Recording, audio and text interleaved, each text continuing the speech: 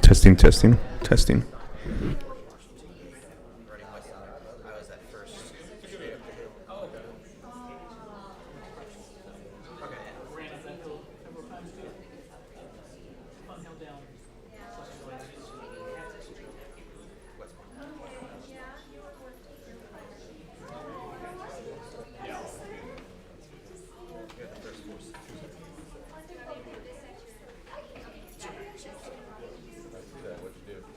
Just guarded it for you, kept it warm, make sure, pulled security on it, sir.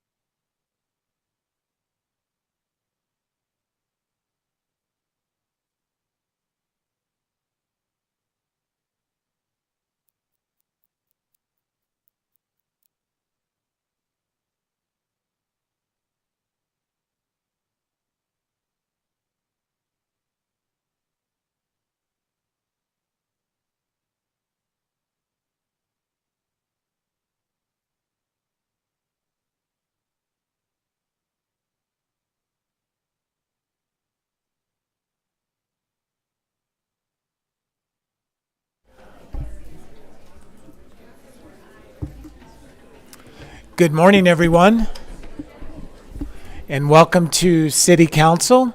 Ms. Prime, we are going to get started. Good morning, Mayor. And good morning, everyone. Welcome to the presentation of the Mayor's proclamations. We begin this morning with the Pledge of Allegiance.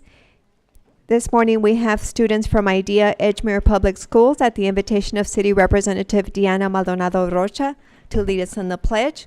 With us are Luis Avalos, Adrian Garcia, Zoe Raimundo, Eliana Lopez, Julian Acosta, Mildred Olea, Rebecca Cervantes, Hector Garcia, and Sebastian Gonzalez.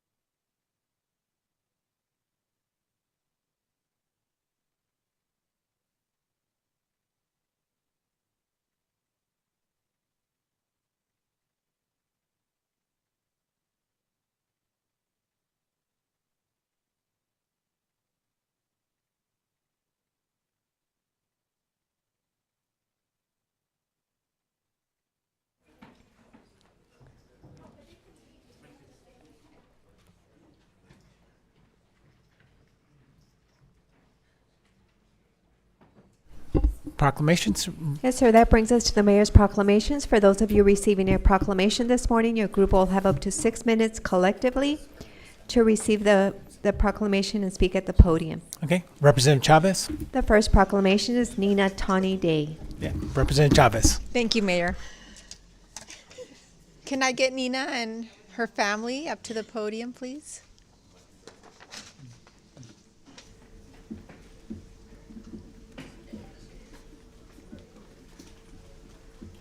Up, yeah, right there. Good morning. Good morning. And today we're here to celebrate Nina and the wonderful work that she's done. I'm going to read the proclamation, but it was also Nina's birthday just yesterday. And so we're going to have to sing happy birthday, Mr. Mayor, please, afterwards. Welcome to City Hall, Nina. Whereas the City of El Paso takes immense pride in recognizing exceptional young individuals whose compassion, vision, and civic-minded spirit reflect the very best of our community.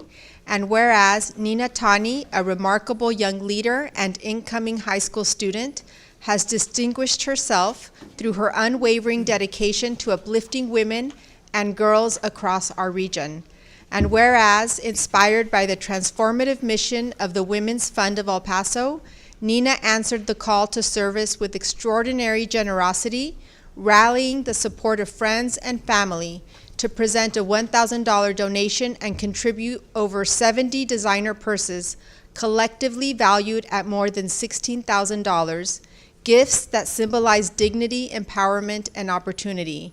And whereas, with wisdom and heart beyond her years, Nina took her commitment even further by founding Teen Pop, a nonprofit initiative under the Paso del Norte Community Foundation, with the goal of amplifying the voices and potential of young women through programs rooted in purpose, mentorship, and empowerment.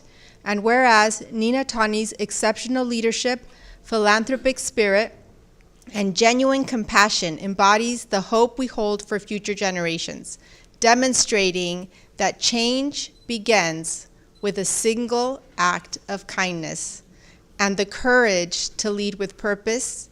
And whereas the City of El Paso is proud to celebrate Nina's remarkable achievements and the profound impact she has already made in the lives of others, now therefore be it proclaimed by the Mayor and Council of the City of El Paso, recognizing her inspiring contributions to our community and her enduring commitment to building a brighter, more equitable future for all, June 24th, 2025 shall be known as Nina Tani Day, signed by the Honorable Mayor Bernard Johnson.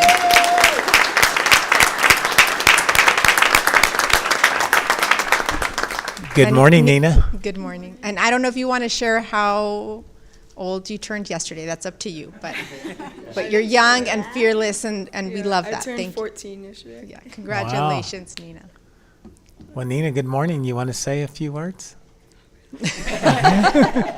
Well, maybe we'll get Mom to start, and then maybe you'll join in. Andrea, come on up. Yes. Oh my gosh.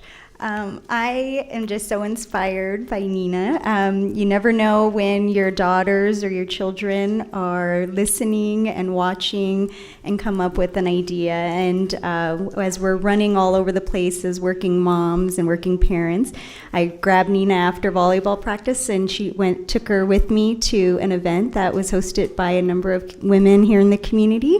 And they were launching Power of the Purse. And Nina got the idea to help other women, but she said, I could get my friends to join in the next generation. And she did, and family, and rallied everybody. And then she pitched her idea to Mika. And Mika empowered her to start Teen Pop. So you never know what your kiddos are watching and learning and growing an idea that can help others. And the women that have supported her, such as Representative Chavez, in recognizing her, and our friend Angie, and surrounding her with amazing women like Mika, and all of our community leaders who have lifted Nina in her idea. So thank you for recognizing Nina today. Thank you. All right, Nina, we're gonna actually, you don't want to say anything, Nina? All right, but I tell you what we're gonna do, since we know it was your birthday yesterday, I'm gonna see if everyone will join me in singing you happy birthday. How about that? All right, 1, 2, 3. Happy birthday to you. Happy birthday to you. Happy birthday, dear Nina. Happy birthday to you. Thank you.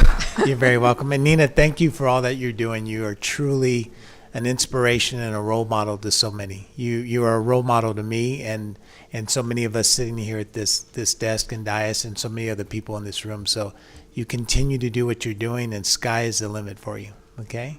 And happy 14th birthday. Okay? We're so proud of you, Nina.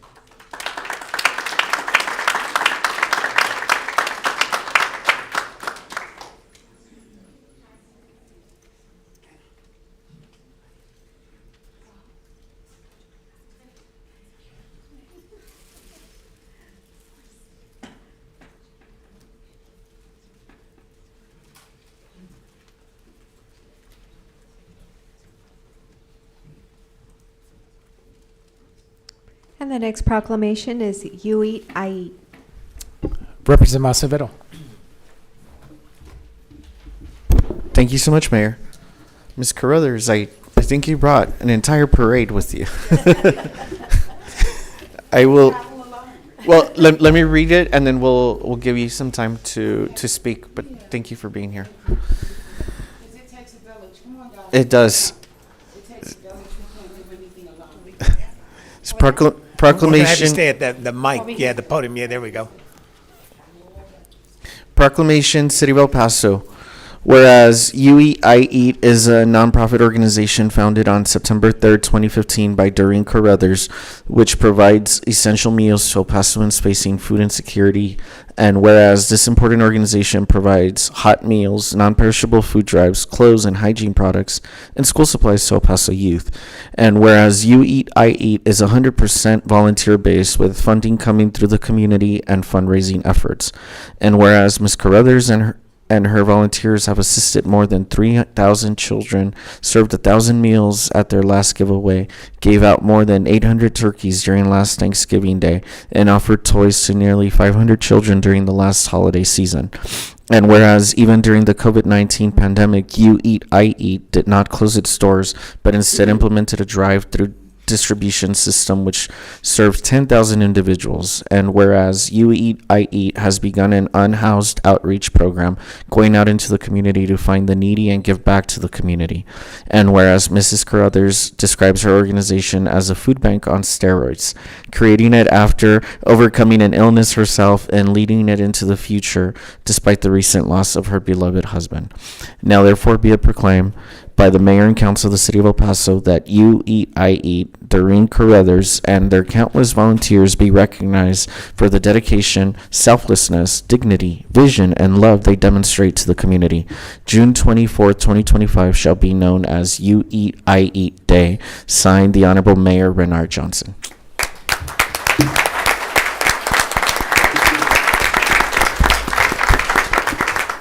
Good morning, Doreen. Good morning, good morning, good morning. Is it my time? It's your now? time. Well, first, before I say anything, I want to say, 1 second. I'm so sorry. I should have did this a moment before. Being here today, it is extremely, extremely important, and I am so truly, truly grateful and appreciative for to be here. Let me first say that first and foremost, I have to give the ultimate glory to where it really belongs, which is to our Heavenly Father. You know, without, I believe, Him touching my spirit and changing me, it's no way that I could be here. You know, I could not also be here and service thousands without the support of who you see, which is the village. You know, the community is what makes You Eat, I Eat successful. It's not me, okay? It is the thousands of volunteers that have given that helping hand up. It is the thousands of sponsors that has made monetary contributions to be able to give.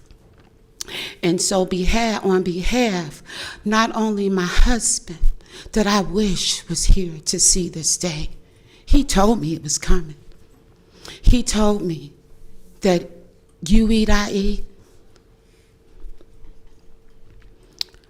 has already been recognized by our Heavenly Father, and that's how we've been open for 10 years. That's how we've been open. But I'm just so grateful to the community, grateful to the volunteers, and grateful actually to the clients because they allowed us to help them. They allowed us to give that helping hand up. You know, there are a lot of places that people can go to that are facing food insecurities. But I think that You Eat, I Eat Community Unity Food Pantry Corporation is different. When you come into You Eat, I Eat, we love on you. we treat you as we want to be treated ourselves. The food that we serve, you eat, I eat. The food that I cook, you eat, I eat. The food that my volunteers cook is you eat, I eat. And so not only do they come in for the non-perishable food distributions, they come in for the hot meals, they come in for the after-school program, they come in for hygiene, the homeless, okay? Our special events that consist of, which is coming up, on the 26th and the 27th, which is our back-to-school backpack. And you know what? This is what we're doing this year, because there has been so many requests on school uniform shirts. We will be distributing over 200 uniform shirts and backpacks loaded with school supplies, okay? And that's just a request because we hear the community. We hear them, and we want to be here to service the need, but we cannot do that without the support of the community.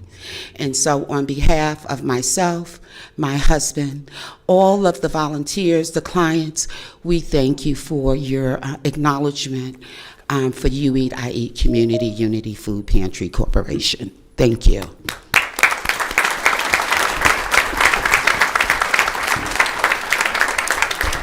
Doreen, congratulations, and you did bring a village with you. Do you mind if they introduce themselves? I don't mind at all. Let's do it. And everyone, tell everyone how long you've been volunteering with You Eat, I Eat when you come up. Okay. My name is Robert Nichols. I've been volunteer about 7, 8 years. Good morning.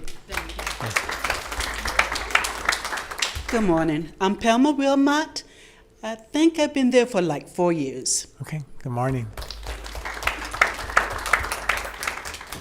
Good morning. I'm Sylvia Kalinowski. I've been with this organization for about 1 year and 8 months.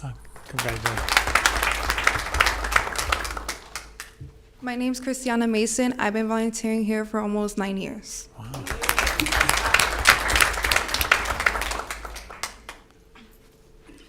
My name is Jamie Lill. I've been volunteering for about 2 years.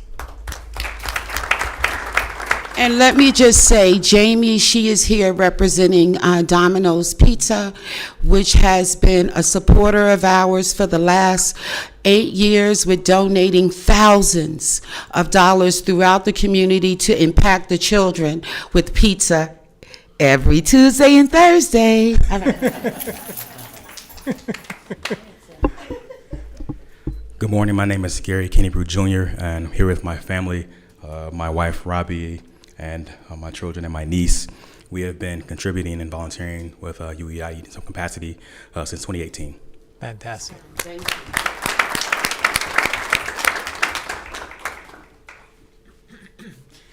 My name is Pastor Carl Heimer. I'm a pastor at Grace Lutheran Church, and we've had the privilege of having them over to be with our community, and I've been with it for about 1 year.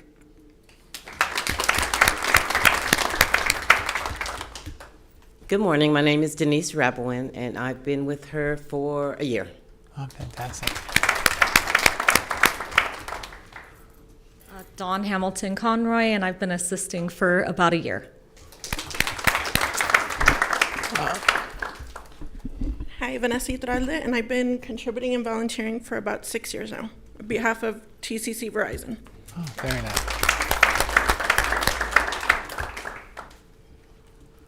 Hello, my name is Christina Mason. My grandson, since he's been born, he's been volunteering for 9 years.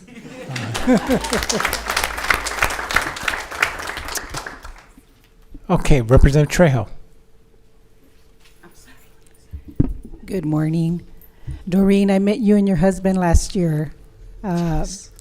He was just as passionate as you were with what you're doing, and he's with you here today. Thank you and your team and your village. One of your members in your village is my niece, Vanessa. So it's great to see you all here, and we thank you for all you do for our community. Thank you. And Doreen, we can't thank you enough for all that You Eat and I Eat does for this beautiful community. You do so much. You do more than just meals. You do the backpacks, the clothing, all of the things that you do to help keep El Paso, especially people with food insecurities. We cannot thank you guys enough because, as you said when you walked up, you know, you brought your village with you. So this is what it's going to take to continue to make our community and to really put a dent into what you guys are doing. So I encourage anyone else that wants to come volunteer and work with you to get a hold of you to help. But congratulations to you guys on all the great work that you do. And we're so proud of you. Thank you. Thank you. Thank you, Mr. Mayor.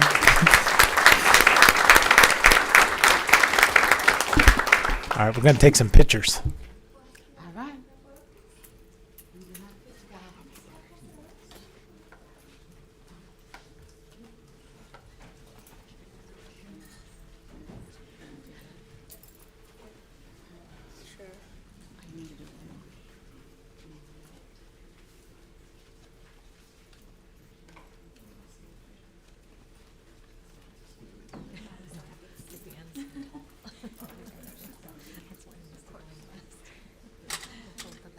Thanks, guys.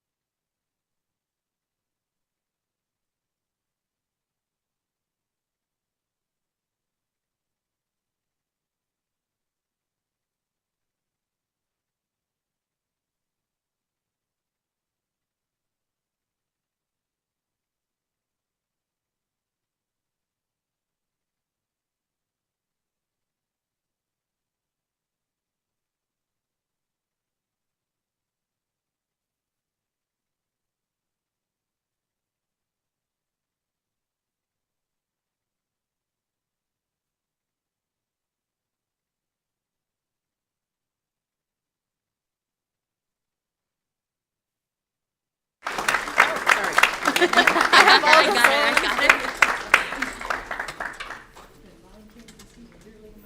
I know. Now what happens? You go home? I'm not sure. We'll just grab keys, go home. You didn't run away from me?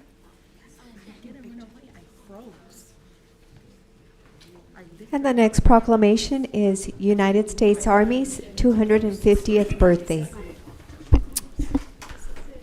Representative Trejo. Thank you, Mayor. Good morning. Good morning. Good morning.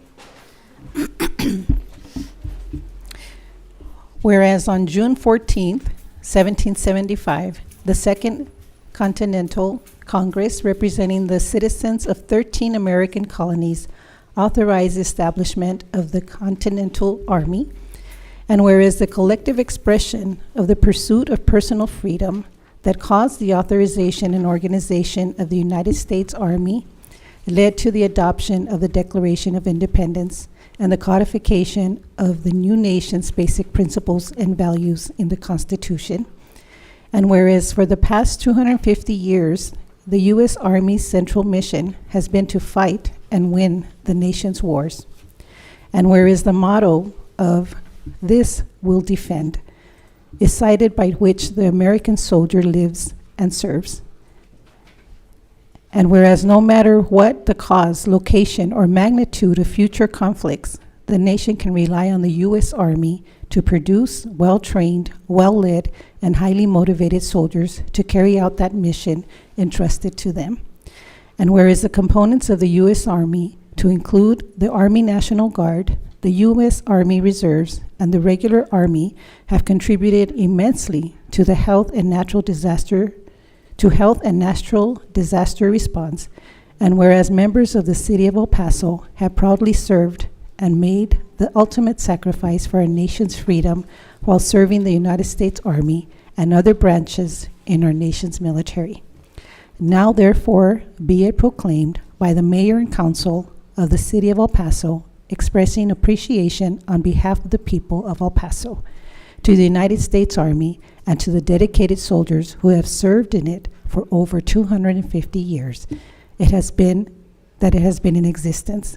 June 14th, 2025 shall be known as the United States Army's 250th birthday, signed by the Honorable Mayor Renard Johnson.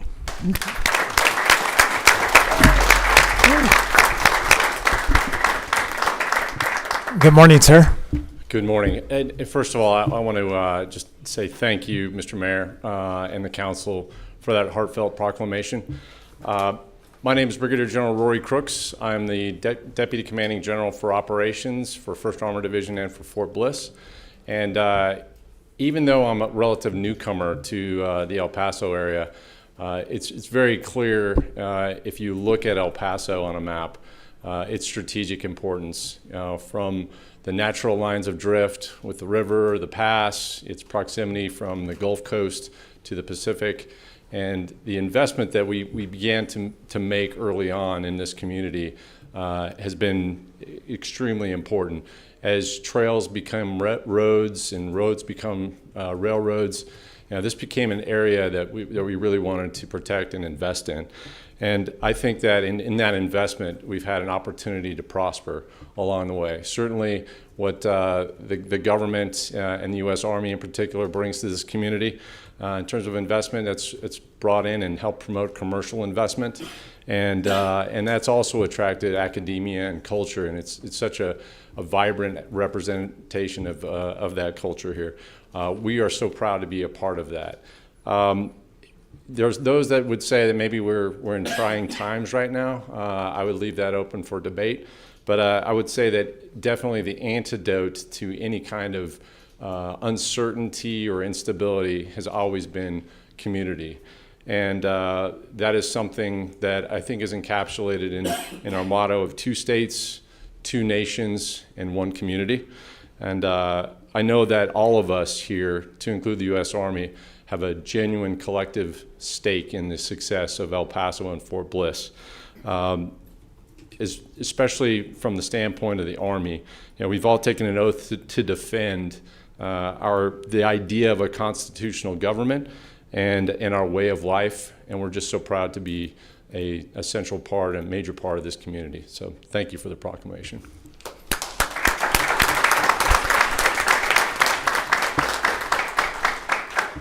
Good morning. Good morning. I'm Captain Kristen Gabby Alagado, the new Army recruiting for El Paso. Very excited to be here. Thank you again for the proclamation. But yes, for the leadership for El Paso, excited to continue working with you all. Well, thank you guys. And for 2.5 centuries, the U.S. Army has stood as a symbol of resilience, discipline, and service to the American people. And many of the people that are stationed here at Fort Bliss have become a part of the El Paso fabric. And we want to thank you guys for your service, for your sacrifice to the United States of America, and for all that you do. And most importantly, for your friendship and being a true partner to the city of El Paso. We are truly blessed to have you, and we thank you guys for all that you do. And again, God bless you and God bless the United States.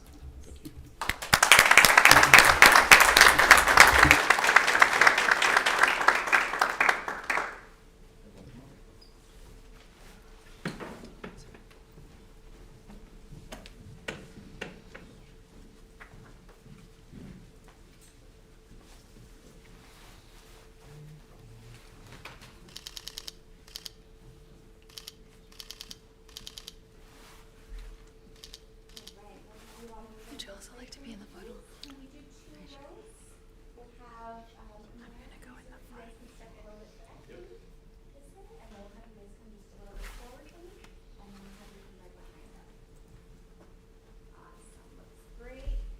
Representative Nino, perfect. Representative Fierro, Right over here for me. That looks great. A little bit less. There we go. Beautiful. All right. Let's make sure. Can I take a little step this way for me, please? Perfect. Beautiful. Back Representative a little bit this way, and Representative Chavez a little bit towards the end. Awesome. All right. We're looking good. Ready? Big smiles. Ready? 1, 2, 3. One more. It's wonderful.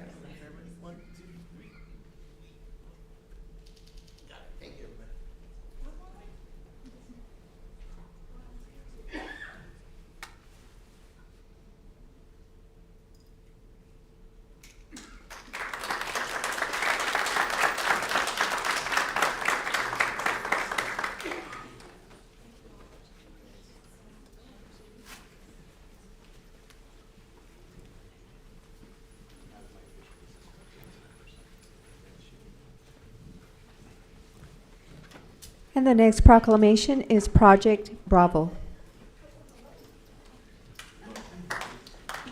Representative Nino. Thank you, Mayor. Welcome to Project Bravo. It's an honor to read this proclamation. Proclamation for the City of El Paso, Texas. Whereas El Paso's Community Action Program, Project Bravo, has long provided essential services to address and alleviate the causes and conditions of poverty. And whereas Project Bravo was founded on May 18, 1965, after the Economic Opportunity Act of 1964 was signed into law, thus authorizing the creation of community action agencies all across the United States and its territories. And whereas Project Bravo delivers impactful solutions by developing opportunities for families to achieve financial stability through skills training, employment support services, utility assistance, home weatherization services, HUD certification housing counseling, affordable housing, and access to affordable health services.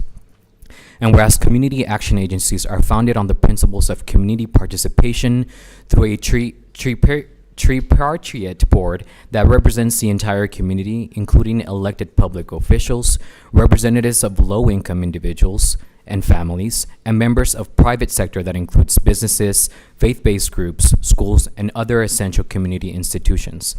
And whereas Project Bravo makes essential contributions to individuals and families across El Paso County by stabilizing and strengthening the community in times of extraordinary economic challenges, natural disasters, and health crises. And whereas Project Bravo's mission is to build bridges to opportunities to help individuals and families to thrive in our community. Now therefore be it proclaimed by the Mayor and the Council of the City of El Paso, committing the work of Project Bravo's board members, staff, and volunteers through its 60-year history to bridge access to opportunities for residents of El Paso to alleviate the quality of life through education and social services that lead to self-sufficiency. June 12th through June 28th, 2025 shall be known as Project Bravo Week. Congratulations.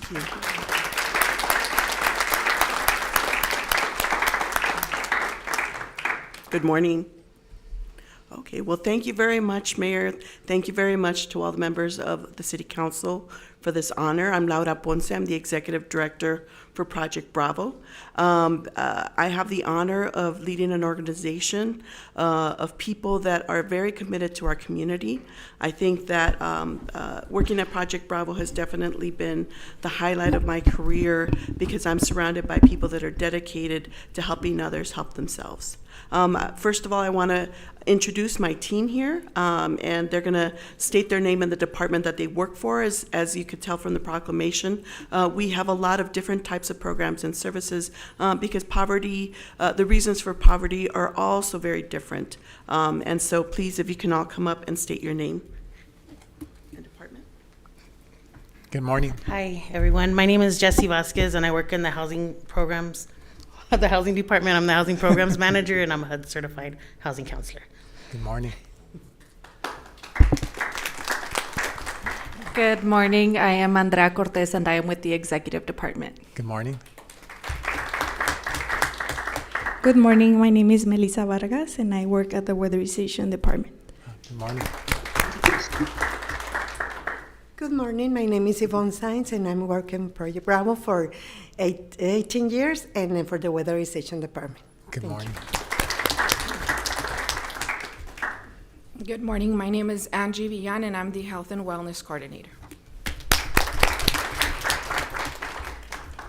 Good morning. My name is Emma Marciscano, and I work in the Community Services Department, and I've been with Project Bravo for almost 16 years.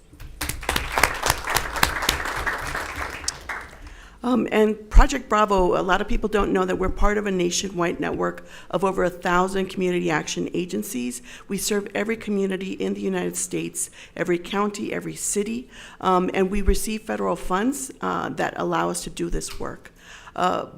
The Project Bravo was started in 1964, actually 1965, but in 1964, the Economic Opportunity Act established community action agencies, and in 1965, a group of leaders in El Paso formed Project Bravo so that we could receive these federal funds and address issues of poverty over the years. A lot of people may not know that there are so many initiatives that started at Project Bravo. Head Start started at Project Bravo.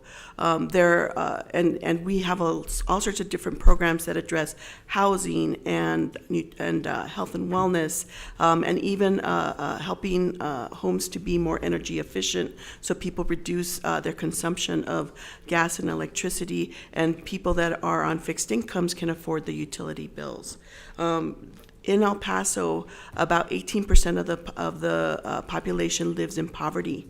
For a family of 3, that's an income of about 26,650 people. And so almost 20% of the people here in El Paso are living with that income. Many of them are working, but unfortunately their income is just not enough to sustain their family and allow them to afford their home, allow them to live in comfort, allow them to be able to provide for their families in a way that will keep them healthy and well. And so that's why we must never forget that there are families struggling in this community, but these families are struggling, but they're very resilient, and all they need is support, and the support of the community and the support of organizations like Project Bravo and other nonprofit and governmental entities that help them in this time of need, so they can surpass those issues and really move forward and give their family the best life possible. So I thank you all, members of City Council. I thank you, Mayor, for the work that you do for our community. Please make sure that you keep our families in mind whenever you make decisions, and know that when you support those families that are living under the most dire straits, you're supporting the entire community to be better. So thank you so much.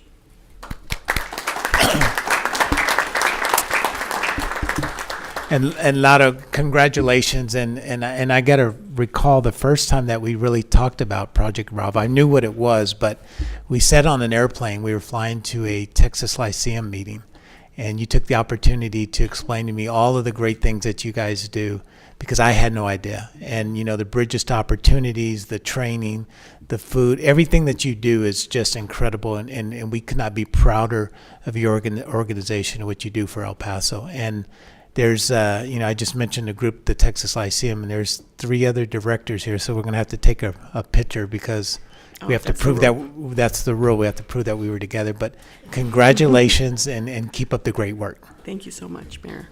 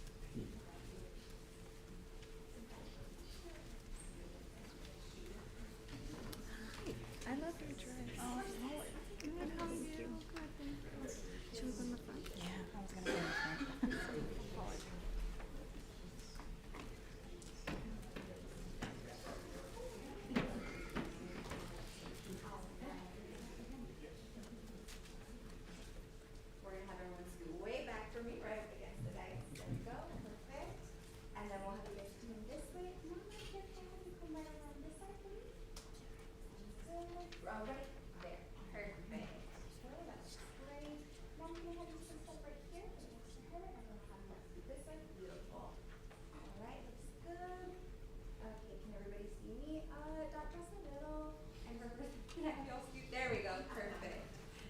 All right, ready?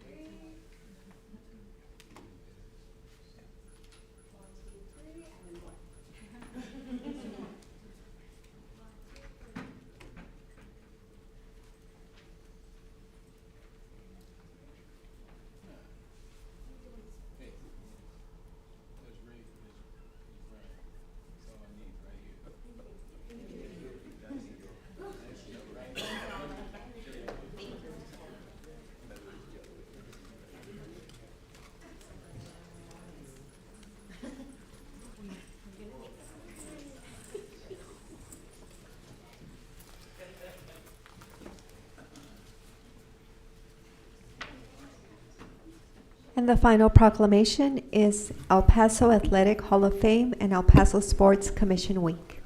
Representative Rocha. Thank you, Mayor. Can I get all the recipients, inductees? Good morning. Good morning. Good morning. Good morning. Good morning.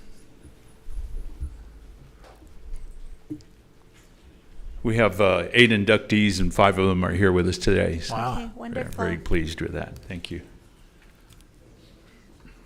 Here we go. Proclamation, City of El Paso, Texas. Whereas the El Paso Athletic Hall of Fame, now celebrating 70 years of existence, was founded in 1955 to honor male and female athletes who have, in their athletic fields of endeavor, brought great credit upon themselves and El Paso County. And whereas the El Paso Athletic Hall of Fame honors each year the Ray Sanchez Memorial High School Student Athletes of the Year and the Hall Class of 2025 under President Ruben R. Ramirez, has 2 endowed scholarships with UTEP named John Burkhead Jr., Dick Chenot Scholarship, and the El Paso Athletic Hall of Fame. And whereas this year the inductees are Bobby Rodriguez Kirkley, Kendra Chambers Coleman, and Natalia Hinojo in the Living Athlete category, Yesenia Alarcón Ortega will be inducted as a coach, and Corey Herman as a coach administrator. In the trainer category, Scott Smelser is the inductee, and Joe Mwench is the media selection, while Leon Wade is the posthumous inductee as a coach. The banquet will be at 6 p.m. on Tuesday, June 24th at the El Paso Community College Administrative Services Building, Building A, 9050 Viscount Boulevard. And whereas the El Paso Athletic Hall of Fame has inducted 416 men and women into this prestigious organization, and thanks to the University of Texas at El Paso, the individual plaques are proudly displayed in the concourse of the Don Haskins Center on the UTEP campus. And whereas the title sponsorship of the El Paso Sports Commission and President Omar, Ropel? Ropelli was, Ropelli, yes. thank you. Sorry about that. It's okay. And their great staff, along with the El Paso Athletic Hall of Fame's annual efforts, continues to provide fond memories for decades to come for El Paso, the region, and the nation. Now, therefore, be it proclaimed by the Mayor and City Council of El Paso that the week of June 24th, 2025 shall be known as El Paso Athletic and El Paso Sports Commission Hall of Fame Week, signed by the Honorable Mayor Renard Johnson.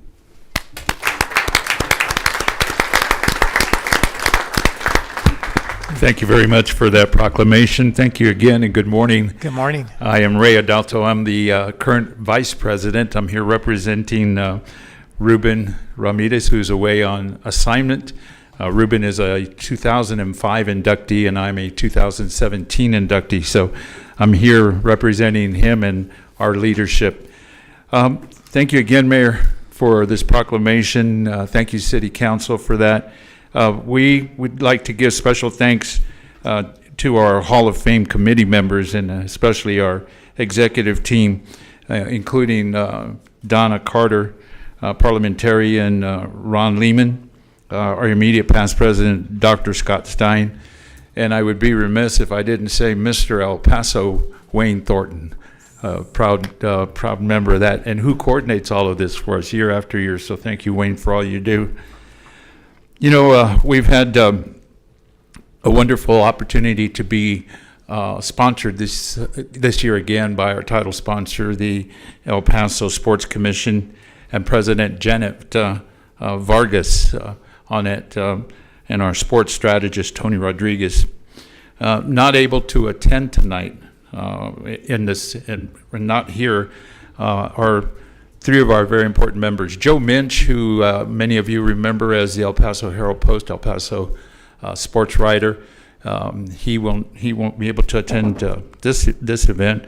Leon Wade's Coach Leon Wade, our posthumous inductee, his family will represent tonight at the installation, and Bobby Rodriguez Kirkley, who is our living athlete, an outstanding All-American from Eastern New Mexico.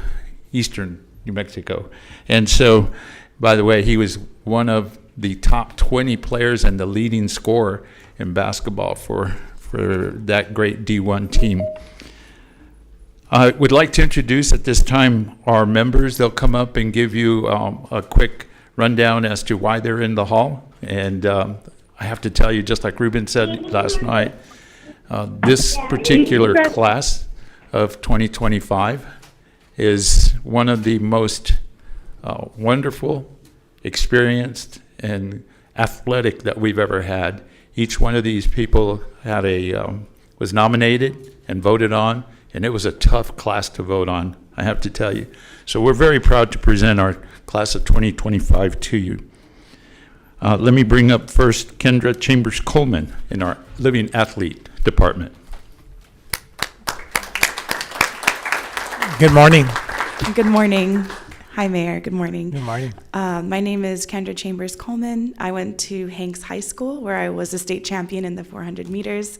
I also attended the University of Texas at El Paso for 1 year, transferred to the University of Texas at Austin, where I was an 8-time All-American. I had an 8-year professional career where I was a 3-time Olympic trials qualifier in the 800 meters. Thank you for having me. Thank you very much. Next in our living category is Natalia Hinojo. Good morning, everybody. My name is Natalia Hinojo. I'm born and raised El Paso native. I graduated from Outwood High School, where I was an undefeated state champion, high school national champion, and then I went on to compete at Oklahoma City University.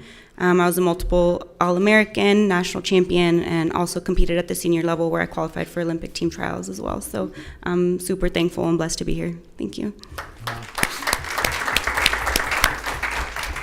In our coach administrator category, our inductee is Corey Herman. Hello, thank you for having us here today, and I'd like to thank the Athletic Hall of Fame for having us here today. It just seems like yesterday I moved here from Canada, and I have hundreds and hundreds of people to thank for this, and to them I'm truly, truly grateful, but it's truly an honor. Thank you. The Rhinos, okay? That's he's the Iceman. Yeah. In the trainer category, and we kid him because he says he's worked on thousands and thousands of ankles and smelly feet. If you've ever been an athletic trainer, you understand.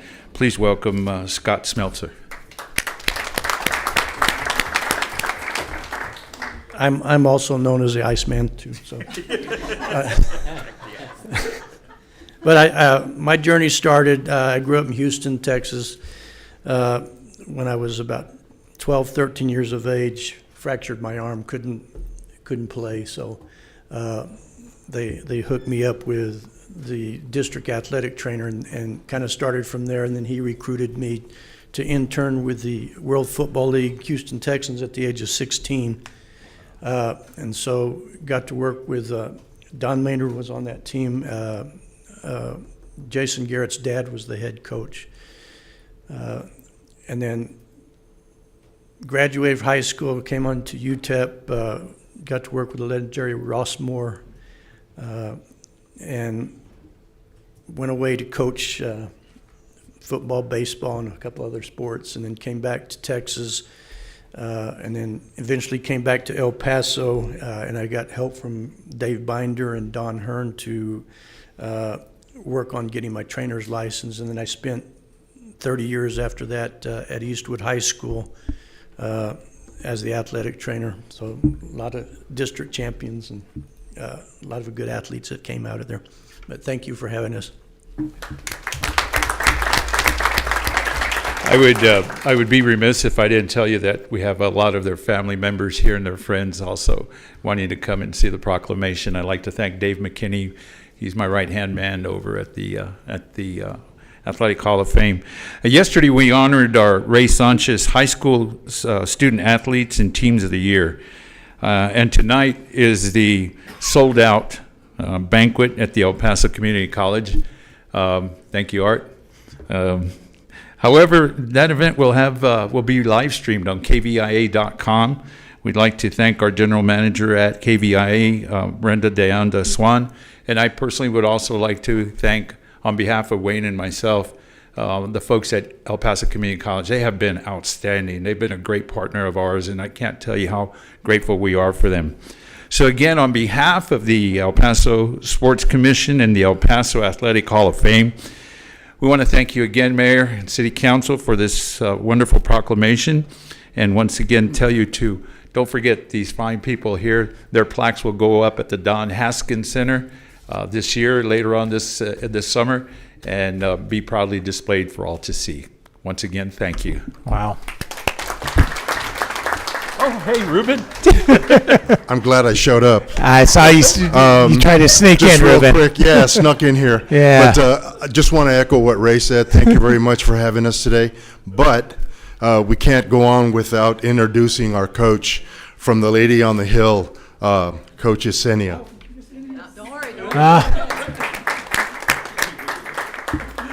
I've been guilty of that at banquets too, so I understand. Good morning, Coach. Hello, good morning. My name is Yesenia Larcon Ortega. Raised in El Paso, graduated from El Paso High School, and still currently the proud El Paso High volleyball coach. Thank you for having us. And I have to confess, my grandkids went to El Paso High, and now they're going to be after me too. So a slip of the tongue. That's all right. Well, I'm glad Ruben snuck in there. Man, no kidding, right? He snuck in at the. But congratulations to each and every one of you. And I don't know how the selection committee picked anyone. I mean, this must have been very, very tough. But we want to congratulate all the athletes that are being inducted this year, and the ones that have come before you and the ones that will come after you. And we want to say thank you for putting El Paso on the map, and not only here locally, but nationally. So congratulations, you guys. Very well done. Ruben? Thank you, Mayor. I don't want to take up very much time. Heck, I'm not even supposed to be here. But I drove by and I saw the truck outside. And I thought, I'm just going to go ahead and cruise inside. But yeah, this is a really great class for us, like Ray said. Very, very difficult class to have chosen this year. I want to congratulate them again publicly, and we'll have some festivities tonight that they'll be involved with. And thank you all again, and thank you for the opportunity to address you all. Yeah, Thank you congratulations. so much. Thank you.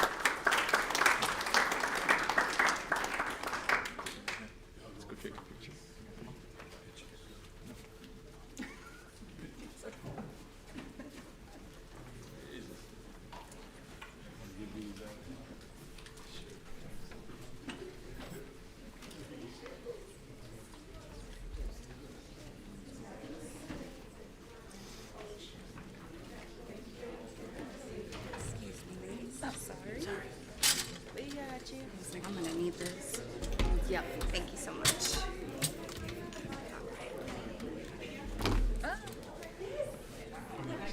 I'm sorry? No, you're good. Excuse me, guys. Pardon? How wide do I have to get? This is gonna work just for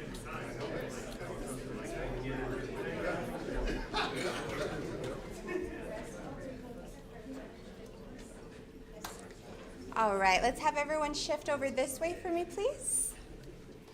Perfect, and then everyone get in nice and close together for me, please. Awesome. Looks good. All right. Representative Canales, can I have you come down a little bit? And then Representative Fierro as well, please. Thank you so much. All right, ready? Big smiles. Ready? 1, 2, 3. Got some phones. Hold those smiles. Ready? 1, 2, 3. 1, 2, 3. 1, 2, 3. There you go. Oh, okay. You're qualified. I hope so. All right, ready? 1, 2, 3. There we go. Right here. Ready? 1, 2, 3. Good job. You get an A. Mr. Gusky, do you want me to take one from up here for you? No? Yes? Okay. All right, I'm gonna stop your recording. All right, ready? 1, 2, 3. Thank you. Absolutely. Anybody else? Thank you so much. Thank you, guys. I was like, please don't drop the man's camera. Please don't drop it. I'm sorry? You got it? Thank you. Thank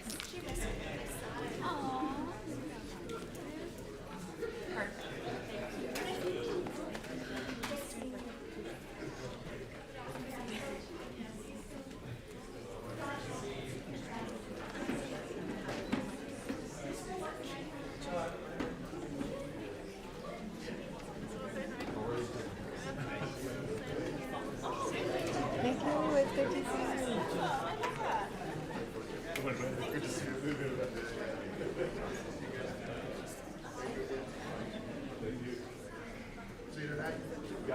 Oh, cool. Thank you.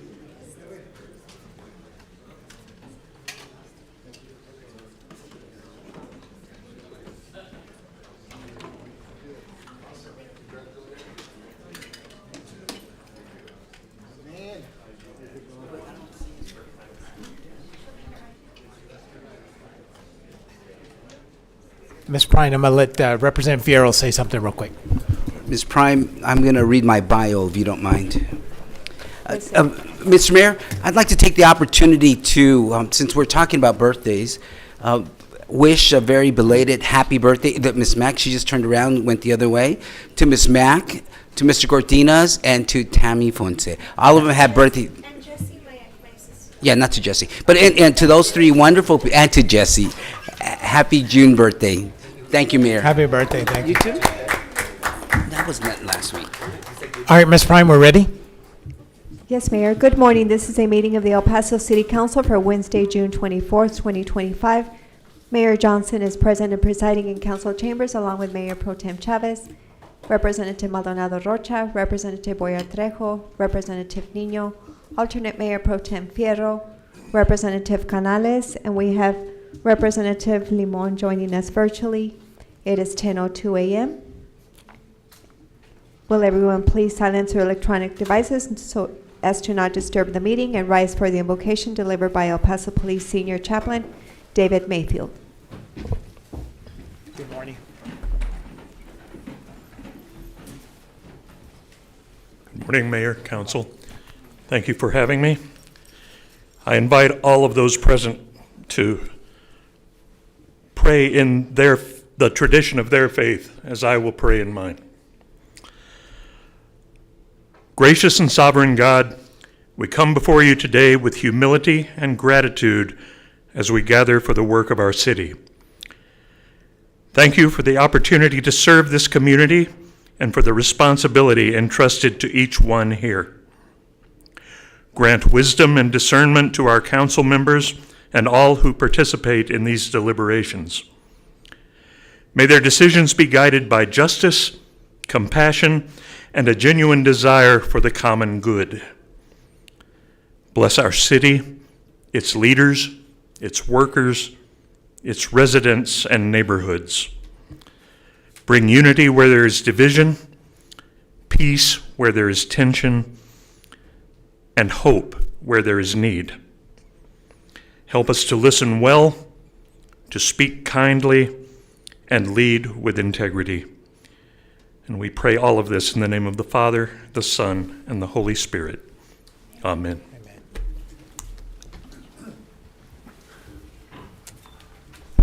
Ms. Prime, one call to the public? Yes, sir. Thank you, Chaplain. Council, per the rules of order, no use of personal cellular devices should take place, nor personal communication on the dais, nor while participating virtually while the meeting is in session. Once you obtain the floor from the mayor, you will have up to 10 minutes for debate and may speak twice per item. Please speak into the microphone and refrain from side conversations at the dais while the meeting is in session. For those of you joining virtually, please make sure your microphones are muted to reduce any background noise. That brings us to the public comment portion of the agenda, and this is public comment on consent and regular items. This morning we have one person that signed up for item 43, Marcy Chavez. Marcy Chavez? I don't see her. VJ Smith signed up for item 43, but he wishes to speak at the time the item is heard. And we received letters in support of item 49 from Christian Lopez, Michael Bester, Henry Garcia, Marcela Carrillo, and Deborah Torres. These are all statements in support of item 49, and they've been shared with council. That brings us to call to the public. The El Paso City Council is a local government body charged with serving the citizens, and the meetings must be focused on the meeting at charge. The city council meetings are public meetings under the Texas Open Meetings Act. Public comment is an accommodation and not a requirement of city council. All persons in attendance are expected to display civility and decorum that is respectful to other persons without the use of insulting, profane, threatening, or abusive language. Public comment will not be used for personal attacks, nor may any member of the public use this forum for political statements or campaigning. Please note that during call to the public, the city council may not deliberate or decide any subject that is not on the agenda. However, council may propose that a topic brought forth be posted on a future agenda. This morning, we have 8 members of the public that signed up to speak for call to the public. The first person is Donna Franco. Donna Franco. Elizabeth Crawford. Good morning, Ms. Crawford. Star 6, please, to unmute your microphone. Ms. Crawford's topic is anniversary of overturn of Roe versus Wade. Good morning. Good morning. Thank you. Today marks 3 years since Roe versus Wade was overturned. We as pro-lifers would be thrilled if we could say that since then abortion is way down in our nation. But sadly, that is not the reality. Though many surgical abortion centers have closed, chemical abortion has skyrocketed, which has actually resulted in a huge uptick in ER visits by young ladies who subsequently hemorrhaged after using abortion pills. Another widely unacknowledged side effect of the abortion pill is the trauma. There exists account after account of young ladies in the privacy of their bathroom seeing a miniature form baby floating in the toilet, flushing that baby down, and freaking out. We as a nation are in a mess, and neither political side has the answers. The only hope for any of us in our nation is found in the one who was born as a baby in Bethlehem about 2,000 years ago. Speaking of Mary and the Christ child, we are told in God's holy word, "And she shall bring forth a son, and you shall call his name Jesus, for he shall save his people from their sins." Our only hope is in the Lord Jesus Christ. Thank you, and hope you have a good day. Thank you. Thank you. The next speaker is Claudia Thanks. Contreras Siller. Ms. Siller's topic is the beauty and majesty of cats. Good morning. You have 3 minutes. Hi, good morning. Good morning. I want to thank everybody that takes care of the city. I always bring this flag with me. It's the police department, blue line. The green line represents the military or border patrol, and the red one represents the firefighters. And I want to give them thanks because they do have a really hard job. I want to talk about the cats. The best way to help the stray cats in the city is by doing the TNR. There's a lot of people who are volunteers, but they need more. I want to encourage people that need a hobby for them to go to to animal services and to help them with the puppies that need bottle feeding, the kittens, and also to give cats a chance for you all to know them, and also to TNR the cats in your community. I want to say that the best way to help those cats is by trapping them, taking them to animal services, and then they will fix them, vaccinate them, and take them back. The incorrect way to take care of the cats is for people to dump them or get rid of them because they are territorial. And I also want to say that they are the best pest control. If you don't want rodents in your territory, don't kick out the cats. In Chaparral, there is a lot of rats and mice, so because they don't have cats. And also, I want to invite the media for them to continue to educate the city and for common sense and justice, because there's a lot of animal cruelty going on, for it to resonate in the media, for the citizens to be creative, to start using the platforms. That's why I'm here, because I have a bigger chance to get to people and tell them what's going on with the animal cruelty in the city. I want to thank the Animal Cruelty Unit, as I always do, and Animal Services. As per CNN, every 3 minutes, a video of someone killing a cat, it's uploaded into the web, and that is really bad. And I want to invite people to write letters to the president for him to do something and to go after the countries that don't have animal cruelty animal cruelty laws. And I want to read this really fast. It's Matthew 25, I was hungry, you fed me. I was thirsty, you gave me water. I was a stranger, you invited me in. I was naked, you clothed me. I was sick, you cared for me. I was in prison, you visited me. And the stray animals are our neighbors. Thank you so much, everybody. Thank you. Thank you. The next speaker is Ron Como. Mr. Como's topic is exercising his constitutional rights to the Rescue 1983 Animal Services. He will be followed by Barbara Valencia. Good morning. Good morning, Ron. Good morning. Let me start out with something interesting. 2023 budget for salary and wages is $4,700,000. Information off the internet. The actual expenditure was $6,021,000. Well, 21, whatever. How do we spend that much money when for years our budget was $4 million, and for years we've been told that the shelter is shorthanded? That being said, Oscar Leeser told me they bumped the salaries and wages in 24 so that we could train and hire staff for the new shelter on the west side. That hasn't happened. I mean, if you look, we heard that the shelter on the west side would not be anything more than the Times building. And to date, all they did was move over the temporary kennels and 5 employees, last I knew, from the Times building. Why did we buy 4 huge buildings because of a stray issue? Our shelter is not picking up all the strays because they say they don't have room. We've got 4 huge buildings over here being ignored, not getting done. Why? Now, back to my conversation last one.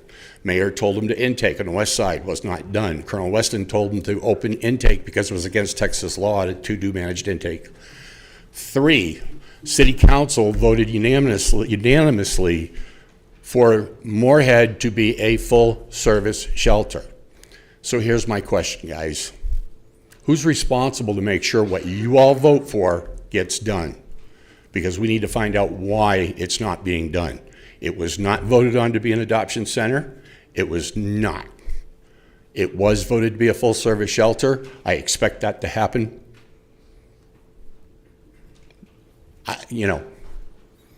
What are we doing? If you guys voted for something, wouldn't you expect it to be done? Wouldn't you? Why are we not doing what was voted on? We need the shelter. We need the space. We need to stop the excuses. Thank you. Thank you. The next speaker is Barbara Valencia. Ms. Valencia's topic is Animal Services 311, no help coming. Good morning. Good morning. Good morning, everybody. I'm Barbara Valencia with Huckleberry Hound Dog Rescue. Okay, this is a partial transcript with a 311 operator. Caller, I need to request a welfare check on a dog. The dog was left tied up in the backyard when the owner moved out, and the dog has no food, water, or shelter. 311, what is the address? Caller, blank, blank, blank, blank, Blue Ridge. 311, and what is the reason you're requesting this welfare check? What is your concern in regards to the dog? Caller, the owner left the dog tied up in the backyard and the dog has no food, water, or shelter. 311, did you physically see them move out? Caller, no. 311, in order to submit a report, the person has to be the one to visually see them move out. Caller, I am requesting that somebody go out to do a welfare check on the animal. Whether or not I physically saw the person move out does not negate the fact that somebody needs to check on this dog. That's why I called. 311, I can't submit a report because you didn't have visual. You didn't actually witness them moving out. I need the name and contact information for the owner of the dog. Caller, I don't have that information. 311, and you did mention that the dog has no access to food, water, or shelter. Is that correct? Caller, correct. 311. But you don't have visual of the dog? Call her. The dog is tied up in the backyard. I don't really want to be doing this. I would much rather go get the dog, bring it into the rescue, get it vetted, care for it, and find it a loving home. That way it won't be the city's problem and the dog won't take up space at the shelter. But I can't because the dog is on private property. That is why I'm calling you. 311. Unfortunately, that is our protocol. Caller. I am a taxpayer requesting a welfare check on a dog that is tied up with no food, no water, no shelter. It's going to be close to 108 degrees this weekend, and this dog is unable to get shade or relief from the sun. Is someone going to check on this dog? 311. Unfortunately, we can't go.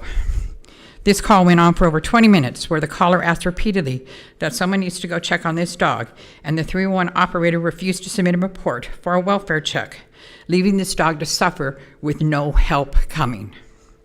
In order to request a welfare check on an animal, the only requirement is an address or location and why the welfare check is being requested, which the Director of Animal Services confirmed that is all that is needed for a welfare check. This isn't the first time this has happened, and it definitely wasn't the last. The next day, this same 311 operator refused to generate the request when someone called about another dog. And again, she did it on Saturday to someone else. How many animals have painfully suffered and died because of this 311 operator refuses to do her job? How many other 311 operators are not doing their jobs? It's necessary to hold this 311 operator accountable for her deadly actions. Yes, deadly. Animals are suffering and dying because of this broken and dysfunctional department, and our tax dollars are paying for this ineptness. This is both animal abuse and Thank you, abuse Ms. of our tax Valencia. dollars. Thank you. The next speaker is Arnulfo Hernandez. Mr. Hernandez's topic is independent auditor review and ICE arrest in the community. Good morning. Good morning. I'm here to address the review of the independent auditor, Edmundo Calderon. I support Mr. Calderon. Disclosure, I don't know him, I've never spoke to him, but I know his work. The voters, me included, brought the internal auditor under the jurisdiction of the city council and took it away from the city manager the last time we voted. His charge is to review city programs, financial expenditures to ensure compliance with city policies and laws. It is certainly within your purview to review his performance. However, that recent outside audit report should not be used to defang or intimidate Mr. Calderon. He uncovered the use of the and misuse of the gas cards of two former representatives. Don't use this secret report as a basis to kill the messenger. Strengthen, don't weaken his role in city government. I know his work. Let him continue his work, do his job without fear of reprisal or intimidation. My second topic is the ICE arrests in the community that are taking place throughout our country. They chill the rights of our community to come forth to the seat of government as we do here to redress their grievances. I note behind me, the vast majority of these people in this room are Mexican American like me, but I also notice that there are more empty seats than occupied seats. It could be that they received the same text I did, that these rogue DHS agents are outside our city hall looking to arrest folks. Mayor, you have the authority and the duty to protect our citizens, including those that look like me and are Mexican Americans, from masked, jackbooted thugs acting under the color of law to arrest our citizens. I'm asking you to direct our city police to enforce ICE agents' self-identification. We should know who they are, we should know their names and their badges. This ruse that they are afraid to be identified is nothing more than that, because we should know who is behind that mask. They're not arresting criminals, they're not arresting gun-toting individuals, they are arresting common citizens like you and me. This must stop. And I think you need to take the lead as our mayor in the city of El Paso. Thank you, We Mr. can't Hernandez. ask any, thank you. Thank you. The next speaker is Marcy Chavez. Marcy Chavez. I don't see her coming forward. And Ms. Wally Scheck submitted a statement with the topic Right the Wrong, which was shared with Council Mayor. That concludes call to the public. Okay. Thank you, Ms. Prime. And she also shared this handout as well. So I just wanted to share. It wasn't included in the file, it just not. Thank you, Representative Maldonado Rocha. We'll scan it and share it with council as well. That brings us to the consent agenda. All matters listed under the consent agenda will be considered by City Council to be routine and will be enacted by one motion unless separate discussion is requested by council members. Prior to the vote, members of the audience may ask questions regarding items on the consent agenda. When the vote has been taken, if an item has not been called out for separate discussion, the item has been approved. Council may, however, reconsider any item at any time during the meeting. Mayor Pro Tem.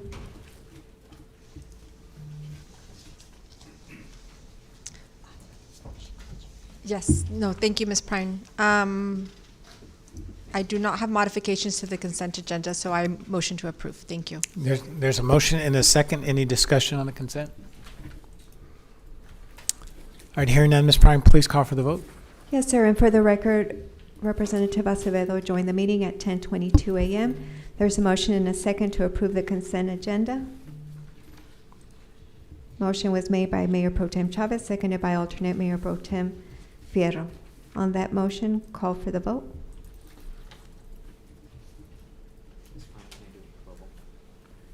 Representative Nino? Thank you. Representative Limon?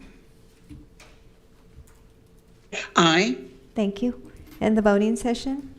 And that motion passes unanimously. We now turn to page 9, to the first reading of ordinances. These are items 26 to 41.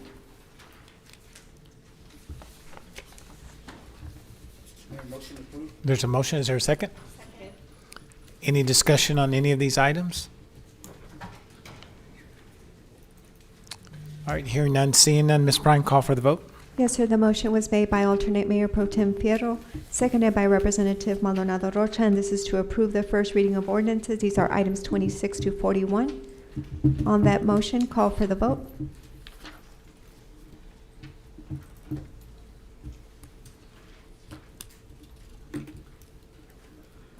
Representative Limon? Aye. Thank you. Representative Nino? Thank you. And the voting session? And that motion passes unanimously. That brings us to item number 42. This is on page 14. Ms. Prime, hang on. Representative Canales? Mayor, I move to reconsider the consent agenda. Okay. Second. Okay. There's a motion and a second. There's a motion and a second to reconsider the consent agenda. All in favor? Aye. Anyone opposed? Thank you. Anyone opposed? And we're back on the consent agenda. Okay, Representative Canales? Thank you, Mayor. Just realized on item number 11, it's a detailed site development plan. Wanted to note for the record that I received a campaign contribution of $1,000 from Douglas Schwartz. I think there may be others as well, Council.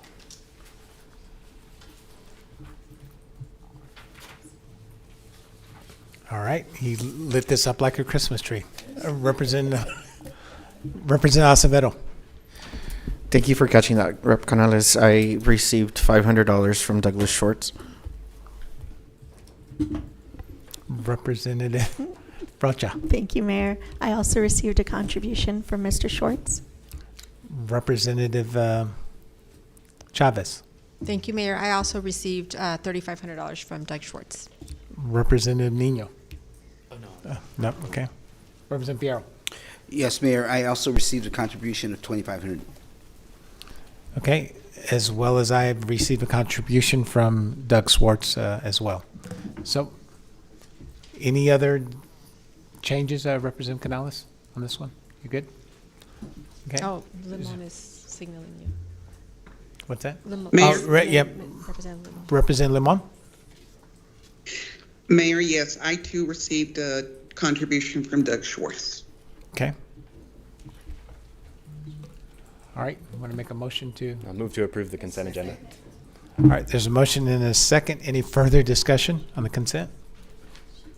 Hearing none, Ms. Bryan, please call for the vote again. Yes, sir. The motion was made by Representative Canales, seconded by Alternate Mayor Pro Tem Fierro to approve the consent agenda.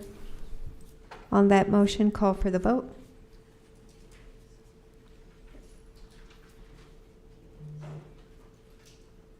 Representative Limon? Aye. Thank you. Representative Nino? And we'll get you assistance, sir. In the voting session, and that motion passes unanimously. Okay, Ms. Bryan, I believe we're on item number 41. 42, sir. 2. Yes, sir. We're on page number 14.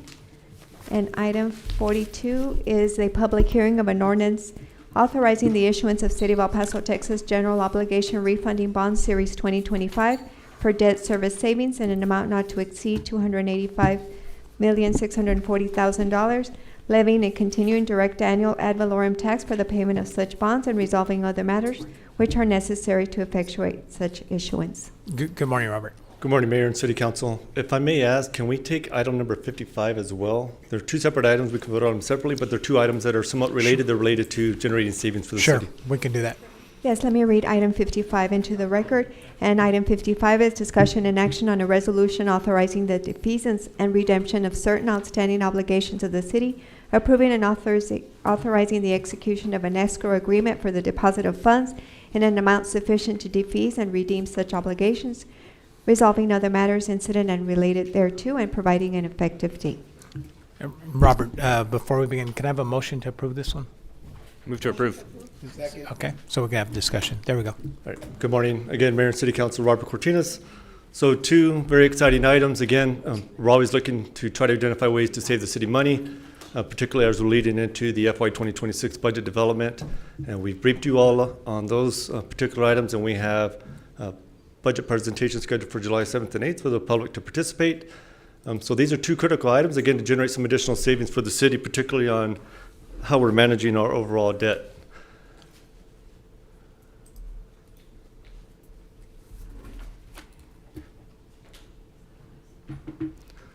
So this slide is becoming one of my favorite slides, and so you're going to see this again in the next presentation.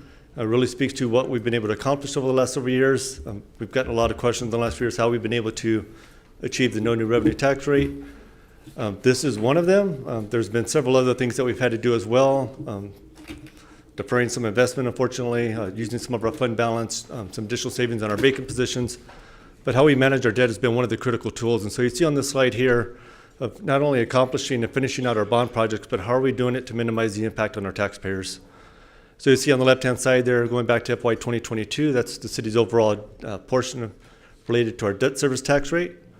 And you'll see that since 2022, we've been able to lower that by about 6 cents. You'll see on the right-hand side, again, this is my favorite slide, so you'll see this in the next presentation as well. Because you all, myself, the city manager, we hear a lot about the city's debt and what are we doing to minimize and bring that down. This slide on the right-hand side shows that since 2022, we've lowered the city's overall principal debt by $300 million. I'm going to say that one more time because I think it's very important that it speaks to what we've been able to do over the last several years and how we're managing our debt. Again, not only producing the projects that we do the grand openings for, we have new fire stations, a new police regional command, all the groundbreakings. We have the Eastside Regional Sports Complex recently, which will be the next item. But these type of refundings, the refinancing, the defeasance, which you're going to see here in just a minute, not issuing debt in the last few years has really played a key role in being able to again, bring that down by $300 million since 2022. So on this particular item, so for item 42, this is a refunding, and so we're taking old bonds and basically we're going to refinance them to bring in a better interest rate to save some additional money. There's a whole team of people that are critical into actually making this transaction happen. Starting with the city manager, myself, our deputy CFO, Margarita Marin, the city attorney's office, Ms. Neiman and her team. Our financial advisor plays a key role as well in helping come up with the structuring of these deals. Mr. Bina is here. We have Paul Braden, our bond counsel again. We can't do anything without our lawyers, so Ms. Neiman and Mr. Braden played a key role in that. And then finally, our underwriters, we have a representative from Jeffries here this morning, Pedro Ramos. He's representing Jeffries, who is the senior manager on this particular transaction. So a little bit about this overall transaction. Again, this is basically just a refunding. So we're taking old bonds from 2015, 2016, old COs and GOs, and basically we're going to refinance, so pay them off, reissue new bonds at a lower interest rate, again, just to generate additional debt savings. So no additional debt being taken on. This is all for debt savings for the city. Back on June the 12th, the city manager and myself visited with both S&P and Kroll Bond Rating Agency. We went through the bond rating process. I'm very happy to report that both of those bond rating agencies have reaffirmed, Kroll reaffirmed our AA plus bond rating, and S&P reaffirmed the city's AA bond rating.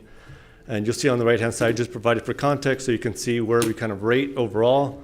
Again, that AA and AA plus, high investment grade, again, very, very low credit risk, which is very important, obviously, when we're looking to get investors to purchase the city's bonds, again, to be able to bring down those interest rates for the city. This slide here shows you the different series that we are refunding. So as I mentioned, the 2015 CO and GOs, and which are currently callable. The 2016 CO and GOs are not currently callable. However, we're doing a bond tender, something that has become very, very popular recently for bonds that are not currently callable. But essentially the way that it works is that we're going to extend an offer to our current investors who hold those bonds, and in hopes that they tender or turn in those bonds for a set price. So essentially we're encouraging them to sell those bonds back. The thing is that it's not mandatory, so it's voluntary. So we need to get those investors to be willing to participate. And so with that being said, right now we're estimating about 50% of those current investors that hold those particular bonds will participate. We're optimistic. We're hoping that we're going to generate a little bit more interest, but just to be conservative, we're estimating about a 15% participation. So the overall par amount that we're expecting to refund is at $87.4 million roughly. So much less than the item that's actually posted on the agenda, the $285 million. And again, that's a result of the expected participation on that particular tender offer. But here's the money slide here. $4.6 million of estimated savings from doing this refunding. You'll see the net present value savings at 4.3%, and the estimated borrowing cost, so the interest rate, projected right around 3.73%. So you see my little disclaimer there at the bottom. These are estimates, obviously based on what we're estimating the market to be when we actually go out to price these bonds. Right now, we are estimating July the 10th to be the date that we actually go out and price these bonds. So these numbers may change slightly, but we're actually hoping that they change for the better. And so included in the ordinance that's posted on backup to the agenda, this is the key thing that you all are approving. So you're delegating the city manager and myself as the pricing officers to move forward with the transaction. The maximum true interest cost not to exceed 4.75. As I just showed you, we're estimating that to be actually around 3.7. However, we built in a little bit of flexibility just in case we see some fluctuation in the market. Per our debt management policy, we need to exceed 3%. And so right now we're estimating again 4.3. The aggregate not to exceed principal amount, $285 million. Again, we will not exceed that. One of the key points as well, the final maturity date, December 31st, 2042. Again, we never extend the maturity dates when we do any refundings. We always maintain the same maturity date, so we're not extending the life of the bonds. We continue to maintain that current maturity date. And then the expiration of delegated authority is up to 12 months to move forward with the actual transaction. However, as I mentioned today, Jeffries and our bond counsel, they're anxiously awaiting approval because they're actually going to post the notice to tender these bonds today. So they're going to do that here probably in a few hours. We have a tentative pricing call July 8th, and as I mentioned, July the 10th is the date that we'll actually go out and sell the bonds. And then at that point in time, we'll know exactly where we stand as far as the overall savings for the city, which we can incorporate into the FY 2026 budget. Very good. And so at that, I would be happy to answer any questions, or we can move on to the next presentation, or if you all want to take action on this particular item. Representative Canales, First. you want to? Representative Canales, you want to talk on this item? Or you want to wait? Okay, go ahead. Yeah, thank you, Robert. I think this is one that maybe gets a little into the weeds for people, but is important for people to understand because, you know, we put debt to work for the public, but also as you make these moves to refund and to refinance the debt that we have outstanding, we are actively saving people money. This will reflect in their tax bill for next year and the year after that and the year after that. And I think that's something that it's something that we should be shouting from the rooftops. Unfortunately, again, sometimes a complex topic for folks, but I think it's a testament to the work that you do and Margarita and the whole team, that you're constantly looking at ways to alleviate some of the pressure on our debt service rate and ultimately save people's money, put money back into the taxpayers' pockets. So thank you for doing this. And I think I already made the motion to approve, right? Yep. Just for this item. Okay. We'll hear the next one. Representative Fierro? Thank you, Mayor. Mr. Cortinas, you mentioned something about a $300 million. What was that? That is the overall reduction in the city's principal debt amount outstanding. So we've lowered that since 2022 from 1.6 billion down to 1.3 billion, a $300 million reduction in the city's debt in the last 4 years. I just want to hear you say it again. Mr. Cortinas, thank you very much to your team, to Ms. Mack and her team, and to everybody who's worked so hard to be stewards of taxpayer dollars. And it's great for you to come up here and enlighten us on this savings and to show us your hard work. And I cannot thank you enough for myself and for the constituents of District 6, which is the heart of El Paso, as you know. But thank you, Mayor. Representative Chavez. Thank you, Mayor, and thank you, Robert, for that presentation. Sometimes it's difficult to talk about the numbers because it could make people feel uncomfortable, but this is a great day to talk about numbers, especially when you're giving this type of report. And I would also like to highlight something important that you mentioned about our AA rating. Can you just speak more about that and how long we've been there and how we got there, and just any other information you can add? So the cities have the AA rating for quite a while. So 2 years ago, we actually received the bond rating upgrade from Kroll. So we went through the process with them. We actually got upgraded to a AA+, which is a notch up, which is a really, really good sign that we're doing things right. So some of the things they point out as far as being positives is city management. They look at our leadership. They look at our policies, internal controls. They look at our fund balance, something that they look at very closely. They look at, are you generating surplus every year? Are you managing your operations effectively? But we do know that we have challenges, and so some of the challenges that we have that we've put plans in place to work on are unfunded liability related to pension is something they continue to point out. Our debt, which now we've got a lot of key results that we've shown in how we're managing our city's debt. And then overall just the economy. That's something that the median wage for our city, as we know, is low. Something that we've been working on with the economic development efforts, the different industries that we've really been focusing on. So we know we have challenges, but really, I think it speaks to, that bond rating really speaks to the overall effectiveness of the city as far as financially and how we're managing the city's finances. How do we compare to other cities in Texas, do you know, with our rating? Most cities are AA+. There are a couple of AAA. I believe Fort Worth is AAA. I believe San Antonio is also AAA rated. That's our goal, is to get there. And so that's the reason why we continue to look at, we recently brought to the FOAC the fund balance policy. Something that really shows that we're very thoughtful, very focused on how we're maintaining and preserving our fund balance. Pensions become an issue recently, and so we've been working with an actuarial, Ms. Marina and myself, to really start to identify what would a pension funding policy look like, not just for police and fire, but for our civilians as well. Really just to show the bond raters that we have plans in place, we have internal controls, and that we have strong policies that are really making these results happen. Okay, thank you, and thank you to all the city staff. Thanks. And Robert, before we vote again, congratulations. To go from 2022 to 2026, the 300 million savings, that's incredible. And to maintain the bond rating that we have as a city is something that speaks volumes of you and the team. So we want to congratulate you on doing that. And again, this is a savings, right? Yes, sir. Yeah, I just wanted to make sure that we said that one more time, and I appreciate the representatives pointing that out. So we have a motion and a second. Is there any further, Representative Limon, do you want to add anything? Okay. Is there any further discussion on this item? All right, Ms. Prime, let's call for the vote on item 42. Yes, sir. The motion was made by Representative Canales, seconded by Alternate Mayor Pro Tem Fierro to approve item 42. On that motion, call for the vote. There was no public comment. Representative Limon? Aye. Thank you. And the voting session, and that motion passes unanimously. All right, Mrs. Bryan, let's take item number 55. Yes, sir.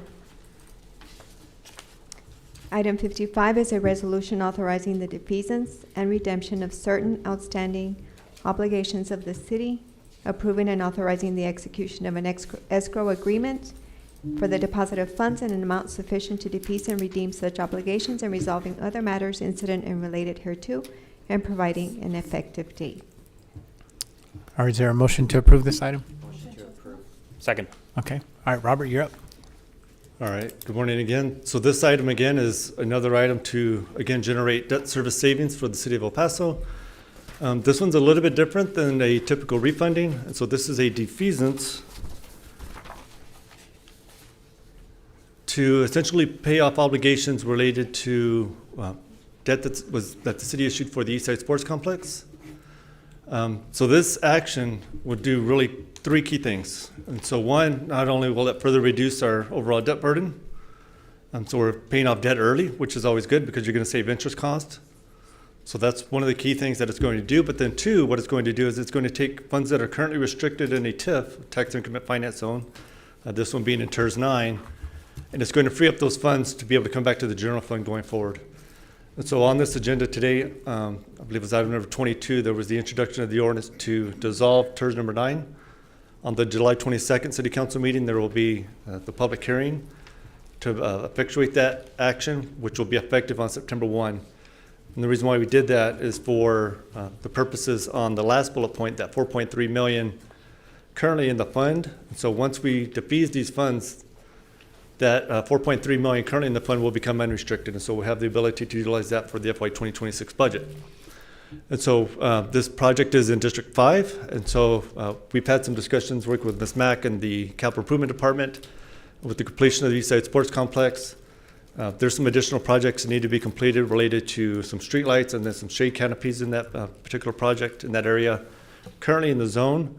And so of that 4.3 million, we're projected to use a little bit of that to be able to complete those projects. And so I believe that Representative Nino can comment, and we can actually do the amendment, Ms. Neiman, to that ordinance at the time of the public hearing to actually add in that 2.3 million of that 4.3 will be for District 5 projects to be able to complete those at the Eastside Sports Complex. And so this particular item, again, reducing debt, it's freeing up additional dollars that are currently restricted.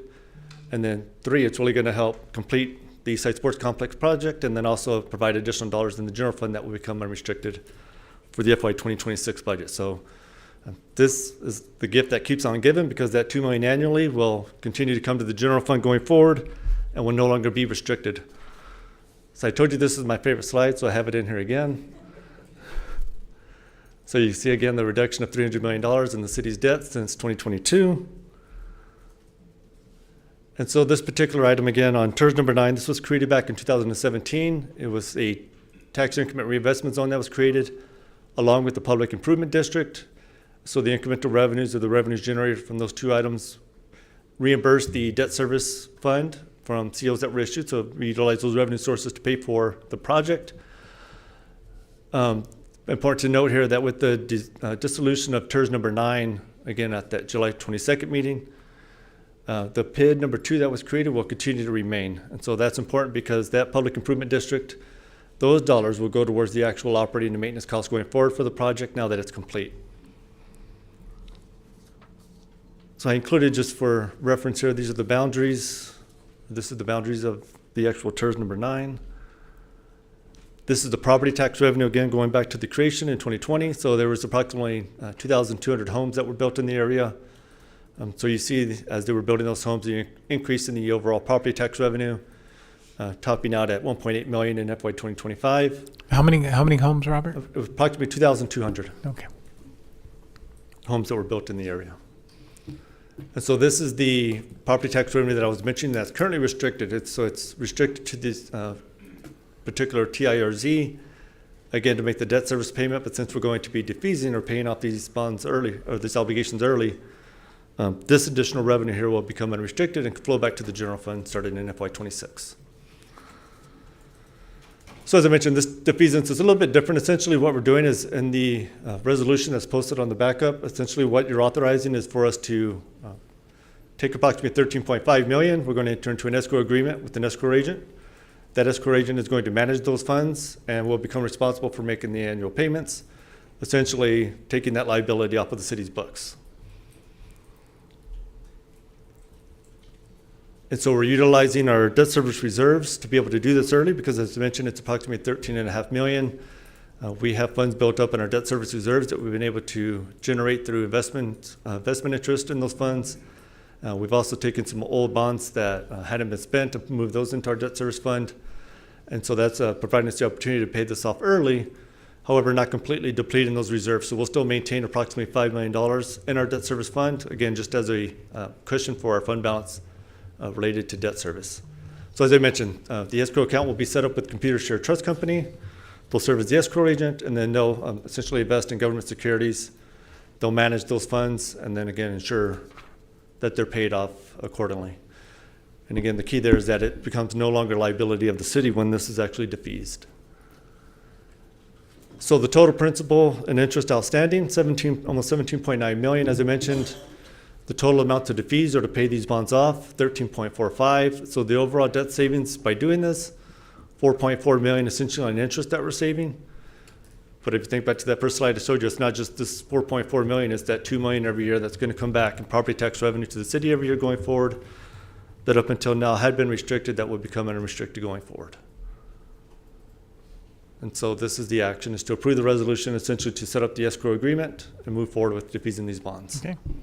Representative Nino. Thank you, Mayor, and thank you, Robert and Ms. Mack, and also the city attorney.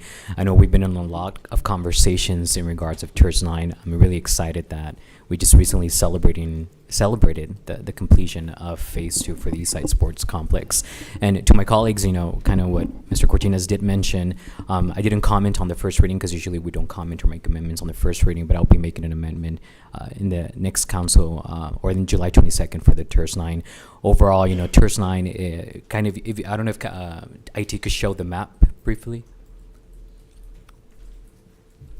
of the boundaries of TERS 9. Slide 5. Thank you. So TERS 9, if you see the lower left portion of it, that is the Eastside Sports Complex. And in this completion, one thing that I did notice is that there was no shaded canopies in the second portion of the Eastside Sports Complex. And some of you got to experience how hot it gets out there. So I wanted to ensure that, you know, this entire boundary, 2,200 homes are the ones who invested in this development. And moving forward, by us dissolving this tax increment zone, that community is still going to be providing to our general fund. But prior to really dissolving or, you know, committing to all those funds, I wanted to ensure that we do add more amenities to the Eastside Sports Complex. And also on the Monwood Drive portion where the park is, there's no street lights. And I know my district has been advocating for street lights. It's completely pitch black. So I want to ensure that, you know, in the future, I'm not trying to play catch up for these amenities that are extremely needed for that community that has been asking for it. But so that's a little bit of background of something that I've been brainstorming and really trying to advocate for. So hopefully I could have your support in the July 22nd meeting. Thank you. Appreciate you. Representative Rocha. Thank you, Mayor, and thank you so much, Robert, for the presentation. And I do agree that it's definitely necessary for Rep. Nino's district. I just have a question on the escrow piece. Yes, ma'am. The underwriting, the fees, where are they included? So the fees are built in overall. I believe it's listed in the resolution. The fees to actually do this it's in defeasance the is very resolution. small. I believe it's only about $35,000. The Okay. cost to actually do this defeasance. So again, relatively small amount for the transaction. And the upfront fee would be the 13.5 or Yes, ma'am. 13.4 million?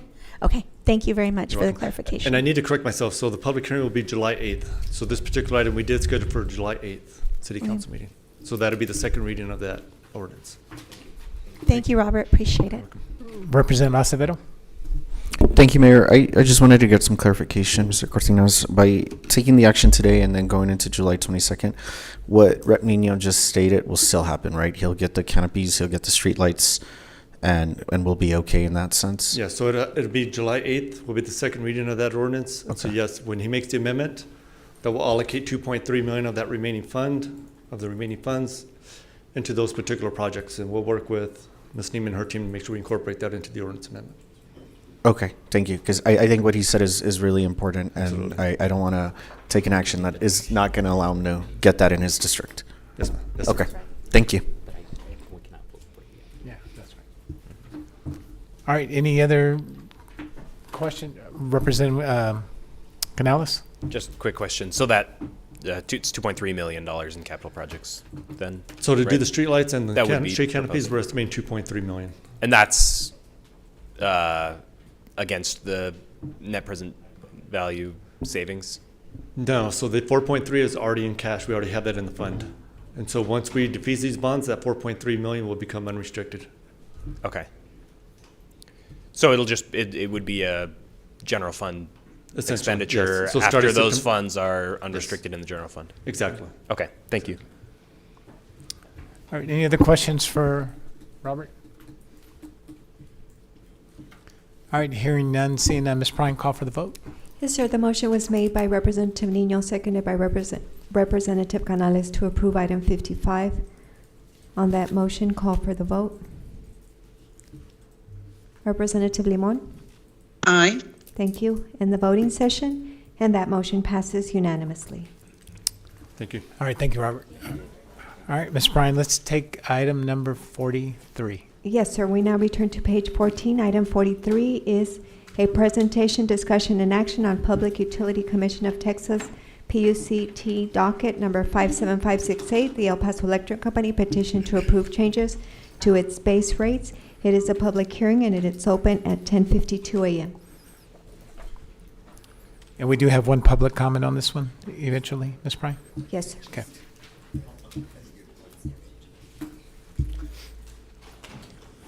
Good morning, All Matt. set. Good morning, Mayor, Council, everyone in attendance. My name is Matt Marcus. So I'm one of the assistant city attorneys in our office that is part of our utility regulation team. So we're involved in all the utility filings that the city is a party to.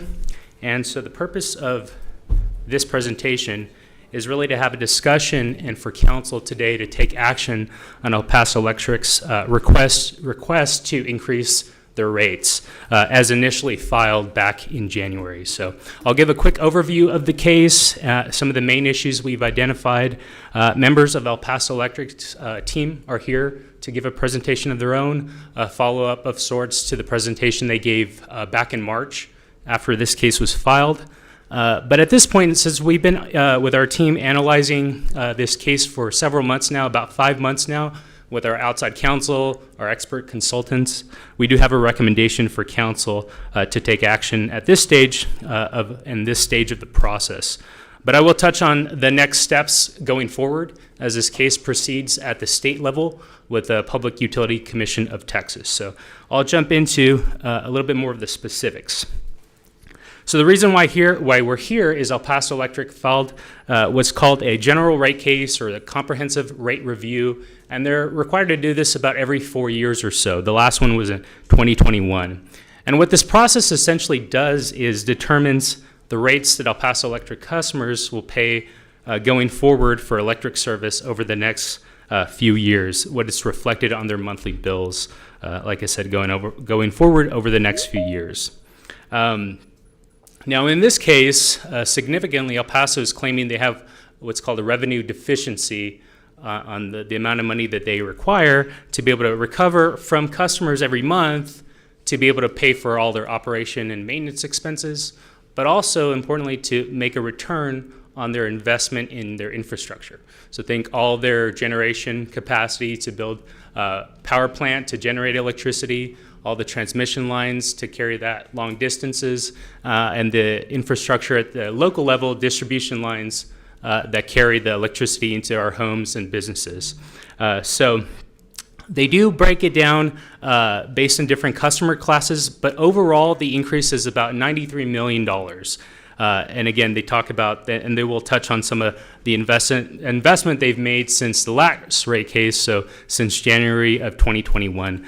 So there's some specific aspects of this that I'll get into. But just to first put this in historical context, going back for the last few rate cases, this will be the fourth rate case request from El Paso Electric as part of, again, the comprehensive rate increase since 2015. But what you'll notice here is this request is significantly higher than what it has been the last few rate cases. And you'll note that's more than double of what was requested by El Paso Electric back in 2021 and 2017, the most recent rate cases. I mentioned that they have different customer classes. So this is directly from their filing that they filed at the end of January. And what it shows is about 17 groups of customer classes. And they do that because different customers require different services, and the first line is residential customers. And we highlight that because you'll notice that a significant portion of this increase is coming directly, as proposed by El Paso Electric, to the residential class. And of all those different categories of rate customers, only 4 of them will actually see a decrease as proposed by El Paso Electric. But what does that look like on a monthly basis for the average residential customer when they get their bill every month? And on average, and again, this is from El Paso Electric's filing, is they would see an increase of about $22 per month, about 23% increase over the current bill as it is currently. So in terms of timeline and the path forward, where we've been and kind of where we're going, so to speak. This case, like I mentioned, was filed at the end of January. El Paso Electric, when they do this, they file with their all their state regulators at the state level, the PUC, but also the local municipalities like the city of El Paso. Again, why we're here. So the city, though, has a limited time to review and analyze the request and act, and that's why we're here today, under the Texas Utility Code, which is the statutes that govern utility regulation in the state. And it kicks off a process. And there's a lot to do. El Paso Electric filed this, and there was over 5,400 pages worth of documents that our team has reviewed. And we've been working over that the last few months. El Paso Electric came and gave a presentation in March at council's request, like I mentioned. And they had some community meetings to inform the public of the changes. We filed some testimony in this case with our experts. We're continuing that process as we speak. But the takeaway here is, even again, whatever the action is from council today, the case will proceed because it's going to go to the state level. And there's currently a hearing set with the administrative law judge who's assigned to the case in August. Even then, the process will play out over the course of a few months. So we're looking at the end of this year or even early into next year for some resolution at a hearing and a final order by the Public Utility Commission. So still in the process. And for today, like I mentioned, this case was essentially just consolidate at the state level. Recently, some of the local municipalities in our area, Clint, Horizon, San Elizario, denied the rate increase as proposed by El Paso Electric, and so their cases are getting consolidated at the state level, like I mentioned.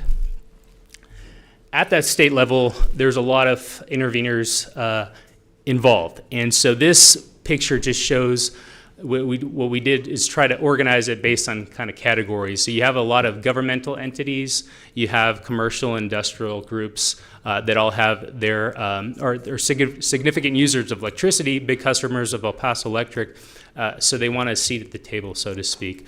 And then you have entities from the county, like all the school districts in the area, or most of the school districts in the area. All that to say is there's a lot of folks at the table going forward.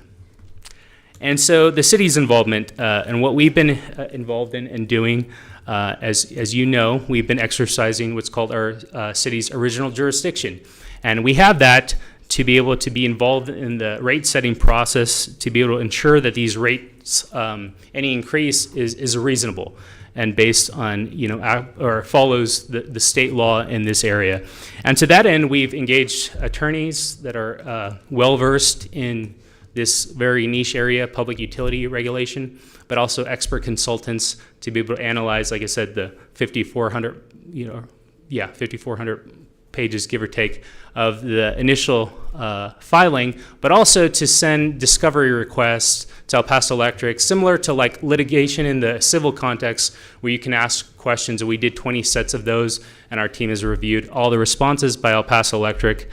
They've been very busy because other interveners have done the same thing. So we've been reviewing all that to be able to identify a handful of main issues and concerns at this point in the process. And one is, first and foremost, the overall rate increase I talked about in the beginning is more than double the last 2 rate cases, and the impact that that has on a lot of rate classes, but primarily the residential customers. The return on equity for their investments that they're requesting at 10.7. Our experts think that should be lower, in the neighborhood of 9%. Newman 6, they have a Newman power station out in the northeast part of town. They built a new unit, and it went operational at the end of 2023. We have some issues with the construction cost overruns for that and the price tag at the end of the day for that project. And they're trying to recover from the ratepayers. So we have some issues there. I'll fast forward. Solar customers, solar distributed generation. El Paso Electric is proposing a pretty significant switch in the current model. They're trying to move away from what's called the minimum bill that's been in place since 2017 and switch to a demand charge. We filed testimony that we have some issues with that. And again, the rate designed for the residential customers, El Paso Electric, as proposed, is looking to increase that customer charge, which is that fixed charge every customer gets, residential, every month, just to be connected to their system, to increase it by about $4, a little over $4, and some other issues. But I'll leave it with that, and I'll end on our recommendation. Happy to take questions or yield the floor to El Paso Electric. But the recommendation right now at this stage, like I mentioned, is to deny the amount of the request and the rate design proposals as currently filed, so that we can proceed, get authority from council if you wish to negotiate settlement negotiation terms with El Paso Electric and the other interveners going forward, so that we can work towards a resolution down the road. Okay. But, with that, I'll yield the floor. You guys want to take questions now or see El Paso Electric's presentation? Representative Canales, you question now? Okay. Representative Canales?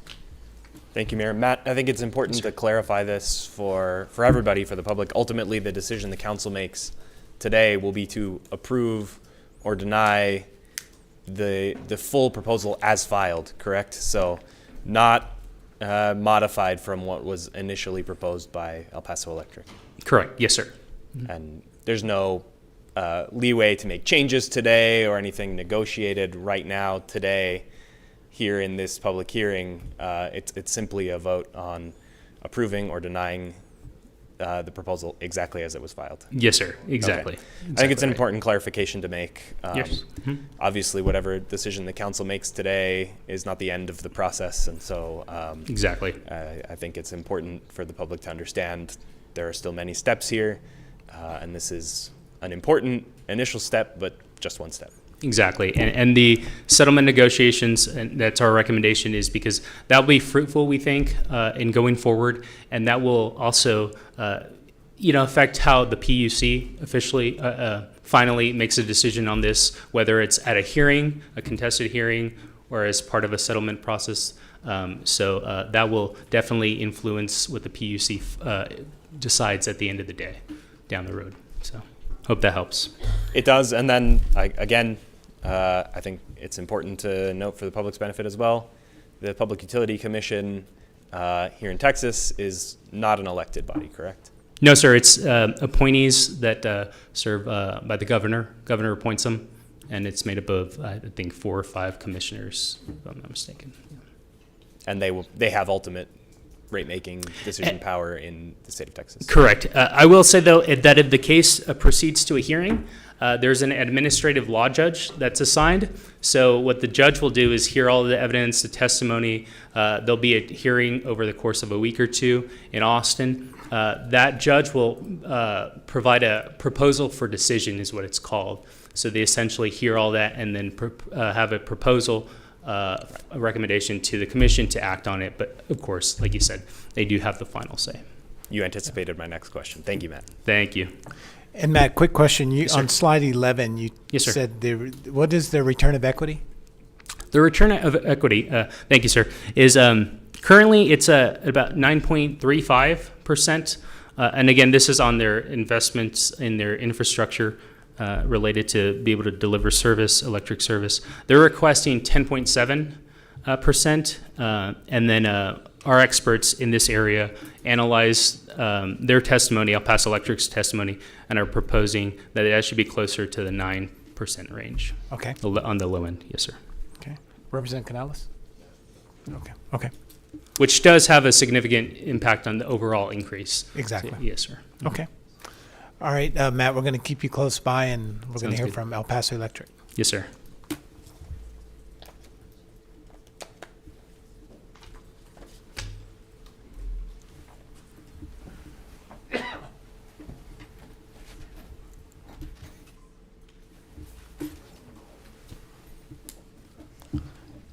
Good morning. Good morning. I feel like I should have been standing right behind Matt because that was too long of an ominous walk. Sorry about that. Good morning. Morning. Daniel Bettis with El Paso Electric. Let me get this out of your way. Well, those were my notes. Thank you all for, Mayor, Council, thank you all for your time again to come back and cover this rate review process in a little bit more detail. We've got some witnesses and experts of our team as part of that rate review process, and I think you all just covered some of the points that I think are very important for the public to understand, that this is just another step in the process, and we really welcome the opportunity to be here as often as we can, because we take the privilege of being here and explaining how we propose on providing affordable, reliable power to our customers, right? So with that, I'm going to turn it over to Jennifer Borden from our team, and she's the director of this rate review process for us. And then along with her is George Novella, who's also our director of regulatory policy and economic research. But let's get going. All right. Good morning. Good morning.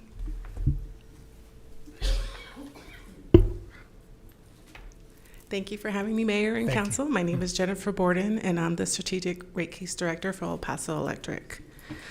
Where do I move the? Will you move the slides for me, or do I? Sorry. Okay, thank you. All right. So I'll be providing an update of where we are in the case, and we'll be providing the next steps in the procedural schedule, and also an overview of our request to revise the rates.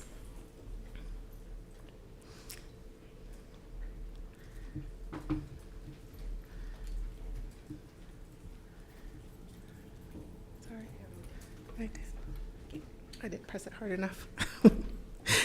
We filed a request with the PUCT and the cities in Texas on January 27th of this year.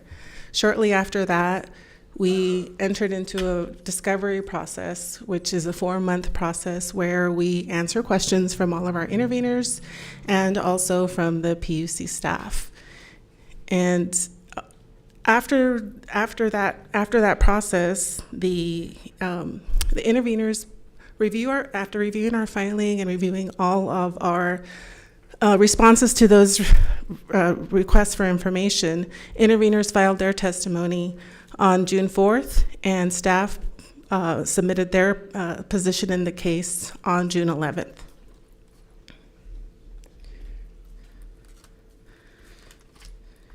So there were 14 interveners in the process in this case. Most of these also intervened in our last case in 2021. So the interveners are listed in order of the number of questions that were submitted, and City of El Paso was number 1. We had close to 1,800 questions submitted, and City of El Paso accounted for about a third of those questions. So you did keep us busy.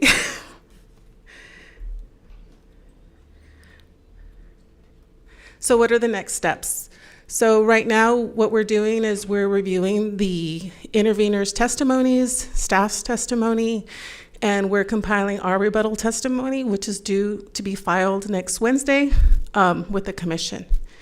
After that, the commission we will have a hearing, a public hearing at the PUCT the first couple of weeks of August. And after that, the commission, we expect the commission to have a final order on the case by the end of the year. As we have said in the past, it is a long process, and customers won't see the effect of any rate changes until the beginning of next year.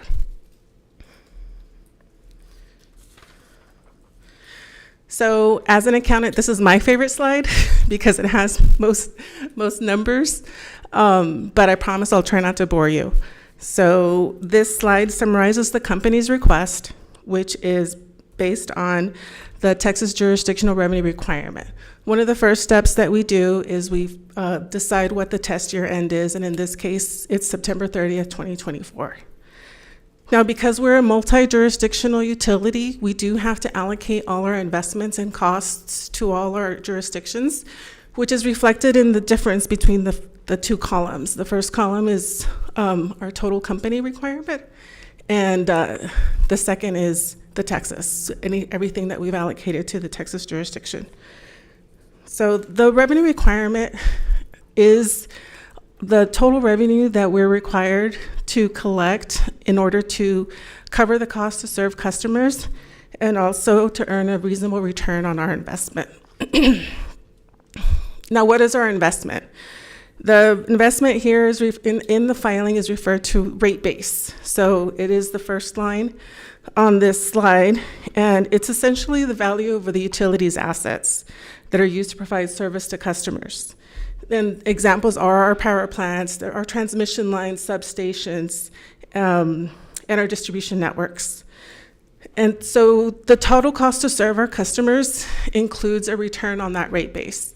And it's calculated based on our requested return. And our costs to serve customers include operating expenses, such as the day-to-day cost to operate the utility, maintenance costs, to maintain the equipment in a good working condition, and to continue to provide safe and reliable service to our customers. Some of the other costs include depreciation, decommissioning, and taxes. I won't get into too much detail on that because it can get really technical really fast. I'm sorry. As I mentioned earlier, the total cost to serve is then compared to the revenues that we're currently collecting, and the difference is our revenue increase requested. So the largest component of our rate base is our physical assets. And in the last 4 years since the last rate case, we've invested over $1.55 billion in our system. And these are the investments that we're asking for recovery in the case for investments that we've already completed. A little bit on our return on equity. So the return on equity is the profit that a utility is allowed to earn. This ensures that the company can attract future funding to continue to invest in the necessary infrastructure to provide reliable service to its customers.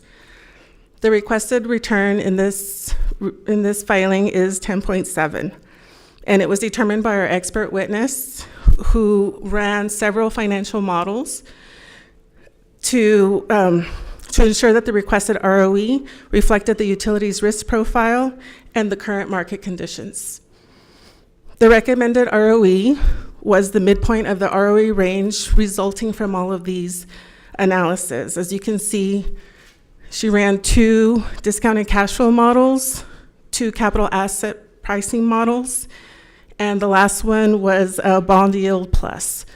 So each one of those studies resulted in a ROE range, and our request is the midpoint of all of those ranges.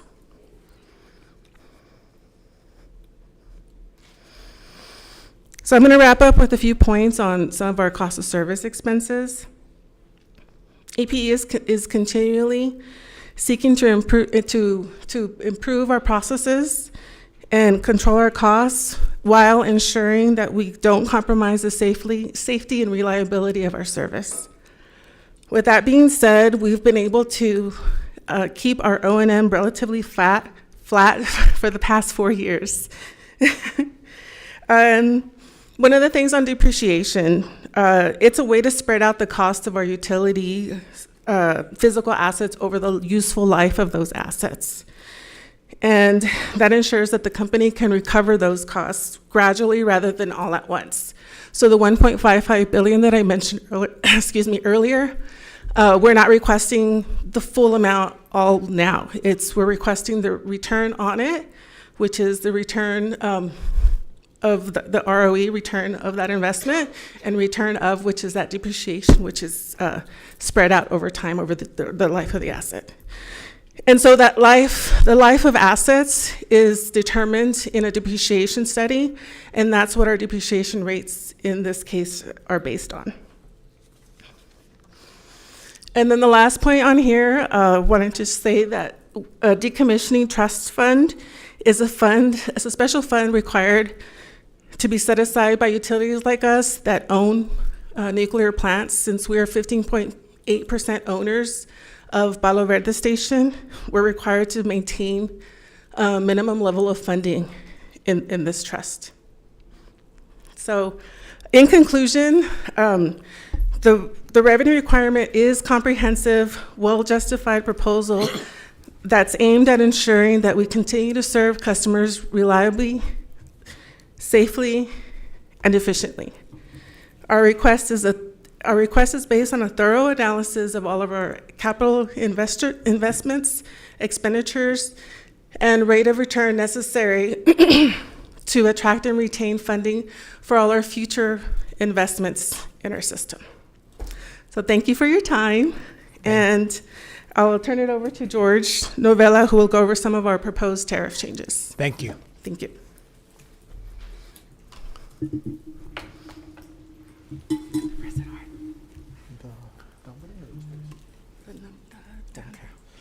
Good morning. Good morning, Mayor and Council. George Novella, I'm the Senior Director of Regulatory Policy and Rates within El Paso Electric.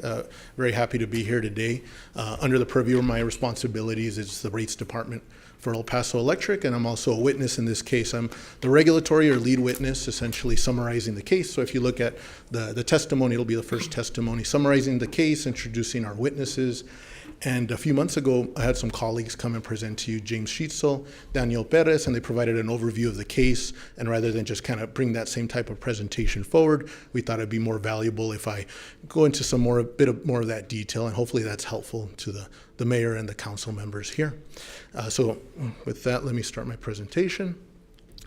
And I'm a resident of District 7. With that, let me start the presentation on some key items. And the first one is rate classes at full cost of service. So traditionally, going back a number of years, decades really, we actually at El Paso Electric submit a case where we moderate, or we do what's called gradualism with rates. We'll generate a revenue requirement. We'll look at a cost of service study, see what different classes should be paying as a percentage of that overall number. But we'll actually moderate some increases. So we'll say like, okay, this class is growing at a higher percentage rate than maybe what we're used to or feel that we should do in this point in time. So let's moderate it to a certain level, say 1.5 times or 2 times the system average. In this case, what we've done differently is let's just put out as our base case what is the actual cost to serve every customer, and not do that moderation or gradualism approach. Because when you do the gradualism approach, what you're doing essentially is introducing subsidization. So every time you actually artificially reduce someone's number, someone else is then being moved up higher. So at this point, what we've submitted in the case is a full cost of service. So I think that's a good starting point for the filing. Another item that we filed is with regards to our customer charge. We've increased it, as your council said earlier, from $9.25 to $13.71. One of the things that we like to highlight here is that in addition to increasing this customer charge, what we're also doing is increasing the low-income rider. So we'll float that up to the same level as this customer charge, to the $13.71, so our low-income customers can get the benefit of not having to pay that $13.71. So it'll fully offset. Another is our rate structures are changing and what we define as on-peak. So we know that EP is a summer peaking utility, and a lot of the infrastructure that we build is just really built for a few hours a year. So, it gets hot for a certain amount of days, certain key hours, so they're not being used 87, 60 hours in a year. So we really want to focus on reducing our peak. But I think our definition for on-peak was a little too broad in the past, and we wanted to reduce it, make it easier for our customers to be able to contribute to reducing that peak. So we reduced our window from 6 months to 4 months. So it used to be May to October, and now it's June to September. We also used to have a peak hour from 12 to 6, and now from 6 hours, it's gone down to 5 hours, to 2 to 7. And if you notice, interestingly enough, we're moving it to the rightward direction. We're peaking later and later. So we're minimizing it and also shifting it to the right. So I think hopefully this makes it easier for our customers versus a broader definition of peak, make it smaller, so hopefully that they can help reduce that, and maybe that'll help us delay some infrastructure needed or not needed in the future as we reduce our load during peak hours. Some other items, and I just have 2 more slides of tariff changes we'd like to highlight. It's the minimum bill that we're replacing the minimum bill, or at least proposing to replace it with a demand charge. I myself am a Texas residential solar customer, so I pay the $30 minimum fee. And I said earlier, that fee came about not the past case, but 2 cases ago in our 2017 filed case based on 2016 test period, September ending, where we actually introduced a proposal where we wanted to separate DG customers from non-DG, analyze them, and derive a rate essentially to make sure that we're charging them correctly, because we felt that they were being subsidized by non-DG customers at the time. And through that process, in settlement, actually, with all the parties, came out this minimum bill. So out of that 2017 case. And we've kept that going. Well, this past year, what we did in 2024 is we met with our solar customers, all those customers that intervened in those cases, invited them to invite all these other solar installers, local, state, national folks, and we had a lot of people meet with us. We met 4 different times to get their input on what they wanted to see. And what did they not like or like from our current rates? And one of the things that we heard loud and clear is they didn't like the minimum bill. And so we wanted to offer a proposal. And that proposal is, here's this demand charge rate where we think it's much more fair. So personally, I pay that $30. I use a lot of electricity because someone's at home throughout the day, every day. But maybe a house down the street uses a lot less electricity. So in my example, maybe I use 6 kW.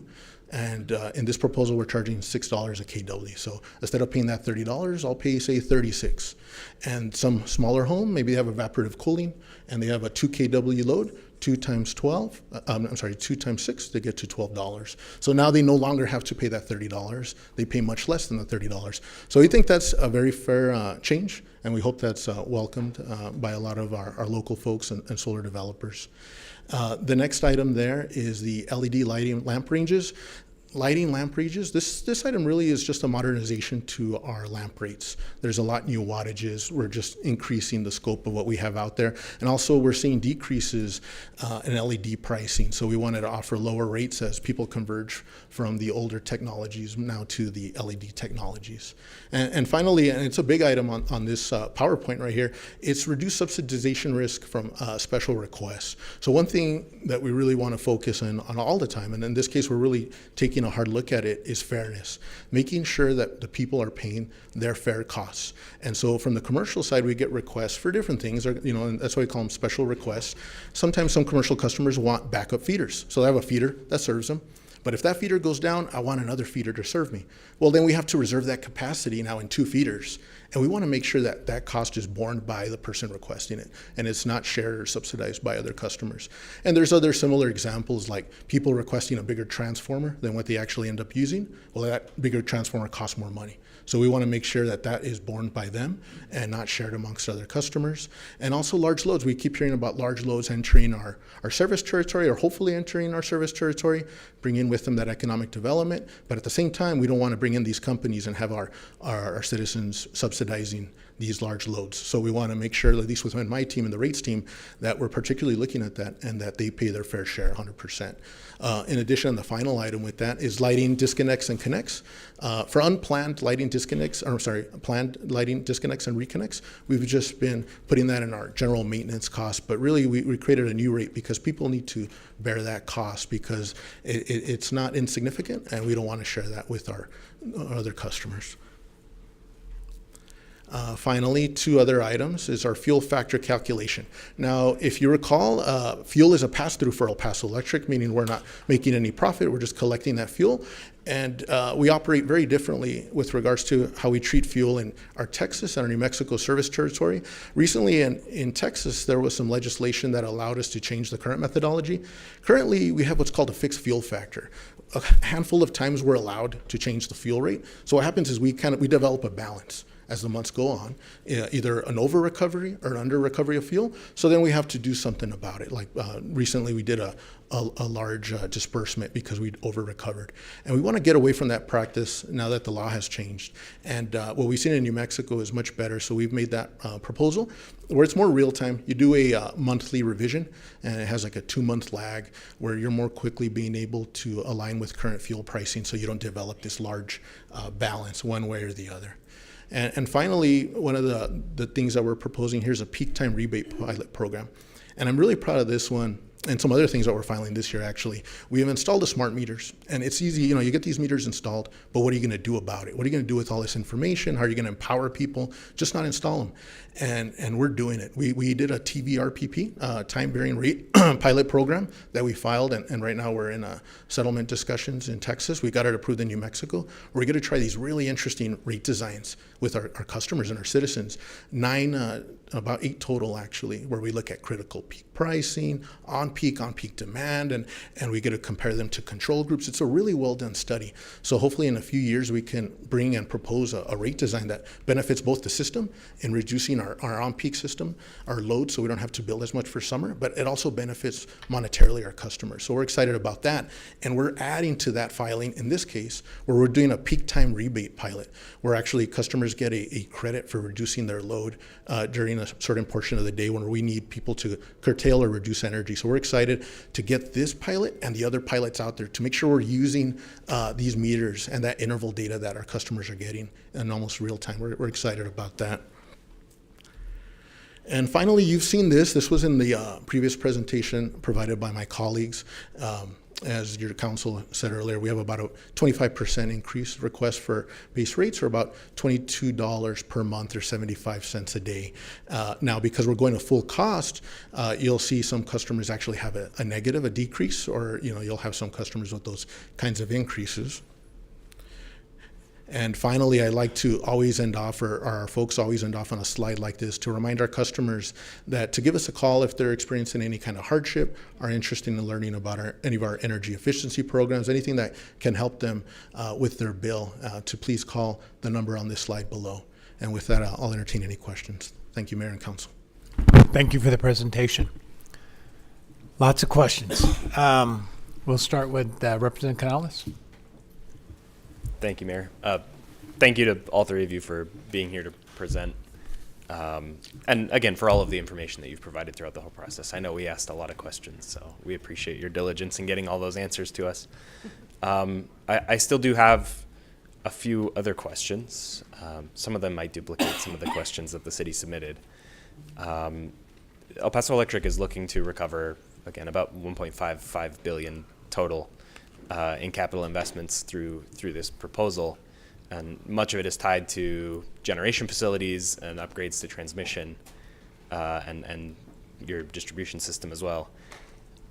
What specific cost control measures did El Paso Electric implement during the planning and completion of those projects to ensure that they were completed efficiently and that regulators and the public can be assured that all of those capital costs were prudent?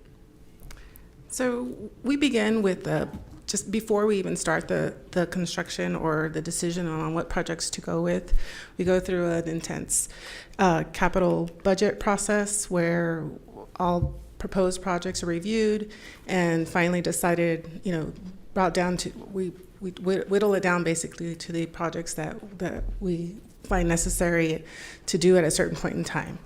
Once construction begins, we have project managers assigned to each project. Their responsibility is to make sure that we do stay on budget whenever possible. Of course, there are issues. There are situations where we don't necessarily stay on budget, but that is the job, and we try, or the purpose of the project managing department is to make sure that stays within reasonable bounds. And what we do is we are in constant communication with our contractors and with upper management as the project continues. Okay, yeah, Newman 6 is one of the major capital projects that was included in this rate proposal, and it experienced pretty significant cost overruns beyond what you initially budgeted for it. I know El Paso Electric sought to recover some of those costs through interim filings and is now looking to roll those into the base rate. Can you provide more detail about those additional costs being rolled in and how those get passed on to ratepayers through the proposal?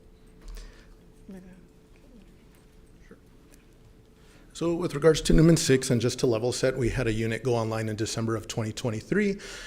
In the Northeast, it's about, I believe, 231 megawatts.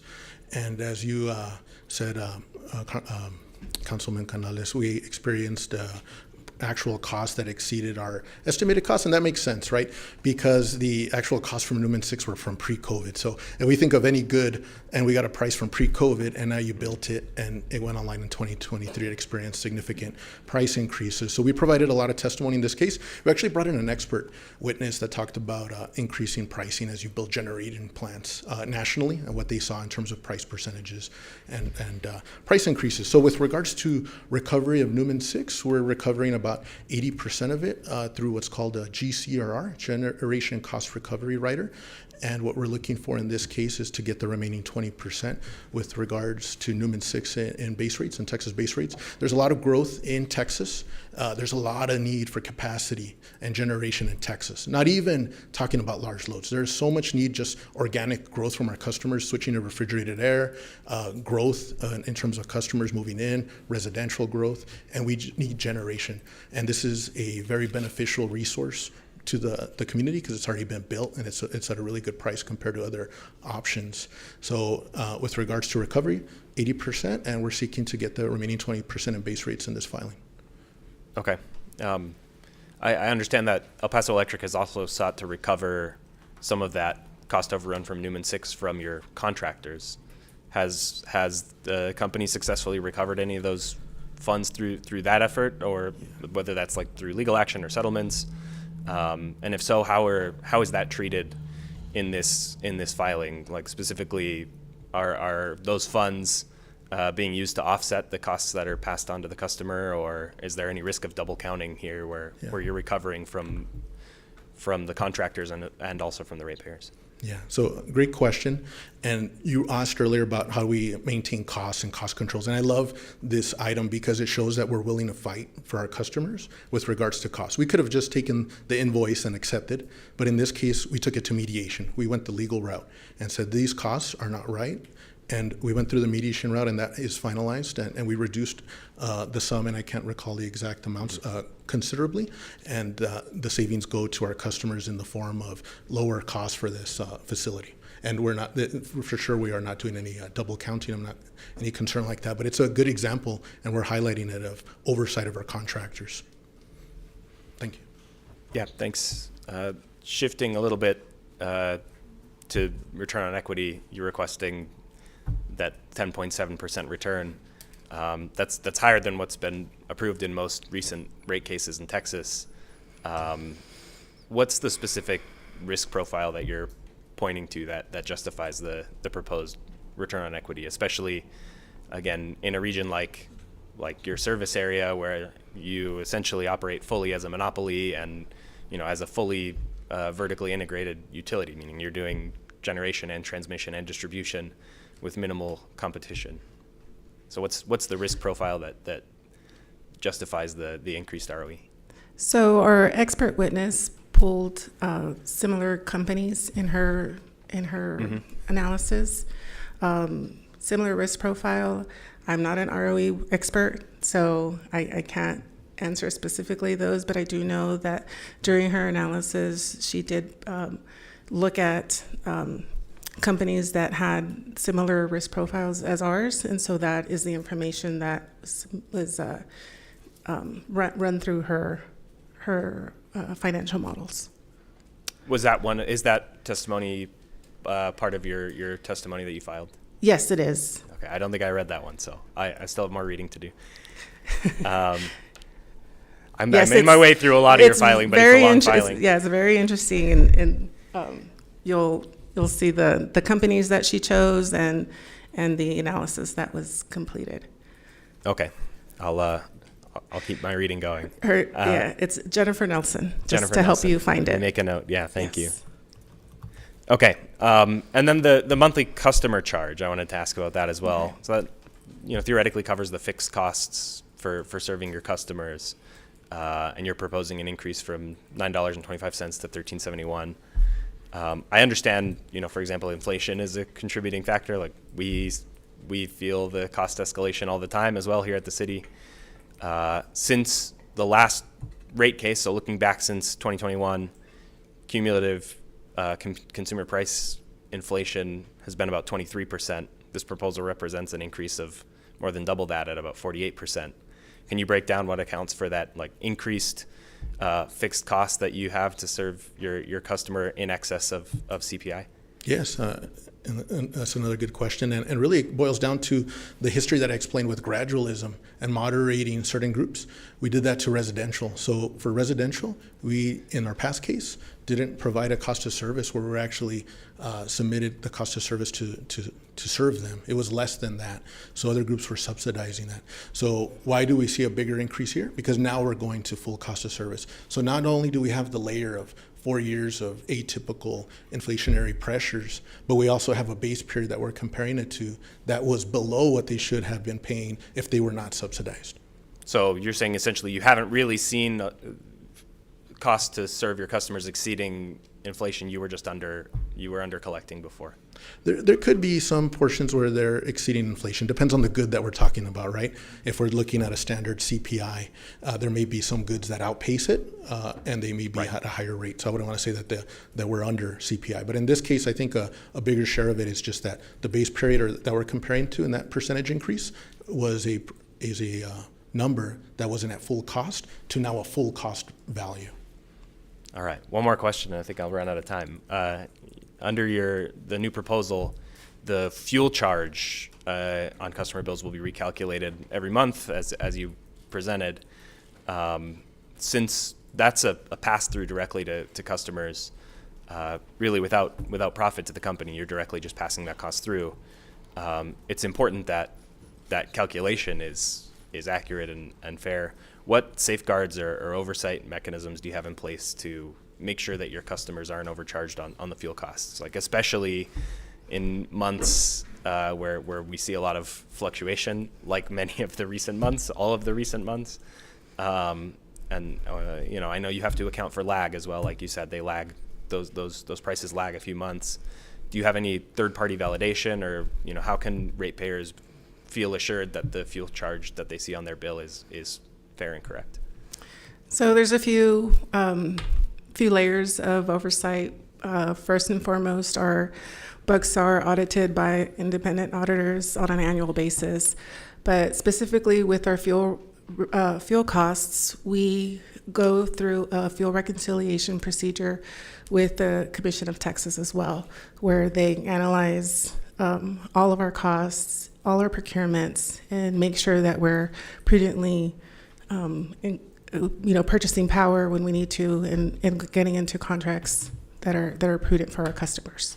And as far as being able to mitigate high big bumps on costs, there is a mechanism in the proposal where if that were to occur, there is an option to spread those costs over a few months.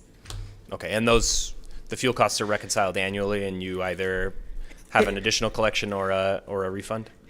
So the reconciliation is every 2 years with the commission, and as far as the refunding or surcharging, that's the mechanism we're currently on, where we're building that balance. And it per the commission rule, if we are materially over or under funded or we're collected, if we're materially over and under collected and we expect to continue on that same path, then that's when it triggers a refund or a surcharge to give that money back to our customers. This is more for my own curiosity and understanding. You say materially, what is that threshold?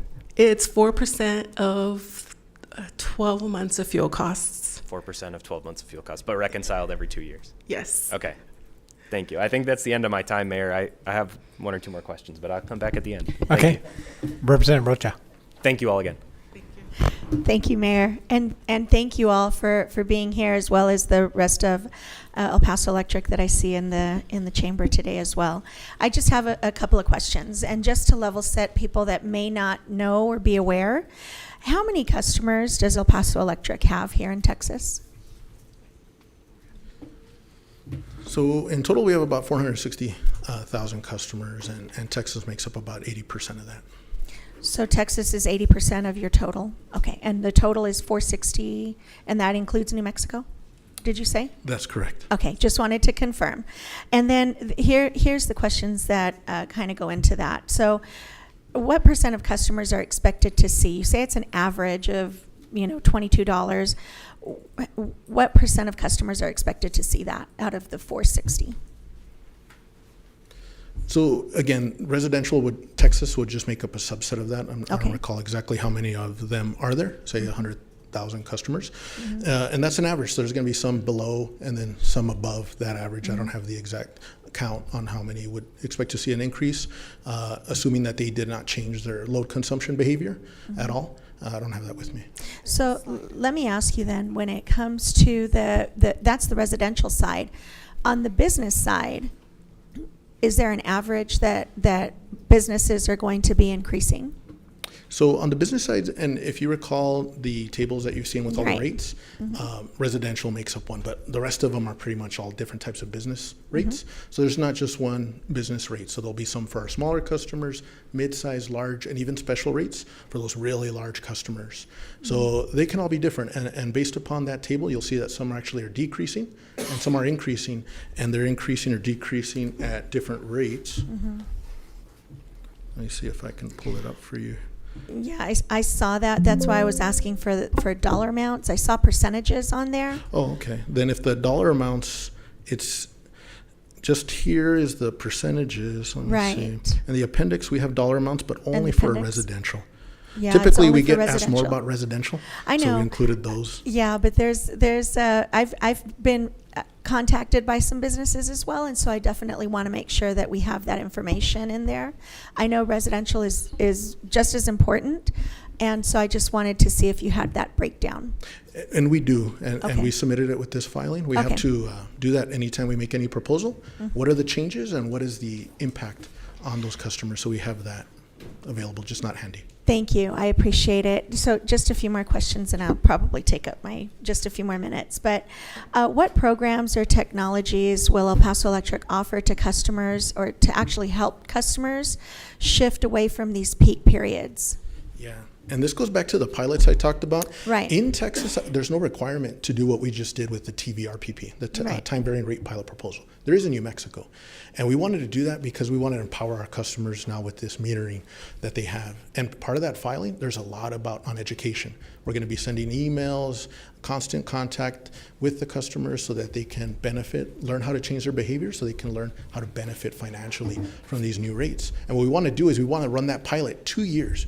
We don't want to make a big change in rates broad for everyone with regards to, say, like a forced demand charge. We want to study these things first. So we're going to focus in the next 2 years really studying and analyzing these pilot rates before we make a broader type of proposal. But beyond that, we do constant marketing and campaigns on savings. So I'd welcome you to go to our website, and we have some marketing folks here that they have a lot of marketing around reducing their load, shifting appliances. We have electric vehicle rates that are really great, where you could put charging at night to reduce your overall bill, and you're charging at a very, very cheap rate. So we have a lot of options. We're actually very modern with regards to our offerings, especially since we just started with these advanced meters. And with these pilot rates, I'm excited to what's going to come out in the future. So I think we're definitely on the path of empowering our customers and giving them what they need to save money on their bills. Thank you for that. I do appreciate the explanation, because I know that the marketing team does a really good job of going out and trying to do the outreach piece of it. So in addition to what you do for the programs and technologies, now we're going to talk about the rebuttal that's coming up. Have you been keeping your customers apprised of that? Or do they have to call in order to do that? Apprised of the what? The rebuttal phase and the hearings that are coming up is, does El Paso Electric do what do they do in order to keep their customers informed of the phases? The city does a pretty good job of doing that, but I'd love to know what El Paso Electric does. We typically don't communicate specifics at the rebuttal phase, because frankly they can go in different places. I've seen them go into settlement talks. They don't go into settlement talks. They go into hearings, maybe partial settlements, and any case is wildly different. So okay, and then. So I do want to add that obviously, as we go through this, our filings and anything we do are on our website. We are more than willing to go to any community meeting when anybody requests it. Any avenue we can to talk about what we're doing, right? So just wanted to highlight that because it is on our website, and like George said, every case can be drastically different, so there's no template or anything like that. But we're more than willing to go and present and talk in front or answer questions, right, wherever folks need them answered. So and I do appreciate that. I know that you all came out to a community meeting for my district very early on, probably right after the filing, I believe. And so I appreciate that. And then you also did some additional outreach at every district, if I'm not mistaken, as well. So I was just more concerned with going forward. I'll take you up on that, Daniel. I'll definitely take you up on that. And then what opportunities exist for customers to take part in these PUCT hearings? So, and please correct me if I'm wrong, but basically anybody who's a customer of ours can participate in this process, right? So, yes. And I think Matt used the line I like to use is everybody's at the table. Literally, everybody can be at the table in this process, right? It's not up to any individual or any sort of body, right? It's everybody gets to participate. He brought up original jurisdiction. Even if the city didn't have original jurisdiction, they could intervene in the case, right? I mean, anybody can have that ability. And did I misrepresent that? Thank you so much. And I just wanted that to be more vocal for the public. And then, essentially going back to what Rep. Canales said, the city really doesn't have jurisdiction over how much is going to get charged or what that bill will look like. We are interveners in the process, and we will go through that process accordingly. But what steps are planned on El Paso Electric side to prepare customers for that increase that they could potentially see in 2026? So between now and when we actually understand the amounts and what's going to be changing per customer, we can't do much because we don't know what they will be. Right. They can change wildly, but as soon as we get a final order, we work with our marketing teams and we work with our rates teams under my area to make sure that they understand, as well as our customer care center, that we're properly communicating what we expect to change and when do they take place. Ms. Borden brought up the dates that she expects that the newer bills would go out being early 2026, so we have plenty of runway for that. It's just that right now we wouldn't know until we get what's called a final order from the state of Texas. Right, and I just wanted, more, the public may not always be completely informed on what steps are being taken, and so it's really for their benefit to, that I ask these last few questions. So I appreciate the answers. Thank you very much. Oh, you're welcome. Representative Chavez. Thank you, Mayor, and thank you for the presentation. I also have just a few questions. You know, before you did this rate increase, in conversations amongst yourselves in the company, how do you balance affordability versus reliability? Yeah, that's a good question, because as an El Paso and multi-generational, we understand the community, and we don't do any increase lightly. You know, one thing I've gotten the question in meetings that I've gone to, and we've done to several of them, is like it's almost like if we're not El Pasoans, and it's like I went to Isleta High School, and you know what our revenue requirements, gentlemen, went to Socorro. The person that does the percentage allocations went to Riverside, and the manager of rates went to Las Cruces High. And it's like, we're the community, and we don't do anything lightly, you know? So we make sure that we do the proper analysis, because we know what we're doing is gonna increase rates, but we know that they're justified, and we know that we need to increase rates to pay for the things that our system needs in order for our customers have good, reliable service. So we feel very good about that. But so we don't do it lightly. We make sure that we analyze it completely and feel very comfortable before we make any proposal, like the proposal that is before you.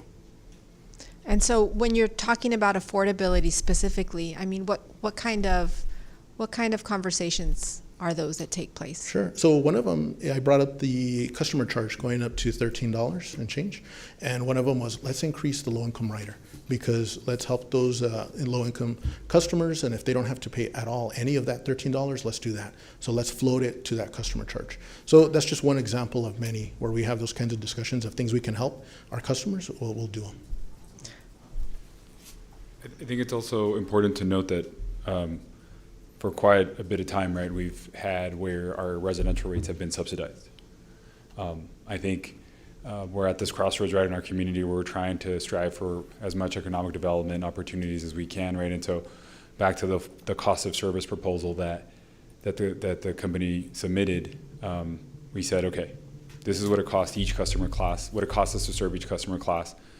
We don't want to put the finger on the scale that one customer class gets subsidized by another. We'll leave that up to our regulators, meaning you all and the state, right? And so, again, for quite some time, residential rates have been subsidized by other customer classes.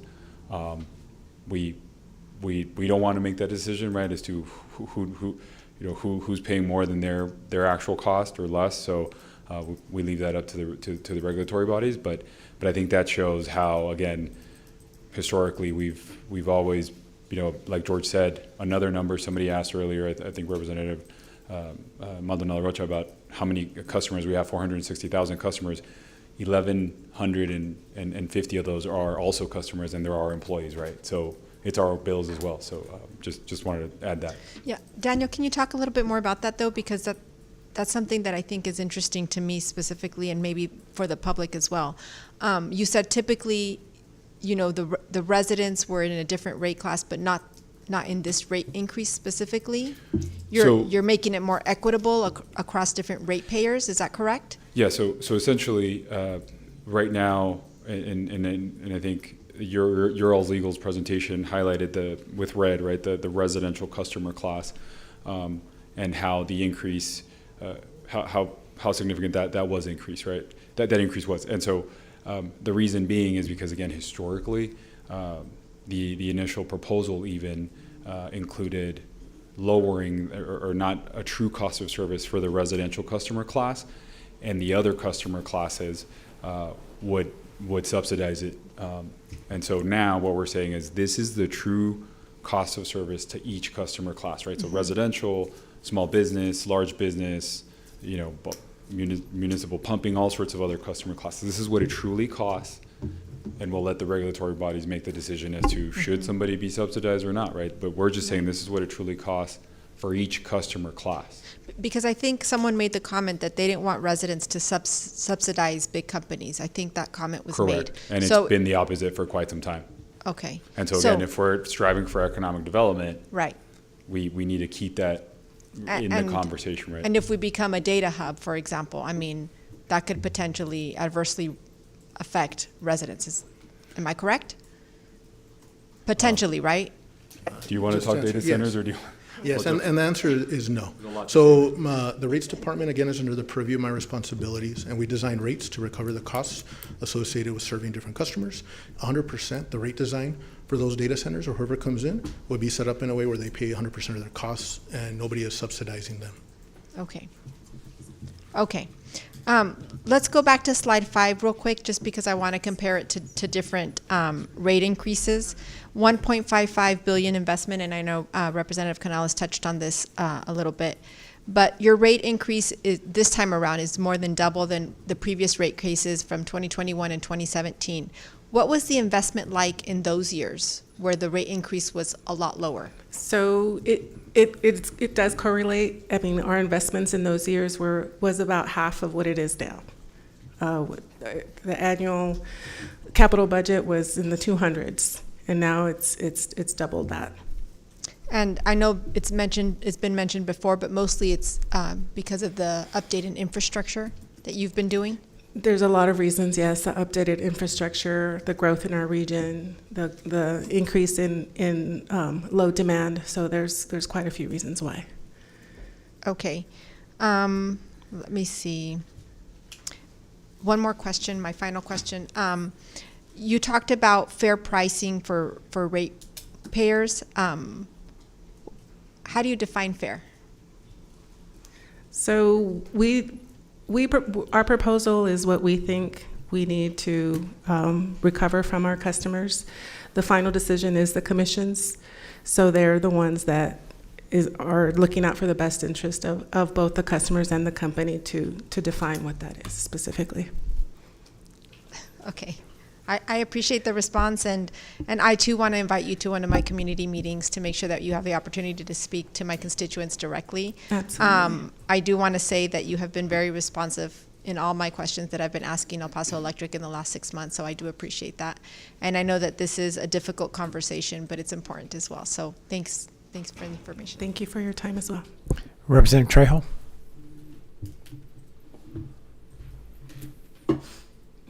Thank you, Mayor. Excuse me, before I ask my questions, I did want to acknowledge some high school and college interns that are here today with the El Paso County Democratic Party.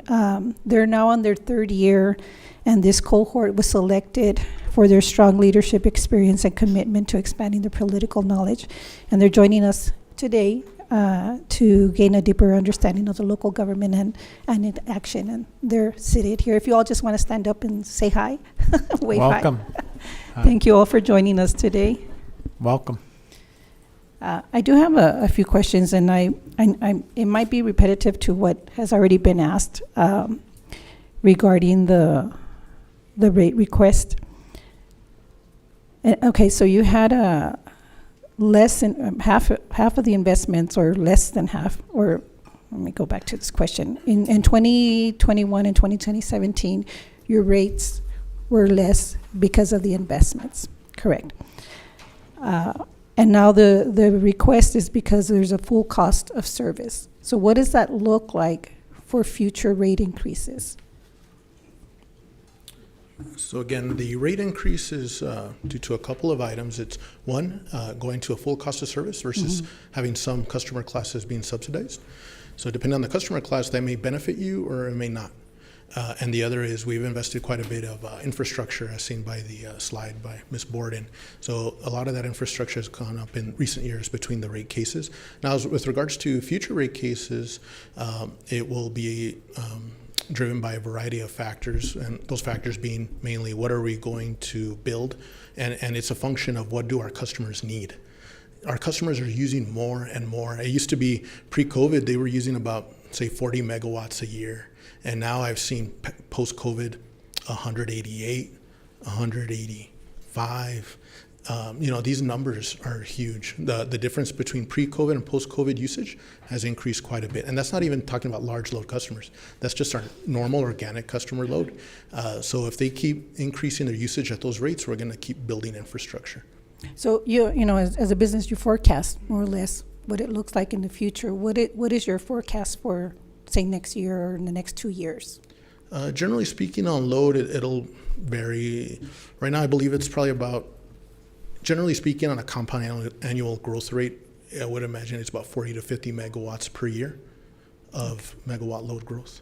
Not, and it can vary widely depending if you make assumptions around any large loads that were to come into our system. So that's just like a baseline model. Okay. Does this larger rate request affect the cost in the process? Does it increase the cost The cost for the process of what we're going through here? in terms of what our customers are seeing, the rates or the Overall, cost? does this rate increase request increase the rate of the cost of what we're doing here? Well, my question is not making sense. So in other words, by going through this process, does the cost go up on the utility side? Is it increasing by going through this process? Okay, understood. So like the administrative process, definitely as the process lasts longer, the administrative costs for the filing go up. Parties are paying their legal counsel. You're having all this interrogatory, these requests for information back and forth. All of that introduces more and more costs as the process goes on and on. Okay. Right. Does it increase because it's a larger rate? Does that make a difference? No, I don't think it's a function of, say, the dollars. It's more so the amount of items, how controversial they may or may not be. Maybe some items may invoke a lot of questions and therefore a lot of administrative burden. Some items may not introduce many questions. It just depends on more a function of that. Okay. And then in regards to the ratepayers, how many have enrolled in the low-income rider? No, I don't have that number off the top of my head. I apologize. Would you be able to provide that? Yes, Okay. no problem. And approximately how much will these low-income ratepayers' monthly bills increase with the proposed rate increase? So that totally depends on their consumption, right? And I think there was a question earlier about what does the average customer truly mean, right? And a lot of folks don't believe us that is a true average. Our true average customer is consuming about 600 kilowatt hours a month, right? And so, again, that doesn't necessarily mean that folks that consume less than the average are low income, or that folks that are low income don't consume quite a bit, right? So, so totally depends on their on their actual consumption, what their impact will be once the final order on this case has been issued. I did want to highlight one of the points George made about the increase in annual demand, because you said 40 megawatts and up to like 180 megawatts, right? Something like that has happened in a year. And so I think it's important to note that, we mentioned Newman 6. Newman 6 is rated at 220 megawatts. So in 1 year, we saw an increase of demand to our system almost as much as that turbine, right? So if people's consumption just keeps going and going up, we have to continue building to that unless we get folks to really look at all those programs that George mentioned, that, not using power during peak. And one item, Councilmember Trejo, that I think would answer your question. In the appendix of our presentation, we provided some estimates for price changes as a result of our proposal. And what's really nice about it, it shows you the price estimates or impacts depending on how much you use. So you could look at maybe some of the lower users, and you could say, okay, if they're at the bottom third, this is their estimated increase on their monthly bill, and we've increased it above that. So what happens to low, high, middle users? So that's all there in the appendix. Okay, thank you. That's all the questions I have. Thank you. Representative Acevedo. Thank you, Mayor. I'm trying to gather my thoughts. But first, I want to state for the record that I have received $1,750 from the El Paso Electric Employee PAC.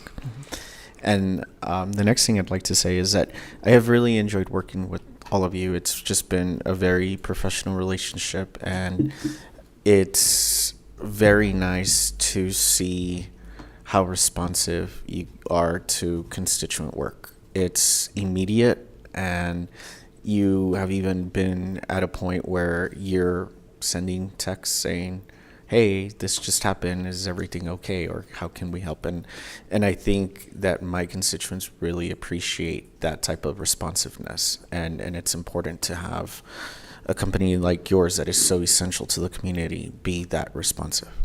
So I wanted to say thank you.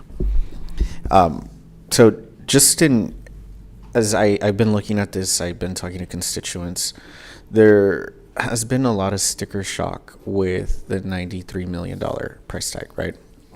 And something that I've kind of thought, other constituents have kind of thought, as we look at what has happened in prior rate cases in 2021 and 2017 specifically, at that point, the initial requested increase was around 40 million.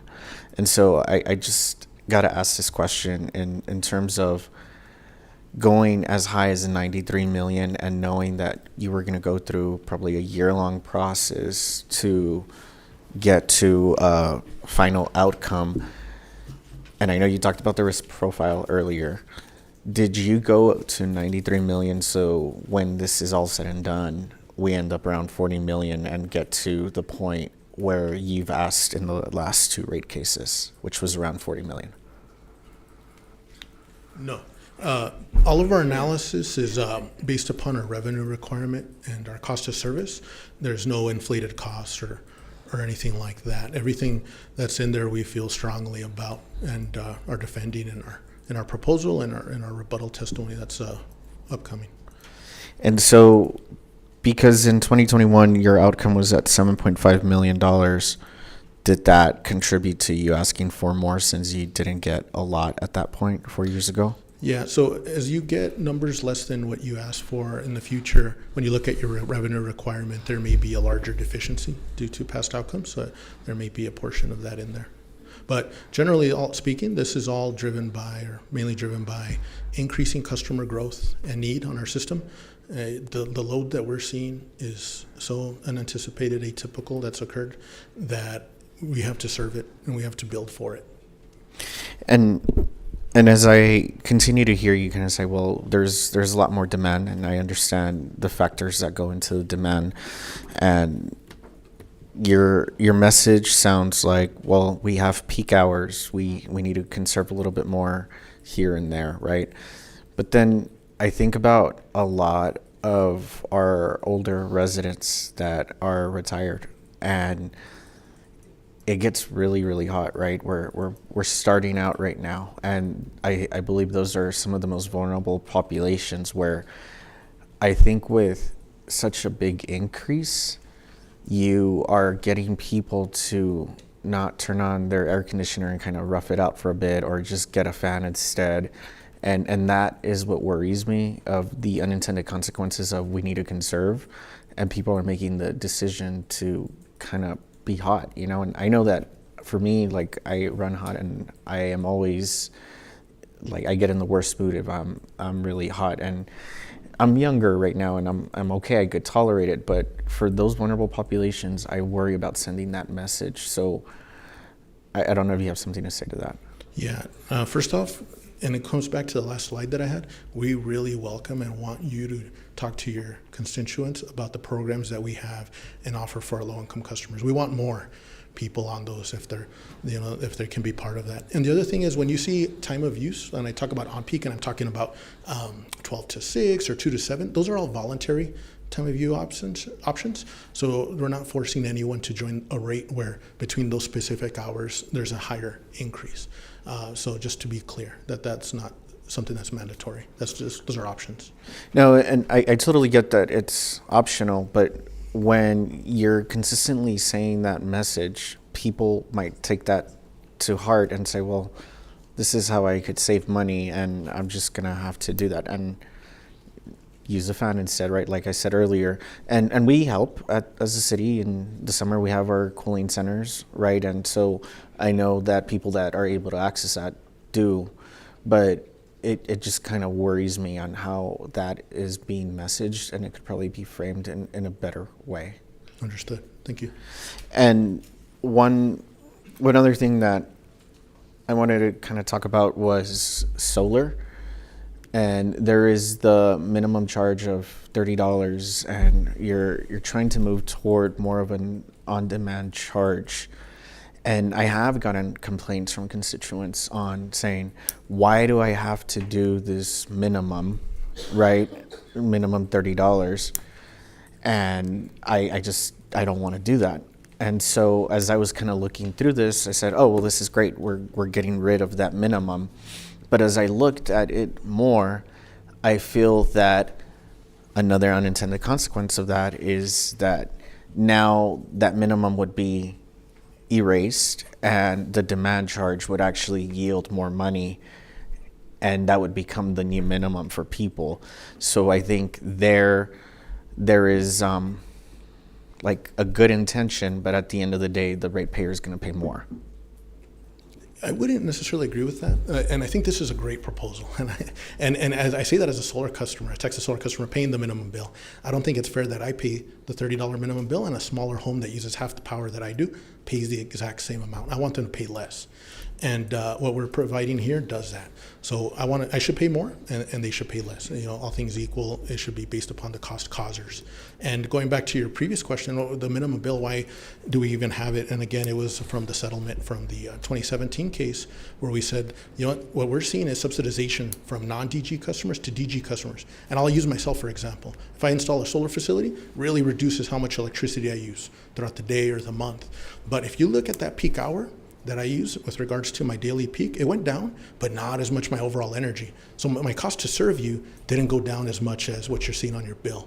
So I think people understood that in that settlement, and that arose from that. And we want to move on beyond the $30 bill. I think this is a great step in a fair and more equitable way to recover those costs that we weren't recovering previously from the cost causers, the higher users, than say your lower users. Because I want it to be beneficial on a business case level for even your evaporative air-cooled home, less usage to put solar on their home. And I think this does that. And so what would the demand charge be? It's about $6 a kW. And so from my understanding, the average person probably uses about 6? No, they pull about 3 and change. They use 3. So you think under this proposal, they'll be paying $18 instead of $30? That's right, if you were consuming 3. But there's some larger homes in this town, and there's some much smaller. So, and with averages, you get swayed one way or the other as you do a simple average. But on average, we're about $3.2 kW, say, per home. So that'd be fair, about $20. Okay, and so is that mean derived from 12 months? The 3.2, that's a monthly value. So that's like their peak usage for one 60-minute interval of time for that month. Okay. What is the maximum 60-minute interval time for that month? And that'll be their peak demand. But in June, July, August, it's still 3.2? Oh, I understand what your question. No, that's a 12-month average. Yeah. You have to see. So it depends. So in El Paso, it's an interesting place too, because unlike a lot of the U.S., a lot of our cooling is evaporative air, which uses very little demand. So about half of our customers, half of our citizens here, right, use still residential, swamp coolers or evaporative air. So there is actually not a high amount of demand on the summer as you would see in other areas because of that. Though it's very different for our region compared to say like Phoenix. So I'm not sure what the differences are. I could provide that to you. I think that would be helpful just because I think that's when it's going to be a lot higher and you're not you're not disconnecting anyone in the summer, right, at all. You can't do that, but then what ends up happening is October comes around and it's hundreds of dollars of somebody being behind because they were using the air conditioner, and it becomes a problem at that point, right? And I know you have the different programs, but sometimes people don't realize that that is going to happen. So when we're doing an increase like this, it kind of worries me. So I understand that you got the 3.2, and I think that's probably very true for like March and February, other months of the year, September, October. But when there's a peak, I would really like to see that because I think it'll probably be a lot higher than the $30 right now. And you know what? And I will say it's not that high. And the reason being, if you think of your home, what uses electricity, the highest using appliance is your HVAC. So if it runs for 1 hour in March or runs for 1 hour in June, guess what? It's the same amount of load. So usually you'd actually don't see a big difference between June and say a March on your personal max 60 minutes. Because if you ran it for 60 minutes and it didn't stop, that's your biggest user of load. So you wouldn't see, I think, the discrepancy you're seeing, but we're happy to provide whatever you need. That would be helpful. Ms. Prine, how much time do I have? You're up, sir. Well, you have 1 minute. You started at 12:05. Okay. I will hold off for another round. Thank you. Representative Nino. Thank you, Mayor, and thank you to my colleagues for asking so many great questions, and also El Paso Electric for being here. I'm also interested in learning the question that Rep. Trejo mentioned about how many Texas ratepayers are enrolled in the low-income rider, and also how much of these low-income riders, their monthly bills might increase. But that leads me into my one question that I have. I think a lot of our residents or constituents have also reached out trying to get clarification of the other cases that get filed. I know that we're speaking about the rate case, right? But my question is if El Paso Electric intends to file any distribution cost recovery factor cases, transmission cost recovery factor cases, or purchase power recovery cases in the next several years, and if so, if you all know about how much or how we would be moving forward with that. So right now, with regards to 2025, and we look out several years, but we don't know the amounts or when we're exactly going to file. So I can't give you any hard timelines for any filings, but ideally, I think we'd like to file a DCRF this year, sometime in 2025.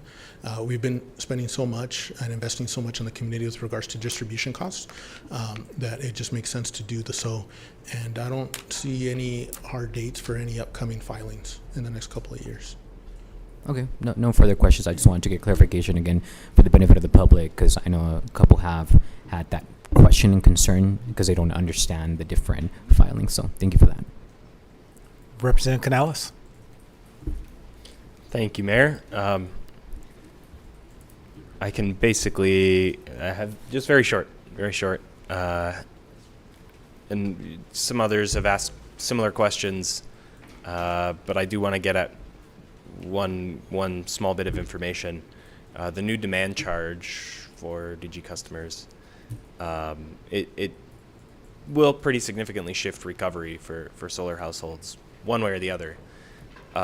You gave examples, and they were good examples of yourself, and then another hypothetical user who maybe has evaporative cooling and uses less, consumes less, and would see a reduction in their bill. I'm more interested in getting at like your average DG customer. Have you done an analysis of the average usage of your DG customers and tried to get an understanding of how this new rate structure would affect that average DG customer in practical terms? Yes, we should have that analysis. I don't have it at the top of mind, but something we could supplement. Okay. I know you don't have it top of mind. Do you know if it shows an overall decrease or any? Generally, what we would strive for in this case is that essentially on average, what you're recovering is what you're recovering already on the minimum bill. So on average, we're essentially recovering the minimum bill amounts, but through a different means, a different methodology, where now the higher users pay more and the lower users pay less. But on average, you're getting back to that same overall recovery number. So you're getting back to that $30. The minimum bill was set in 2017. That $30 was calculated in 2017. I would imagine we've seen increased usage since 2017. That's right. And one thing to note on the $30, it was from a black box settlement. So Right. it wasn't cost-based. And so, that's one reason to probably move away from that, is that this is going to be cost-based, and it'll be driven by, again, the usage of a customer rather than some settled fixed amount. Okay, understood. And then it's easy to forget, I think, that residents also pay electricity through their property taxes to the various taxing entities who are also, large users, large customers of yours. Rate 41 is the rate category that covers electric service to City of El Paso facilities, so buildings, basically all of our operations, as well as other large public entities like El Paso County government, for example. We've focused really heavily today on discussion of the residential rates and kind of the direct impact that people pay through their bills. Can you talk a little bit more about the proposed changes, specifically to Rate 41, and how that would apply to us as the city. And again, the costs passed on to not ratepayers, but taxpayers who are paying for electricity in their property tax bill. Understood. And I don't have it up, but I have that slide with the different rate increases or proposed rate increases by rate, and you could see there rate 41. And the main difference, it goes back to the full costs. So we're going to full cost for everybody. That includes rate 41. So that's the primary change there. Okay, yeah, and it is, I mean, it reflects a significantly smaller increase than the residential rate. I imagine that's because we were not as subsidized as the residential rate, essentially. Is that how you would, is it fair to? I don't recall what their cost of service was in the last case and what ultimately we settled on versus their actual cost of service. I can't tell you what that difference was. Okay. And again, I think it's my last chance to speak before we take a vote. I want to make it clear, again, El Paso Electric is absolutely entitled to recover a lot of your real costs. I don't think anyone begrudges you that, and I mean, it's safe to say almost 100% for sure to ratepayers, like, you will see some increase. There won't be a scenario essentially where there's zero increase, because that's just not realistic. Just like anybody else, El Paso Electric is dealing with inflation and increased costs, and also legitimately taking steps and making efforts to make your service more reliable and better serve your customers. So I want that to be clear to the public, and also that this isn't very adversarial. We're a regulator, and we do our job to make sure that what the utility is requesting is correct and reasonable. But again, the question that we're going to be asked to vote on is whether or not to approve your filing in full. And if we vote yes, we're essentially saying we agree with 100% of your filing. And I don't think that will be the case for me. I hope you understand, and I hope the public understands that process. And that's why I led off with saying this is one step in the process. It's not the whole thing. Again, the city council saying yes or saying no doesn't necessarily mean that the process has reached its end. But we do have an important role to play as an original jurisdiction regulator, and so we'll do that today, one way or the other. So thank you all again for being here to answer all the questions. I know it's not easy to stand up there, and I hope you didn't take my questions as a grilling. I didn't mean it to be that. I legitimately am interested to know the answers to the questions that I asked, and I'm already looking for Ms. Hudson's filing, so I'll be doing some reading tonight. Thank you again. No, thank you, Council Thank you, Member. Mayor. Representative Acevedo. Thank you, Mayor. I'm going to pick up where I was in my notes. I want to talk a little bit about the merger that happened probably like 5 years ago at this point, right? And I know that there was a lot that happened at the time. I was a member of the public, right? And so I attended some of those community meetings, and I know that none of this council voted on that, and now we're here.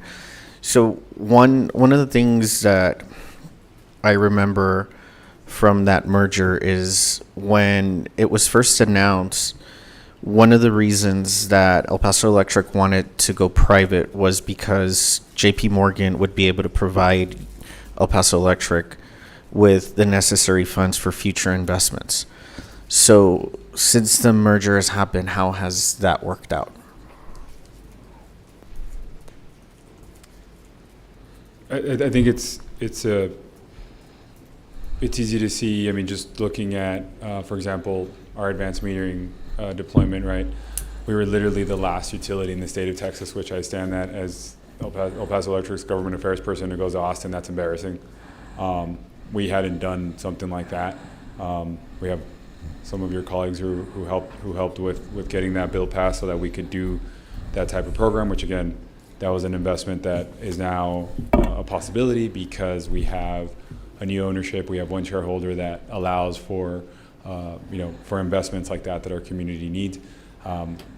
Again, back to George used words like unprecedented, atypical. I mean, load growth that we had never expected to grow that fast, right?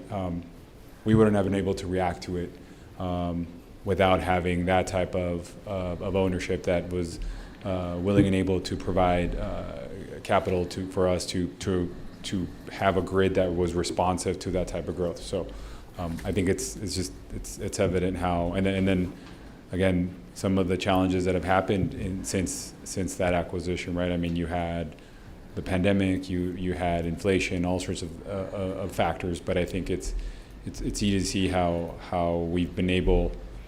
And the number one aspect, or the number one thing I like to point out, Representative, is, I mean, and again, going back to the last utility in the state of Texas to install AMS, but the only utility to stay in power during Winter Storm Uri, and look at our track record, right? We keep the lights on, and it's getting very expensive and very difficult to do that, but we face that challenge every day, and that's what we look forward to doing every single day.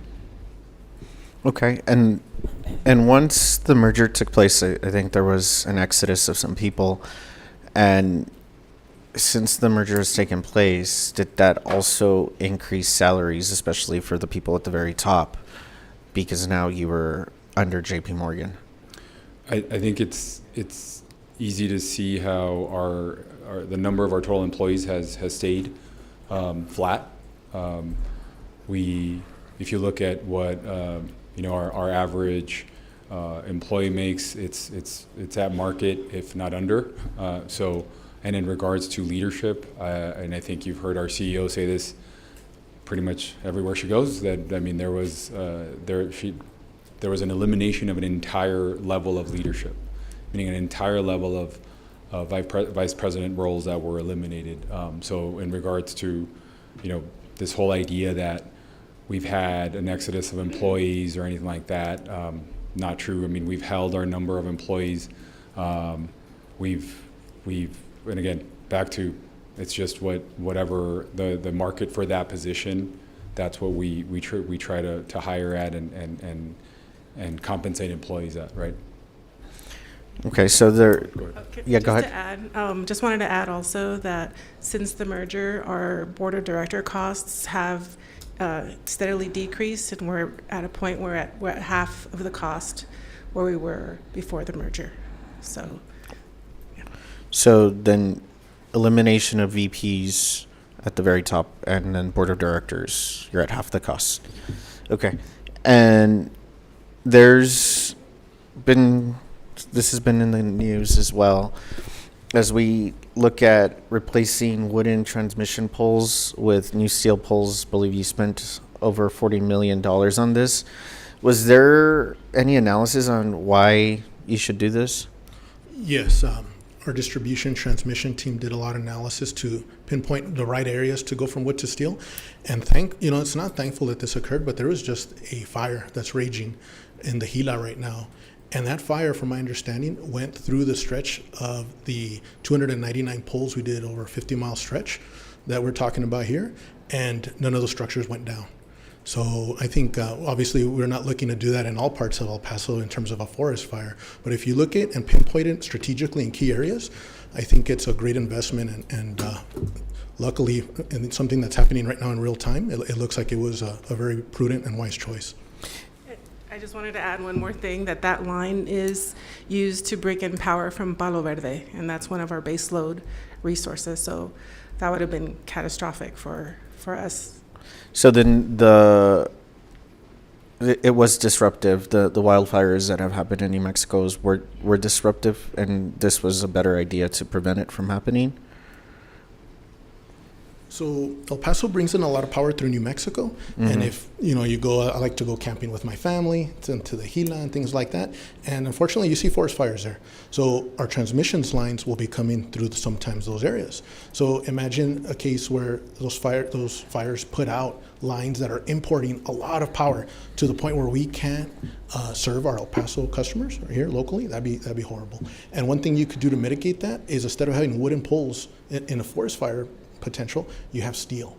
And is it cost more? Yes. But does it make sense? I believe 100% it does through areas where you can have a forest fire, right? It makes sense. And it's not easy to get to some of these wooded areas, right? It might be difficult to get in there and do that kind of work. But our customers on this side benefit from that reliability as a result. And I think it's important to note also, because George mentioned about maybe not wildfires or forests here in El Paso, but one thing that steel structures also make a huge impact on is when you have high wind speeds. And again, I think it's easy to see this year how we've had more and more days where there's higher and higher wind speeds, right? And if you have steel structures, especially on the transmission side, they stand up to those wind speeds, right? Where a wooden structure might not. And a lot of that makes sense, and I appreciate that explanation.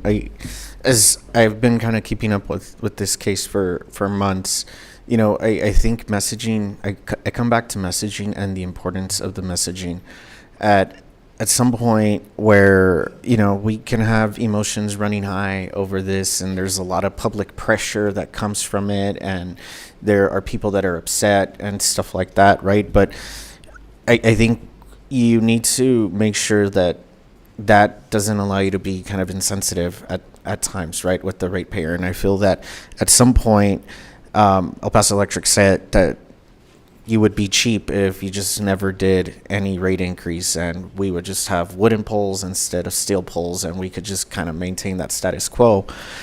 And I think that's where the balance needs to happen, right? I understand that the rates can't stay the same forever.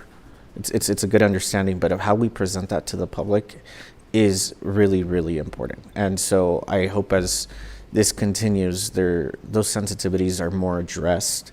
That way the public has this understanding of why this needs to happen. And you could probably even get buy-in, right? And this is a very large number, and I'm not sure you're going to get the full buy-in from people, but at least the understanding is there, and you balance that with the needs of the residents and their pocketbooks and tight budgets and stuff like that. And Ms. Prine, go ahead. No, go ahead. Understood, and we appreciate that feedback, Representative. We do have our corporate communications team here in the room as well, and so we appreciate that. And you're right, it is a balance. It's a balance of, we are unapologetically going to provide responsibly affordable power, but it is, there is a cost to it. It's getting more expensive, and it's a balance, and that we keep our customers well informed as to why these costs, how we're doing everything. So thank you for the feedback. I appreciate it. Ms. Prine, is there a motion? No? Okay. Ms. Neiman, for this motion, you have a resolution, so. Okay, so what do we do to get that resolution? What's the? We're going to hear public comment before we do that. We have a resolution that's part of the backup. Okay, so is it a move to approve or move to deny? It's a motion to deny the rate case and then also ask for authority to engage in settlement discussions with El Paso Electric and our interveners. Can I say so moved to that? We're going to. I know, but she just stated it, and we're going to whatever. We can come back. We'll hear public comment, Okay. then we'll have you do that. Okay. All right. Any other questions for El Paso Electric? I've only got a few comments, I promise you. So on page 5, your intangible number of 190, I believe I asked this last time. What does that number make up, the $190 million? On the intangibles? On page 5 of the presentation? So those include software products that we install throughout the last 4 years. Okay. And I know this is tough, especially for us sitting on the dais as elected officials, because, we're getting the calls where, people are concerned with inflation, the high rising food costs, gasoline costs, and now utility costs. So I appreciate you guys' professionalism in coming here and laying this out. But again, as a regulator, we have to make sure that, if you say it's blue, and we're just doing what we need to do as the city body. But I also want to say publicly that, it has been a very good relationship with El Paso Electric, and you guys have been very good corporate citizens, but, with all the philanthropy that you do in El Paso. But again, we're asking these questions because our constituents want to know, why are the rates going from, one amount to, from, an average of $22.39 per bill. So it's something that we have to do on our end. So we just want to make sure. Okay? Absolutely. Thank you. Thank you. Matt, you're back up.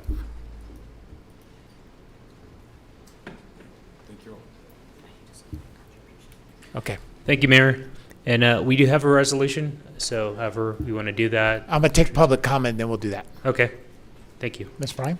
Yes, Mayor, we have 2 members of the public that signed up to speak. The first person is VJ Smith.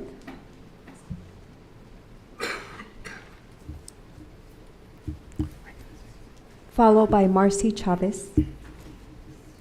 Good afternoon. You have 3 minutes. Thank you. Good morning. Good afternoon, Mayor Johnson, members of council, Manager Mack, City Attorney Neiman. For the record, VJ Smith with Western Refining, doing business as Marathon Petroleum. I'm also registered with the City of El Paso as a lobbyist. Not a lot of comments. I think the city did a great job bringing forward the details.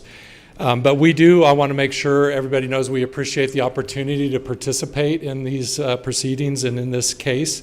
We also thank the council for your careful scrutiny over this application. We're committed to working with all parties to the PUC in this case in an effort to find a mutually agreeable solution, including working with El Paso Electric, and they've been a great business partner of ours over the years.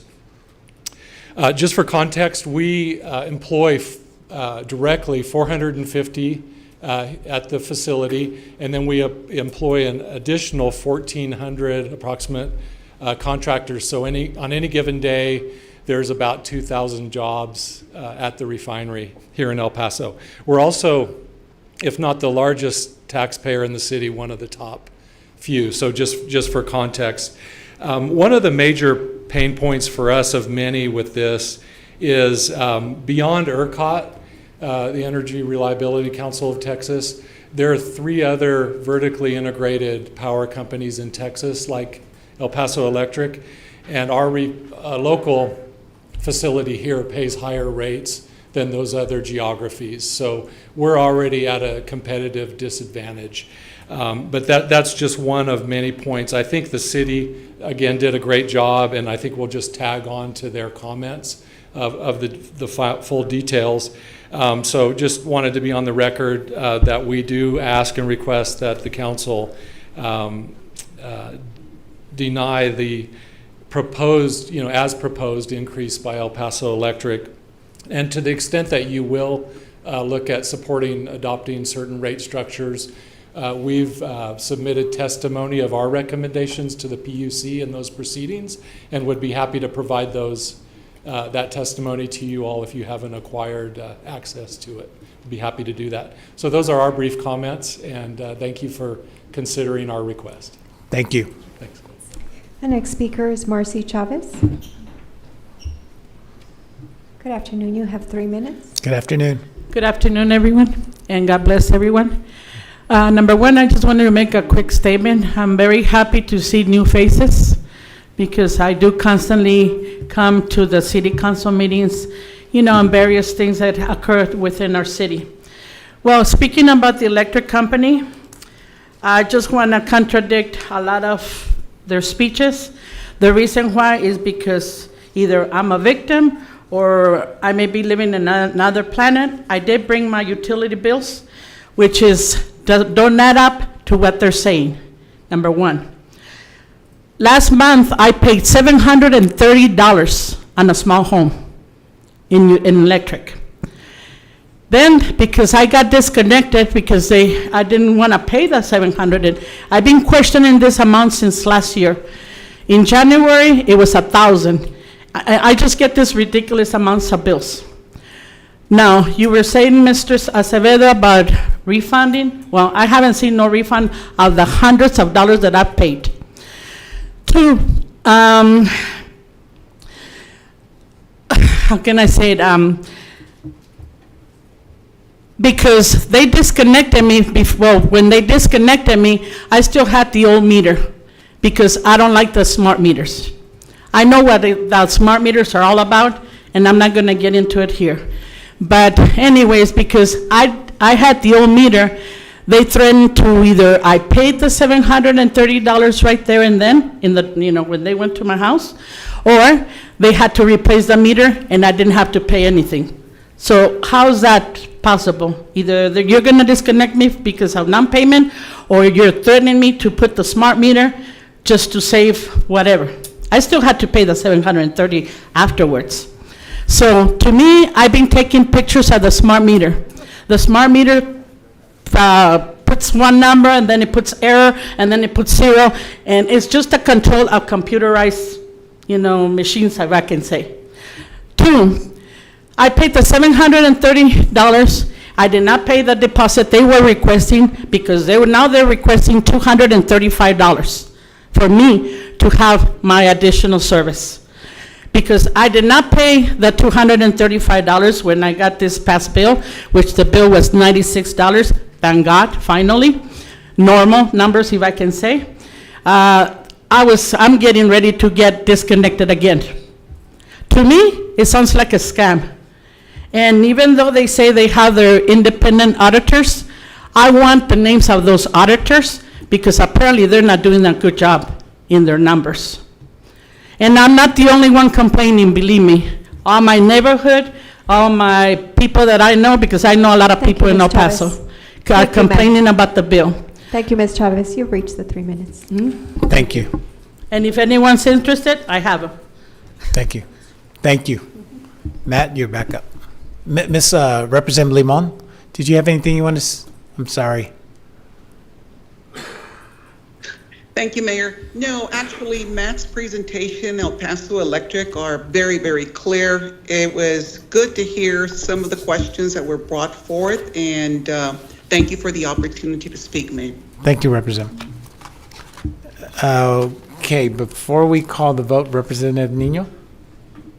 Thank you, Mayor. I failed to mention for notation that I did receive $1,000 from the El Paso Electric Employees PAC. Thank you. Representative Rocha? Thank you, Mayor. And I, too, have received a donation from the El Paso Employees PAC. As well as I have received a donation as well. Anyone else? All right, Representative Acevedo? Oh, Representative Limon, yes. Mayor Johnson? Yes. Me too. Just to acknowledge that I, too, received a donation from the El Paso Electric Employees. Perfect. Representative Acevedo? Thank you, Mayor. Matt, can you read it and I could just say so moved? That way we get the language exactly how it needs to be. Yes, sir. Exactly. I'll do that. Now, therefore, be it resolved by the City Council of the City of El Paso, 1, that the rate increase, rate class changes, and rate design changes identified in the application of El Paso Electric Company to change rates, filed January 27th, 2025, is in all things denied. 2, that the city manager shall so notify El Paso Electric Company by having a copy of this resolution delivered or mailed to the chief executive officer of the company. And 3, lastly, that the city attorney, in consultation with the city manager, be authorized to engage in settlement negotiations with El Paso Electric Company and the other intervening parties in the application of El Paso Electric Company for authority to change rates under the Public Utility Commission of Texas, docket number 57568, and to take all steps necessary, including the execution of any required documents in order to effectuate this authority. So moved. Second. Second. Okay. We have a motion and a second. Is there any further discussion on this item? All right, hearing none, seeing none, Ms. Prine, call for the vote. Yes, sir, and just to note, the public hearing is now closed at 12:43 p.m. There was a motion made by Representative Acevedo, seconded by Representative Nino, to approve the resolution read into the record by Mr. Marquez. On that motion, call for the vote. Representative Limon?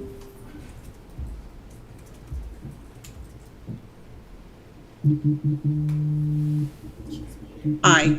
Thank you. And the voting session? And that motion passes unanimously. Okay. All right, council, I would entertain a motion for a 10-minute recess. So moved. There's a motion and a second. Ms. Fry? There's a motion and a second to recess the city council meeting for 10 minutes. All in favor? Aye. Anyone opposed? Thank you. The meeting is in recess at 12:44 p.m.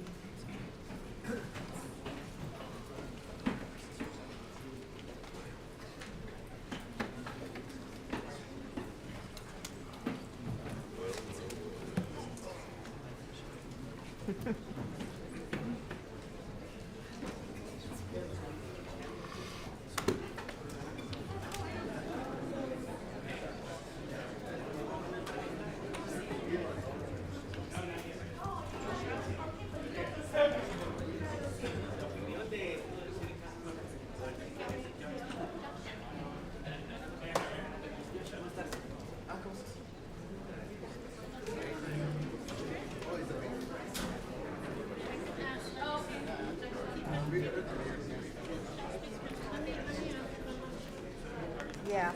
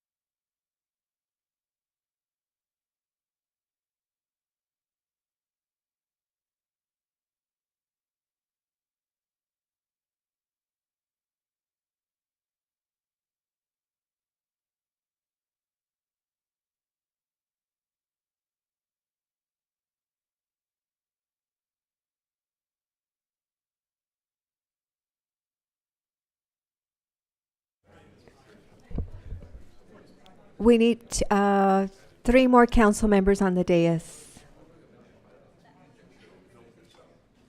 Yes. Yes.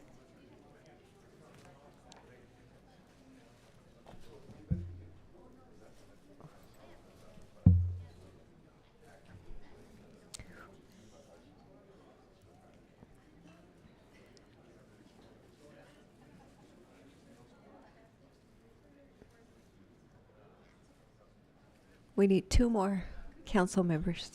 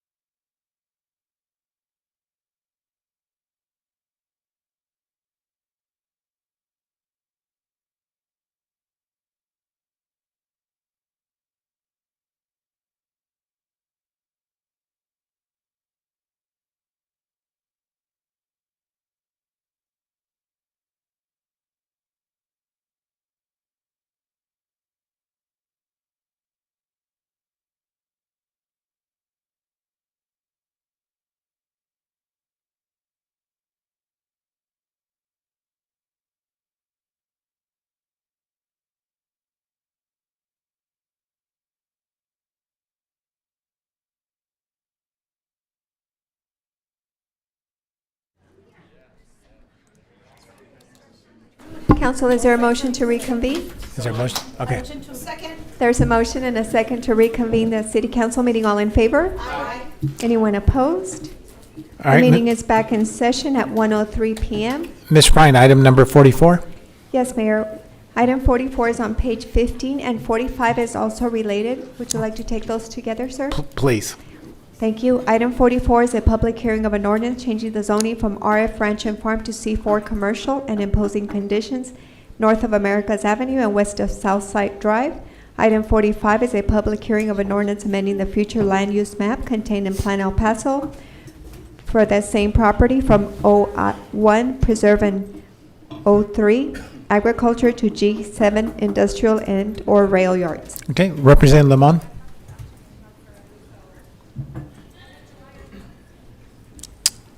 We don't hear you, Representative. Hang on.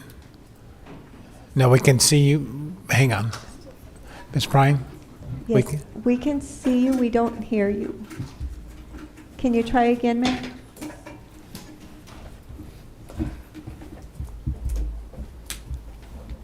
We're still unable to hear her. We can't hear her in chambers. I think she, yeah. Okay. Okay. Motion to approve? There's a motion and a second. Any discussion on this item? Representative Rocha? Yes, and Rep. Limon, I know that this is something that I was briefed on as well, and so I know that you're very excited about this opportunity coming to your district. So while we can't hear you, I hope I can at least convey your sentiment. We spoke with the developer, and we had an opportunity to be briefed by it, and we're very excited to have this opportunity come into her district and just provide the additional development opportunities in an area that I feel definitely needs it.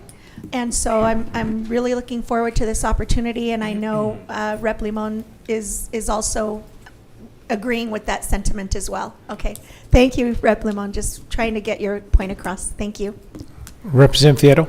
I agree with everything that my colleague, Representative Maldonado, just said. I may only add one thing. It is not too late, gentlemen, to move it to District 6. And if Representative Limon has if she objects, she'll say something. No objection. There you go. All righty. Sure, if you want to, Representative Trejo? Thank you. Can we see the presentation?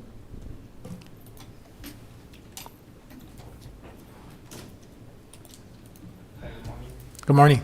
Good afternoon. Good afternoon, Mayor and Council. With Zamora, we're planning on inspections. So item 44, and 45 are related. As mentioned, this is a rezoning and a future land use plan map amendment. The property, if I can get to change it. So the property is located close to the Zaragoza Port of Entry on Americas, bounded by Zaragoza and Southside, as you can see on this aerial. Again, there's two items in this one, the future land use amendment, plan amendment. This area was calling for O3 agricultural and O1 preserve, which in reviewing, it's kind of obsolete. There's no more farming in this area, and there's obviously potential for the property to be developed.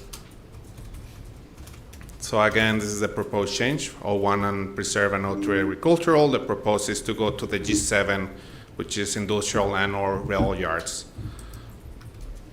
Again, the rezoning part, really is just a portion of that entire property that's been changed for the future land use map. This portion is zone RF, ranch and farm. The rest of the property for development, it's already zone C4, so this is kind of bringing the entire area under the same zoning. And here's kind of a conceptual plan just of the proposal. Again, and I don't know how visible it is, the yellow portion, outlined in yellow to the top, is kind of the portion being rezoned. And again, everything's kind of going for that future land use plan amendment. Subject property is vacant. It's been vacant for a while.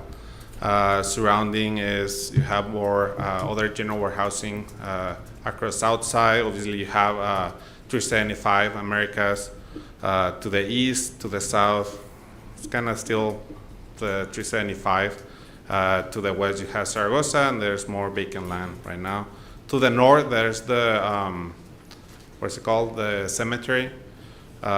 Portion of this land was sold to the developers to develop this, so that's kind of what they're proposing. We did send notices when we had the City Plan Commission. Obviously, before council, notices are sent again. By now, we only have received 2 calls in support of this request with no opposition. The City Plan Commission did recommend approval 4-3 of both the rezoning and the future land use map amendment. This concludes my presentation. In addition, there's some recommended conditions being proposed for the rezoning part to make sure that the surrounding neighborhood is addressed, right, for consistency. Okay. We have a motion and a second already. Any further discussion on this item? Thank you, Mayor. All right, hearing none, seeing none. Ms. Prime, call for the vote. Mayor, may we ask Representative Limon to test her mic really quick? Okay. Representative Limon, will you try to unmute your mic once again? Yes, ma'am. Can you hear me now? We Yes, got it, ma'am. yep. We can. All right. Thank you. And my vote is aye. Thank you. Okay. All right, Ms. Prime, call for the vote. Yes, sir. The motion was made by Mayor Pro Tem Chavez, seconded by Representative Acevedo to adopt items 44 and 45. On that motion, call for the vote. Representative Limon stated she votes aye in the voting session, and that motion passes unanimously. Okay, let's take 46. Yes, sir. Item 46 is a public hearing of an ordinance changing the zoning from R3SP Residential Special Permit to R4SP Residential Special Permit and imposing a condition. This is at 7213 Royal Arms Drive. Okay. Representative Canales, you want a motion to approve this one? It's in your district. It is. Thank you. Move to approve. Second. There's a motion and a second. Any discussion on this item? All right, Ms. Bryan, call for the vote. Yes, sir. The motion was made by Representative Canales, seconded by alternate Mayor Pro Tem Fierro to adopt the ordinance on item 46. There's no public comment. On that motion, call for the vote.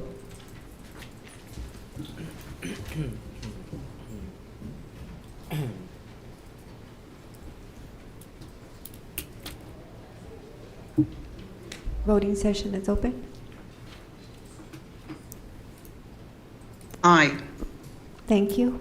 In the voting session, and the motion passes unanimously.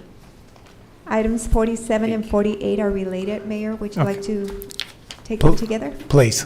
Thank you. Item 47 is a public hearing of an ordinance changing the zoning from A2 apartment to A3 apartment at 2821 North Kansas Street. Item 48 is a public hearing of an ordinance granting a special permit to allow for a 70% parking reduction also at 2821 North Kansas Street. Representative Canales. Move to approve both items. There's a motion and a second. Any further discussion? Representative Canales. Thank you, Mayor. Yeah, I'd just like to say I'm very happy for this kind of densification, especially on an existing project. I think it makes a lot of sense to add units on a lot like this that has existing apartments but is not particularly dense.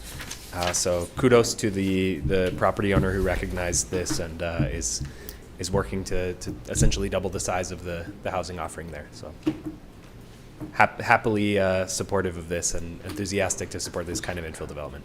All right. Thanks, Mayor. All right, Ms. Bryan, call for the vote. Yes, sir. The motion was made by Representative Canales, seconded by Representative Maldonado Rocha to adopt the ordinances on items 47 and 48. There's no public comment. On that motion, call for the vote. Representative Limon? Aye. Thank you. In the voting session, and that motion passes unanimously. 49. Item 49 is a public hearing of an ordinance changing the zoning from R5C residential conditions to C1C commercial conditions and R5 residential to C1 commercial and imposing conditions. This is at 7600 Hunter Foster Drive. Motion to approve? Second. There's a motion and second. Representative Acevedo? Thank you, Mayor. I just wanted to disclose for this item that I have received $500 from Douglas Schwartz. Representative Chavez? Thank you, Mayor. I also want to disclose that I did receive $3,500 from Doug Schwartz. I also want to say that this property was always to be considered a commercial property, and the developer has met with the neighborhood association, has been very involved in his plans for this specific area, and in many ways was very amenable because you know, initially it was thought to be a C3 property, and he decided to lower it to a C1, and we appreciate him considering all of the input from the community. And you know, these types of relationships and open communication and collaboration, I think, is important in terms of building trust within our community, and so I appreciate that from him. Thank you. Very good. Representative Canales? Thank you, Mayor. Just wanted to make the same disclosure that I received a $1,000 contribution from Douglas Schwartz. Representative Fierro? Thank you, Mayor. I received $3,500 from Douglas Schwartz. Representative Rocha? Thank you, Mayor. I also received a donation from Doug Schwartz. Okay, as well as I did receive a donation as well. Any further discussion? Oh, Representative Mayor. Limon? Yep. Yes, sir. Mayor, I too received a small donation from him. Thank you. Okay. Any further discussion on this item? Okay, Ms. Bryant? Yes, sir. And for the record, we did receive letters of support from Christian Lopez from the Enchanted Hills Neighborhood Association, Michael Bester from Enchanted Hills Neighborhood Association, Henry Garcia, also from Enchanted Hills Neighborhood Association, Marcelo Carrilla, El Paso Neighborhood Coalition, and Deborah Torres from Pueblo Viejo Neighborhood Association. Okay. Call for the vote? Yes, sir. The motion was made by Mayor Pro Tem Chavez, seconded by Representative Nino to adopt the ordinance on item 49. On that motion, call for the vote. Representative Limon? Aye. Thank you. And the voting session? And that motion passes unanimously. Okay. Item number 50. Item 50 is discussion and action on a resolution to authorize the expenditure of District 2 discretionary funds in an amount not to exceed $3,000 for the purpose of hiring a part-time administrative specialist. This is Representative Acevedo's item. Representative Acevedo? Thank you, Mayor. I move to approve, but I want to kind of talk about this item for a bit. On the last council agenda, we approved something similar, but after going back and forth with HR, we realized that we needed a different position, not an intern. So this is what we came up with, and we are not using the past resolution that was passed by council last time. So this is more of a correction, and we're moving forward with this. The attorneys asked us to put it on the agenda again, so that's why this is here. Second. Thank you. There's a motion and a second. Any further discussion? All right, hearing none, Ms. Bryan? Yes, sir. The motion was made by Representative Acevedo, seconded by Representative Boyar Trejo to approve item 50. On that motion, call for the vote. Aye. Thank you, Representative Limon. Voting session is open. And the voting session, and that motion passes unanimously. Okay, let's take item 51. Yes, sir. Item 51 is an operational focus update to provide an annual report to the City Council on operations of the stormwater utility. Good afternoon. Good afternoon. Let me see, where's my presentation? IT will bring it up. They're working on bringing it up.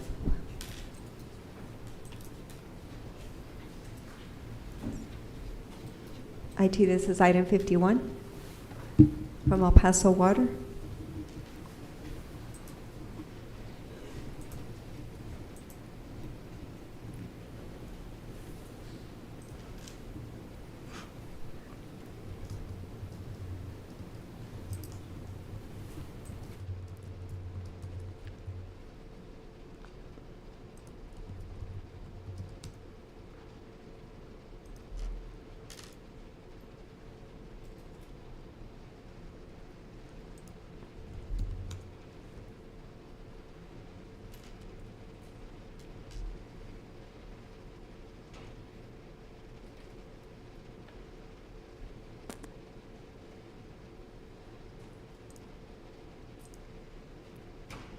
IT is currently looking for the presentation.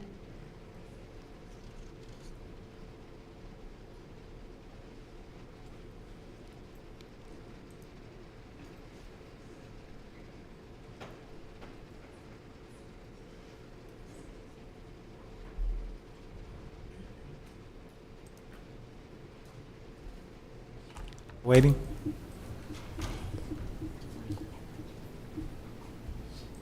Ms. Bryan, do you want to take 52 while we're Yes, waiting? Mayor, I think that would be best. Okay, let's take 52. Thank you, sir. Item 52 is discussion and action on the award of solicitation 2025-0205, EPIA West Parking Lot Expansion to Grayson Engineering and Construction for a total estimated amount of $1,635,323. This project will consist of the expansion of the west parking lot at the airport to meet increasing demand and improve functionality. Representative Rocha, do you want to make a motion to? Yes, motion. Motion to approve. There's a motion and a second. Any further discussion on this item? All right, hearing none, seeing none, Ms. Bryan? Yes, sir. The motion was made by Representative Maldonado Rocha, seconded by Alternate Mayor Pro Tem Fierro, to approve item 52. On that motion, call for the vote. Aye. Thank you, Representative Limon.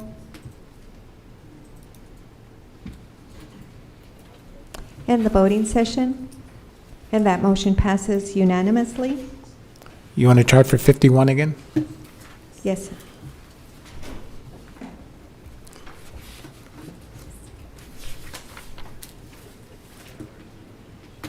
IT, do you have the presentation?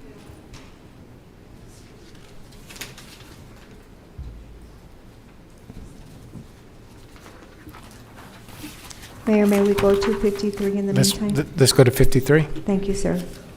Item 53 is discussion and action on the request that the Director of Purchasing and Strategic Sourcing be authorized to issue purchase orders for solicitation 2025-0349, EMS stretchers, parts, repairs and maintenance to Haumedica Osteonics Corporation DBA Stryker Sales LLC, the sole manufacturer and service provider of Power Pro stretchers, for an initial term of 3 years for an estimated amount of $771,850. This contract will allow the department to purchase new stretchers for ambulances as well as provide repairs and maintenance to the existing inventory. Motion approved. Second. Chief, do you want to say anything? Assistant Chief Brian Silva, El Paso Fire Department. This is a vital asset to our stretcher, our ambulance fleet, the stretchers. It's not just a stretcher itself. It's also, we have to think of it as it's a safety security system. And just so you all know, all of our ambulances are equipped with a loading mechanism that loads these stretchers. So the stretcher goes onto the ambulance and the loading mechanism actually lifts the stretcher up. So it prevents us from having to lift up and prevents any back injuries. So again, very important, critical asset to our department. Thank you, Chief. Is there any further discussion on this item? Thank you.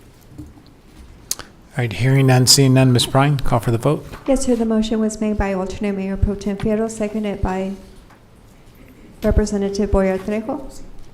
And this is to approve item 53. On that motion, call for the vote. Representative, Aye. thank you. And the voting session, and that motion passes unanimously. You want to try 51 again? I think we're ready for 51. Okay.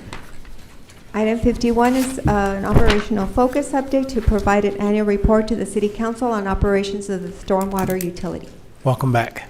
Thank you. Good afternoon, everyone. My name is Gisela Dagnino. I am the Utility Chief Operations Officer for the stormwater utility at El Paso Water. And today we'll be going over some of the accomplishments of the stormwater utility.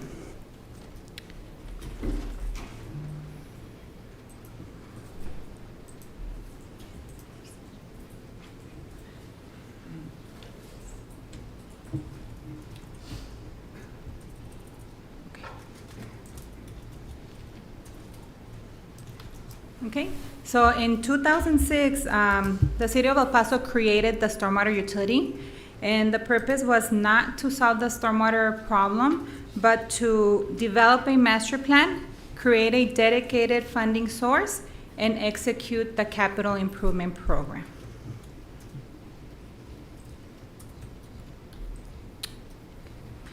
So authorities were divided and the city kept the permitting authority. So in essence, what the city does, it permits development to discharge allowable runoff onto the street as per existing standards that have been in place since 2008, and they do a great job at it. While El Paso Water administers funds, maintains the system, executes projects, and helps preserve open space. And as you can see on this slide, we have a big system. And with only 40 frontliners to do the maintenance, it's all about strategizing, prioritizing, and impact. And we follow established policies to guide project selection. We evaluate factors like public safety, flood risk, environmental impacts, and cost, among others. And what this does is ensure that limited resources are directed where they are needed the most.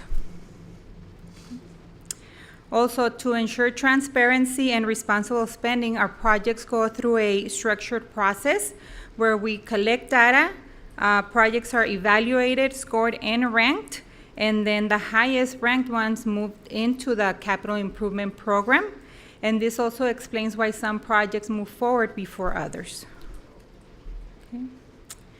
And public engagement plays a key role in stormwater planning.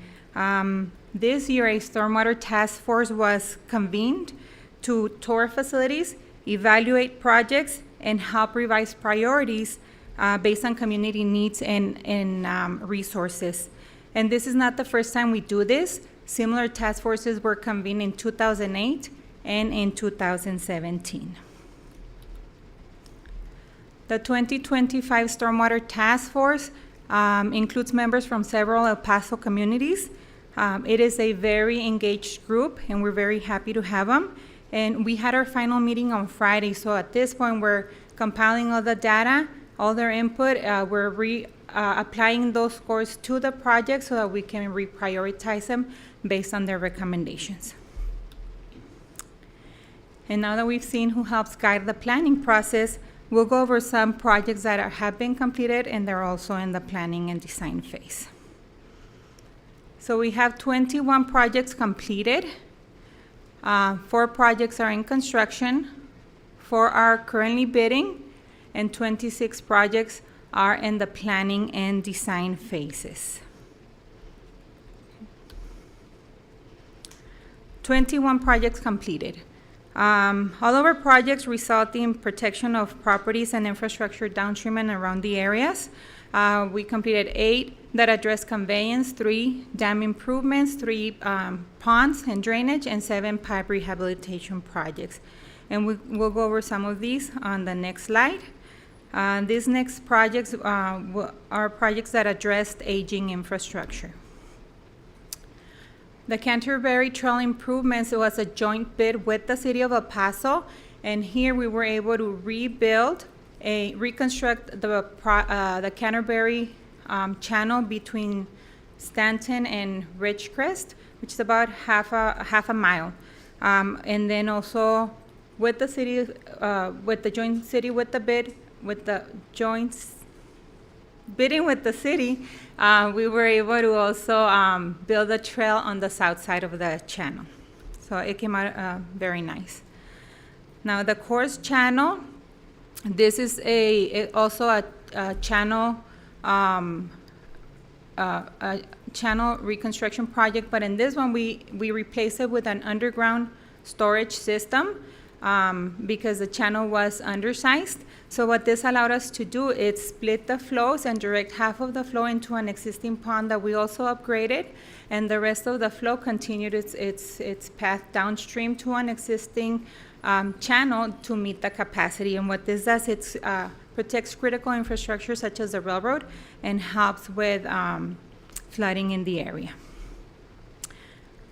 The Mesa and Texas storm pipe addressed a pipe that had failed, and it was creating settlement of the street in central El Paso. Okay. The next slides will highlight projects that help with increase or restoration of storage capacity. The San Jose Pond, it's a new pond in central El Paso, and what this pond does is it collects water from the street and releases it in a controlled manner. So when it's raining, there's less water on the street than previously experienced. The Lower Moorhead Retention Pond is immediately downstream of the Moorhead Dam, and what this project does, it'll collect any sediment, debris, or overflow from the dam in this pond, and this will protect streets and infrastructure downstream. The Austin Pond is an existing pond that has a thick clay layer under it, so it doesn't allow for water to percolate, to infiltrate. So what we did here, we installed a small pipe and connected it to an existing channel so that it removes water from the pond and restoring the capacity, and also helping and mitigating mosquito breeding. On this project, what we did, we removed an existing rock wall on the upstream side of the dam, and we replaced it with a wrought iron fence. And what this does is allows water to flow into the dam quicker, and this helps with traffic, right? Protecting vehicular traffic. The next slides will reflects our strong coordination and communication with TCEQ and the Corps of Engineers. So here we have the North Hills Dam, where we restored its capacity to ensure also structural integrity. And this is just one of the 37 dams that we have here in El Paso, and that are inspected annually by the Corps of Engineers and TCEQ. And this is an example of our response to these inspections by federal and state agencies. And I do want to mention that recent TCEQ inspections resulted in a highly positive feedback on the conditions of our dams. And for Arroyo stabilization, we have the Arroyo 1 conveyance improvements. This project helped us stabilize an uncontrolled earthen arroyo with green infrastructure, where we improve flow control, reduce velocities, and also maintain a visual appeal. And we also received an award for this project. And now we'll turn our focus to several construction projects that are underway or getting ready to bid. And the last three, which we will be focusing on, are currently in construction.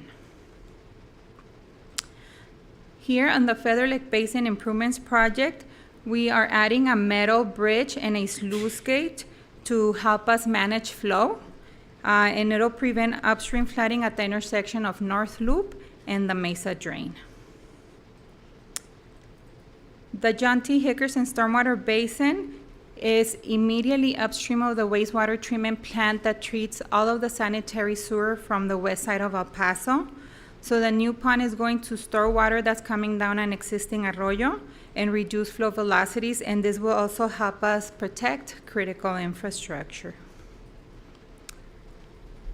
The Animal Services Pond is being expanded to increase stormwater capacity and better protect adjacent city infrastructure from flooding. We currently have 26 projects in planning and design, and these are the numbers per category. And as I mentioned previously, it's a big system, and we have only 40 people to do the maintenance. So this slide here shows the number of assets maintained last year with those 40 frontliners. And I mentioned that it's all about strategizing. So what we do is we divide the city into 5 areas that we call satellite. One in the northwest, northeast, central, Mission Valley, which is the east side, and Homestead, which is the far east. And we assign eight staff to each of these areas to provide the maintenance. Last year, we accomplished about 30% maintenance of the system. So if we wanted to do 50%, then that means we would need to double our frontliners, so we would need about 80. And if we want to do 100% of the system in a year, we're talking about 160 to 200 frontliners. So they do a lot, and it's a big task, and we still have a lot of work to do. As far as the stormwater fee, initially it was set up based on master plan needs, and then that same year, the fees were lowered, and we didn't come back to that level until 2022.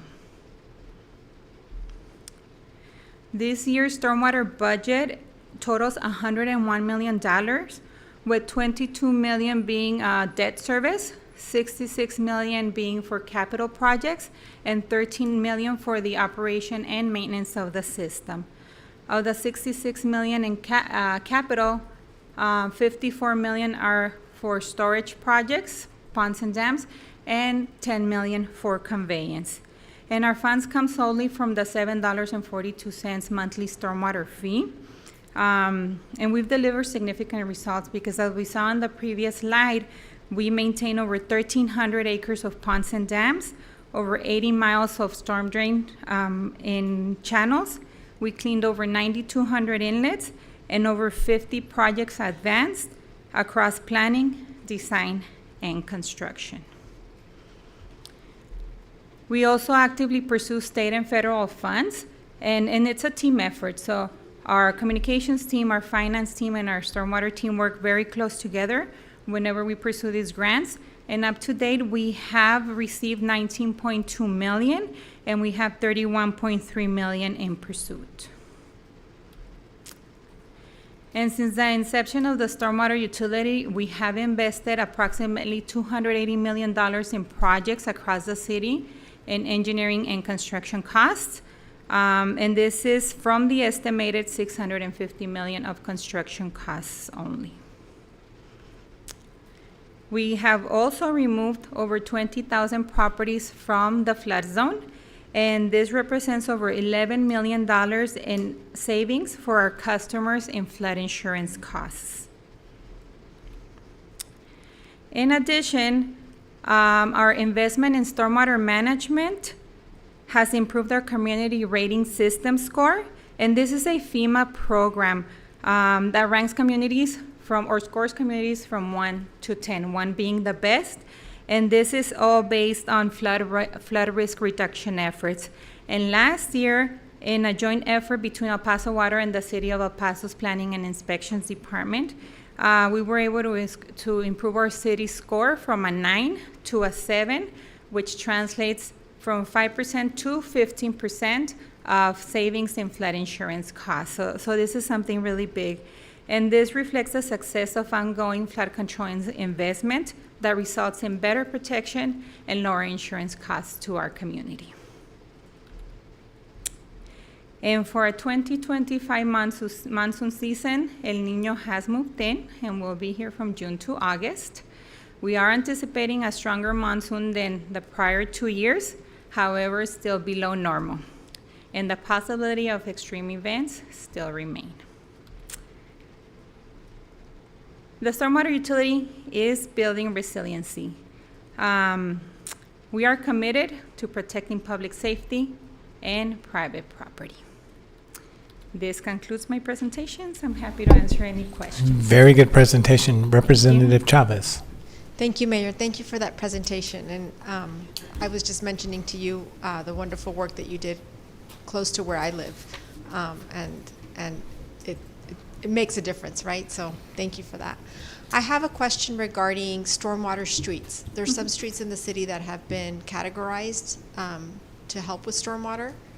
And it recently came to my attention that inlets would be a possibility if we wanted to, in the future, build sidewalks on some of those streets. Is that something that El Paso Water has done, specifically to make some of those streets ADA compliant? And would those be initiatives that you'd be interested in collaborating with us with? So the streets are part of the conveyance system. All the streets in El Paso are part of the conveyance systems, but they are owned and operated by the City of El Paso. The inlets are part of the drainage, the actual infrastructure, the drainage infrastructure, and those usually come in when there's a project. Now, if there's gonna be sidewalks or street reconstruction and inlets need to be added, definitely we do. That's when we come in and help us as well. But does El Paso Water have any specific funding for that? To make some streets ADA compliant? I'm just wondering. Not for ADA compliant, because that's a street function, and the resources that we have are strictly for drainage improvements. Okay, but if we had to make a sidewalk with drainage improvements to I make a see. street ADA compliant, would you, do you have any resources for that? So, and let me put it this way: if it's a stormwater project, we install a system, and our systems are very large. So more than likely, we have to relocate utilities, and we have to address curb and gutter and sidewalks and everything. And we comply with current City of El Paso standards, which is incorporation of ADA compliant ramps. Yes. However, if the city is doing a project, then the city addresses the ADA compliance, because that's also part of the current standards. And I don't want to speak for them, but that's, to my understanding, Okay. that's how I it just wanted to see if there was a sense of collaboration or some sort of resources that you could provide, but maybe we can have a different conversation down the line. So the city, whenever they're doing their projects, they coordinate with us to see what improvements are needed on the drainage side, so that we can collaborate and go out to bid together, joint bids. So yes. Okay. Thank you. You're welcome. Representative Trejo? Thank you, Mayor. Thank you for the presentation. I have a couple of questions. I didn't see the Fred Wilson project on there. Is that a in-process project? The Fred Wilson one? Yes, right now they're doing it's like a large reservoir for the flooding. Okay, so are you talking about the Animal Services pond by the Animal Services No, not location, or are Fred you Wilson, talking on about Wren, Will Ruth? On Wren Street. On Wren, okay. Yes. So that is the Will Ruth project that is currently in construction. Right now, we're digging the hole to get ready to bid out the actual conveyance or the actual pipe work that's gonna lead all the water into the pond. Okay. It's not on your presentation, but that's a pretty large project. Yeah, that is a very large project, and the reason we didn't put it is because we've been showing it so many years, so we wanted to show new projects. Got it. Well, how many homes are being affected by that, positively affected by that? So with the Will Ruth, we'll be removing approximately 600 properties from the flood zone. Okay, very good. Thank you. And then I have one more question on the North Hills Dam. There was some work done there. It's beautiful, I mean, what you all have done. One of the questions that I've been asked by our constituents is, so when it gets very windy, a lot of the dust blows into the homes, it affects their landscaping and all that. Is there a way to make that cemented so that it's not just loose dirt? The actual dam inside, it's all dirt, so we can't, the area that goes into this dam is very large, so, and it's all natural open space pretty much. The actual dam, which is the structure holding the water back when it does get full, holding the water back, protecting the residents downstream. That one, I believe it has a concrete spillway already, and that was since it was designed and built. We don't have any plans to do any upgrades to that, and that's one of all of our dams actually are inspected by TCEQ, so there's very limited things that we can do. That's called maintenance, and if we do anything major, then we have to go through the permitting process through TCEQ in this case, or the Corps of Engineers if the dams belong to the Corps of Engineers. Would you take into consideration what the community is asking and the challenges that they're experiencing?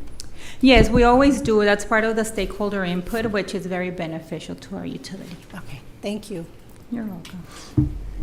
Very good presentation. On slide 30, you talked about a team of 40 that's responsible for the entire citywide stormwater system.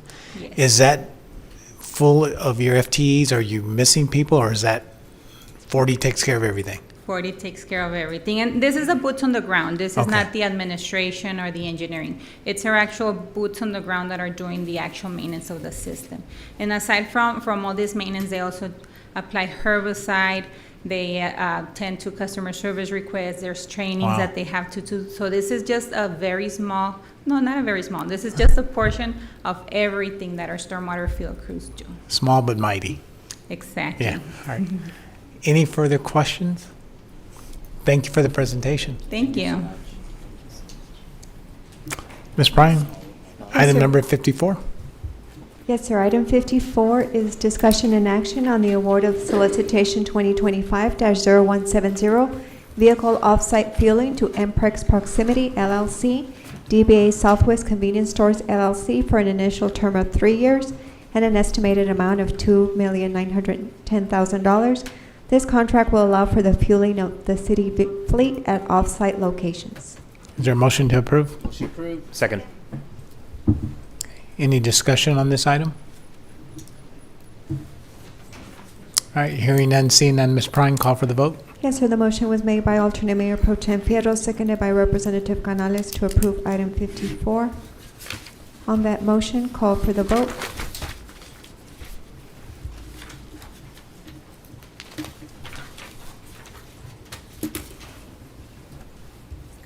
Representative Limon? Aye. Thank you.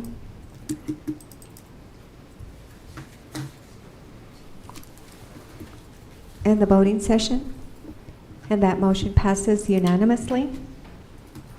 You want to take 56? Yes, sir. Item 56 is discussion and action to accept the results of the Accounts Receivable Hotel Occupancy Tax Review, P 2025-01. Good afternoon. Good afternoon. I lost Liz. I move to approve. Good afternoon. Edmundo Calderon, Chief Internal Auditor for the City of El Paso. I brought along Liz Delo, my deputy Chief Internal Auditor, so that way you guys can kind of connect the face with the name going forward. What we have today are 3 audit reports. I don't know, we want to do them all together or one at a time? Sure. There was a motion and a Second. second. Okay. Yep, let's do it. Okay. We have 3 audit reports. The first one is the accounts receivable audit we did on hotel occupancy tax. The second one we did, which is item 57, was the accounts payable audit we did out at the El Paso International Airport. And then the third one is item 58, which is the follow-up audit we did on the Division of Military Affairs on their travel and their accounts payable. Okay. And it's already been vented through the FOAC committee. Okay. There's a motion and a second to approve. Is there any discussion on these items? All right. Representative Canales? Just quickly, I read these. I read the audit reports when we received them, and or not. I read the presentations, I should say, and I just don't know. These typically haven't been placed in this manner. Is this how we intend to accept audit reports moving forward? Yeah, and I know that was a recommendation that came from the FOAC. This is something that we're seeing them at FOAC, and then we'll move them over to council, and then they just become very official after that. So any management responses are now a direction of council for them to become a reality. Right. So actually captured, formalized by council, and okay, excellent. And do we anticipate that the reports will be presented, or will? If council, I know they've been presented to FOAC in great depth, and so I don't. Think I think if absolutely council requests any of the reports to be presented, then we can. But if they have been reviewed and there's no questions, or you don't want to see the presentation, just like any other item on the council agenda. Okay, yeah, I'll just note for anyone in the public who's watching, if we don't go through the presentations, we're not hiding anything. These have been presented, again, in great depth at the FOAC, which is also a public meeting, also live streamed on YouTube and available to watch. If you'd like to go back and watch, I anticipate most times the council is not going to see the presentation when these are here for notation. This is a last step. So just okay, that's important to throw out. Thank you, Mayor. Representative Fierro? Thank you, Mayor. And also, I would assume that the chair or one of the members of FOAC would, if there was something to be highlighted, would have mentioned it. Thank you. Okay, very good. All right, seeing no other comment, Representative Chavez. Thank you, Mayor. And just to add what Representative Canales was saying, not only can they go back and look at those presentations on YouTube, they're also posted on the agendas and made public. Anybody can just read through them, and definitely reach out to one of us if they have specific questions. Okay. And again, to Representative Fierro's point, if there's anything that the FOIA committee wants, especially having the chair here, you would. Yeah. Yes, yeah, I'd if you- definitely highlight something if there was something that was egregious that we needed to really discuss, but these worked out and I feel okay Right. about them. And Representative Acevedo, would you tell us who the members are of FOIA? And the members of FOAC are me, I'm the chair, and Representative Chavez, Representative Maldonado Rocha, and Representative Nino. Okay, perfect. All right, Ms. Bryan, hearing no further discussion, would you please call for the vote? Yes, sir. The motion was made by Representative Acevedo, seconded by Representative Maldonado Rocha, and this is to accept the results on items 56, 57, and 58. On that motion, call for the vote. Representative Limon? Aye. Thank you. And the voting session? And that motion passes unanimously. Okay, can we take 59? Yes, sir. Item 59 is discussion and action to request that the Thank city you. council approves a deductive Thank you, change ma'am. order in the amount of $453,371.60 to Z-Tex Construction, Inc. for contract number 2024-0472, traffic signals improvements. Representative Chavez? Thank you, Mayor. I want a motion to approve, but I do want to request the presentation because I was not briefed on this item. Okay. Thank you. Is there a second? Okay, go ahead. Good afternoon. Good afternoon. Gilbert Guerrero, Capital Improvements.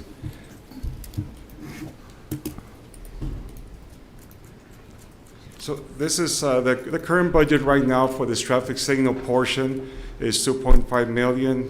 The budget request is a deduction of a change order for 453,371, and the new total budget of 2.1 million for this particular pack of intersections.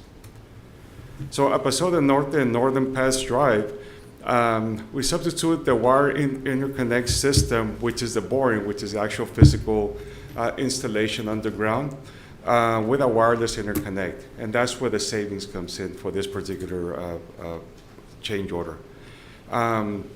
This will also deduct the contract amount by substituting the original scope of work with a more cost-effective solution. Also at this intersection, we are going to relocate and substitute the overhead electrical service with a new underground electrical service, which is the new requirements by El Paso Electric. This change will have a cost impact of $15,047, but overall, we're still saving $468,000. The interconnect system at Paso Norte and North Pass, we coordinated with the user departments that revealed this opportunity to upgrade and value engineer by substituting the wire interconnection system with a wireless cellular modem. And by doing this also prevents by having a lot of cables out there. You won't see it because everything will be cellular and the underground service. So just a cleaner area that at the end of the project. This upgrade also reduces the risk of any underground utilities hitting any underground while we're boring, any water lines, gas lines. So it does save time and effort as well, and prevents us from any misfortunate accidents that sometimes happen. So originally, this project was designed in 2019, coordinated with El Paso Electric. We ended up re-coordinating with them in 2024 due to a time elapse of the project. El Paso Electric updated the city improvements requiring all the underground electrical services instead of overhead. That's the reason that we have it part of this change order as well. And this change does ensure that we comply with El Paso Electric requirements and prevents conflict with existing conditions, underground conditions. And the action requires that the city manager or designate be authorized to effectuate the deductive change order for this contract 2024-0472 awarded to Z-Tex Construction by an amount of $453,371. Okay, Representative Chavez. Thank you, Mayor. Thank you, Gilbert. So how many traffic signals are going to be installed here? In this contract, there's 4 traffic signals in this particular group of traffic signals. Okay, it's not a four-way stop in that intersection, though. So is it? I'm sorry, it's on a full. It's not a four-way stop right now. No. It's just the actual signal itself.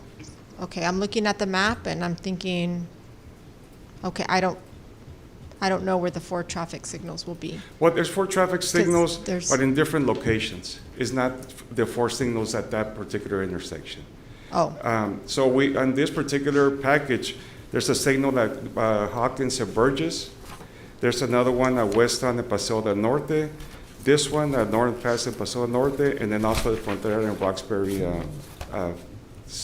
but the Frontera and Roxbury, there was a lot of confusion, and it was also on the news, and it's not a traffic signal. It's an actual crosswalk that's going to be installed there. It's a school flasher, and that's what we're looking into right now. Yeah. Because, there was some confusion. There was. And some agreements with the school district, so ourselves with the street department, we're looking into that. But there was also confusion on the news channel because someone said on the news that it was a traffic signal, and it created a lot of, emails and incoming calls from my constituents. Correct, It was but it's a school flasher. miscommunicated. Right, it's a school flasher, not a typical signal that you see at an intersection for the traffic. Okay, so, okay. I would have appreciated a briefing because I'm not very clear on where these traffic signals are going in, and Okay. it would be best for me to know so that I can communicate effectively to my community of what's coming up next for them.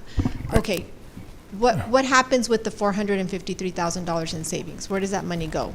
It just goes back to the bond. So if we ever need money for this signals or another signals, we can utilize it as long as it's utilized within the signal projects. But it's not allocated to any one district. It's just general, right? It's generally, yes. Okay.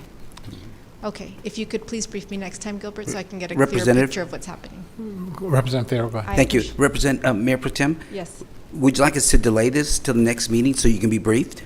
Well, I don't want to create a delay if it's going to negatively affect the city in any way.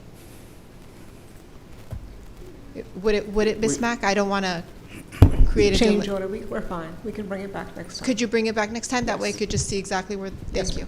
Okay. All right, so I would need a motion on that. I would need a Yeah, motion. so then motion to delay or postpone this till the next council meeting in 2 weeks? Second. Thank you. Motion and a second. Ma'am? Any- Can we do 4 weeks because we have the budget? How long, Mrs. Mack? 4 weeks? Because As we long have as a it won't negatively impact anything, I'm okay with whatever you suggest. With this change order, we do have to order the modems for the underground. So yes, we won't be able to order anything until it's approved. Yeah. And this affects the district, sorry.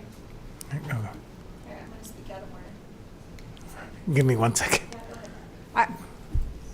Okay, could you just repeat that, Gilbert? It would affect it how? Yeah, because part of the change order is to order the modem, the wireless modem. So we won't be able to order it until the change order is approved. Okay, I'm not trying to be difficult. There was just a little bit of miscommunication based on what you just said that created an influx of emails and phone calls to my office. And so in the future, I would like to be very clear on what's happening so that I could effectively communicate to my constituents. Right. And I would appreciate a briefing on that, that's all. And we're available whenever you request a briefing, or we're more than happy to go ahead and provide it for you. Yes, I guess I thought that, I thought that it was going to be the opposite, but that's fine. I will request it going forward then. Okay, so we have a motion on the table, though, to postpone. I think Ms. Mack has something. 4 weeks, we're fine with 4 weeks. We'll get you, make sure that you have clarity on all of it, and we'll bring it back. We're fine. Thank you. Okay, motion, second discussion, Representative Trejo? I just have a question regarding, how is this capital improvement and not streets and maintenance? I'm sorry, how it's. Why is this not a streets and maintenance? Yeah, we gotta discuss the motion that's on the table now, the postponement. Oh, I just have a question. I'm just wondering why this is capital improvement that's We- doing the. We work the together with presentation. street and maintenance, and the new signals, we do a lot of signals for them as well.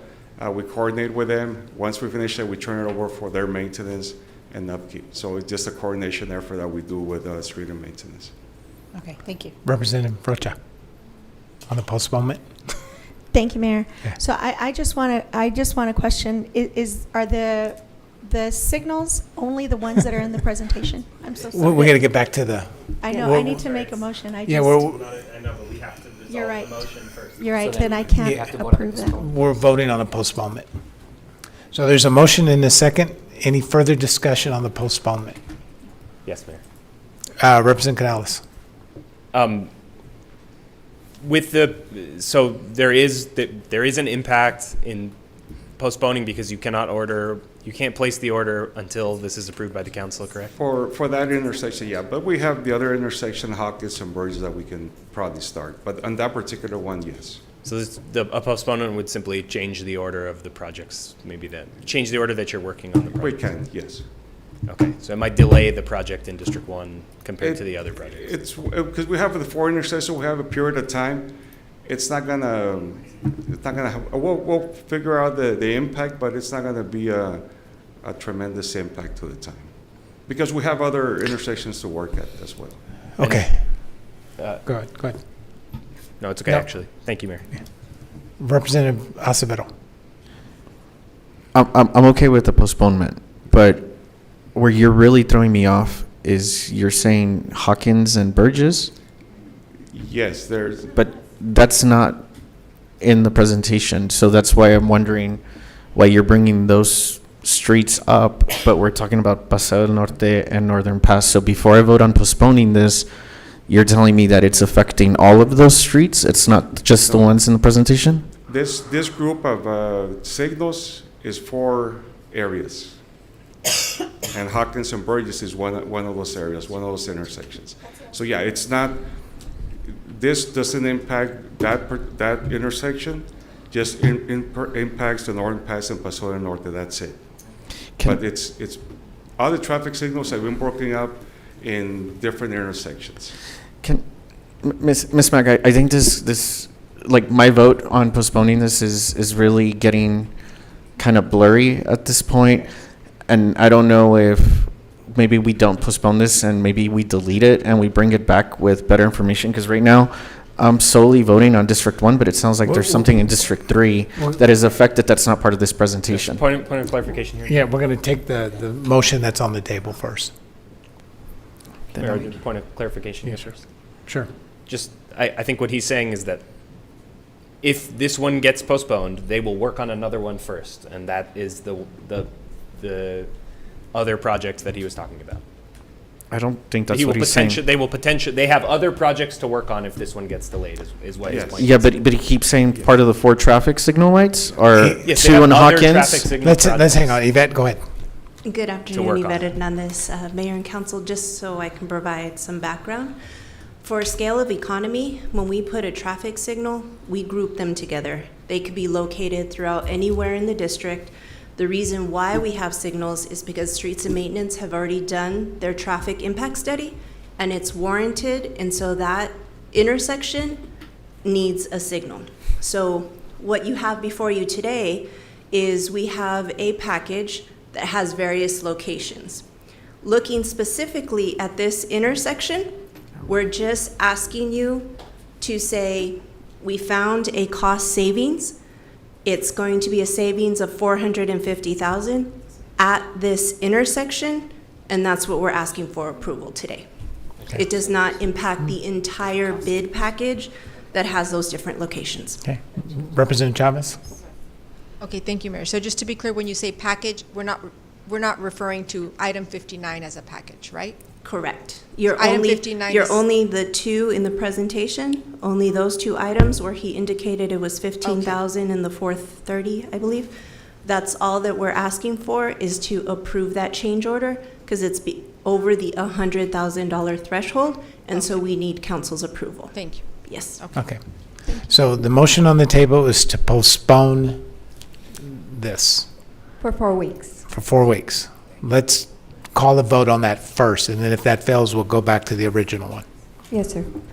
The motion made by Mayor Pro Tem Chavez, seconded by alternate Mayor Pro Tem Fierro, is to postpone item 59 for 4 weeks. On that motion, call for the vote. Aye. 4 weeks. In the voting session. And that motion passes 6-2. Representatives Nino Canales voting nay. The remainder of council voting aye. The motion does carry. Okay. We'll bring this one back in 4 weeks. That Item brings- number 60. Item 60 is discussion and action on a resolution that the City Council ratifies the payment to ServPro of West El Paso, ServPro of Southeast Butterfield, El Paso for the performance of restoration services in an amount up to $171,747.55 to mitigate the water damage to the Airport East Administration section of the airport terminal. Okay, is there a motion to approve this? Second. Okay. Tony? Good afternoon, Tony afternoon. Nades with the airport. Just, I'm sorry, Representative Acevedo. I see you on the. Okay, then you, okay, go ahead. I'm ready for your question. Okay. So I don't need a presentation. We reviewed this, so I appreciate you coming to my office and telling me about this. Generally, it's just a comment, and it's what I shared with you in my office.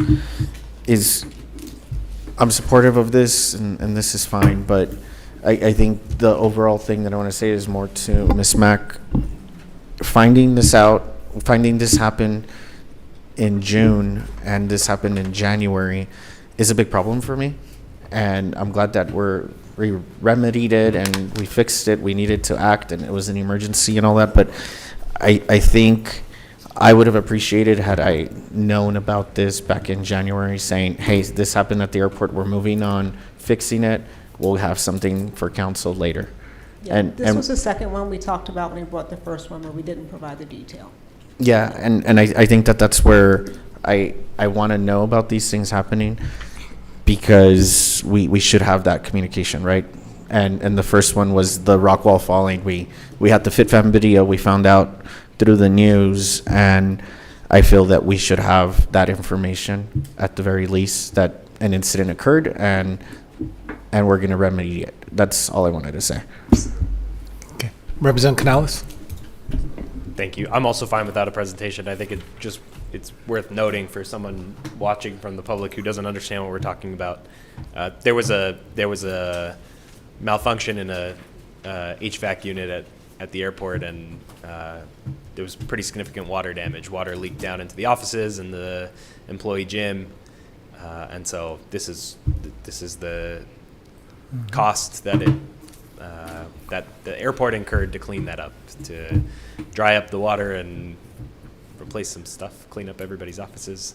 So That's correct. We're now going back. The airport took swift action to take care of it without the approval of the council, which is okay in an emergency situation like this, and this is the ratification of that payment. So just making it clear for the public. Thank you. And thank you, Tony, for I appreciate acting that. swiftly Thank on you. this. Tony, thank you. Yeah, and sir, we'll do a better job of communicating that all the way up. Thank you. I appreciate it. So we have a motion and a second. Any further discussion on this item? Item number 60. Going once, going twice, gone. Ms. Bryan? Yes, sir. The motion was made by Representative Maldonado Rocha, seconded by Mayor Pro Tem Chavez to approve item 60. On that motion, call for the vote. Representative Limon? Aye. Thank you. And the voting session? And that motion passes unanimously. All right, before we adjourn, I want to thank council for a very good meeting today and for staff sticking through this with us, but I would entertain a motion to adjourn. Motion to adjourn. There's a motion and a second to adjourn the regular city council meeting. All in favor? Anyone opposed? And the regular city council meeting for Tuesday, June 24th, 2025 is adjourned at 2:07 p.m. Thank you, council.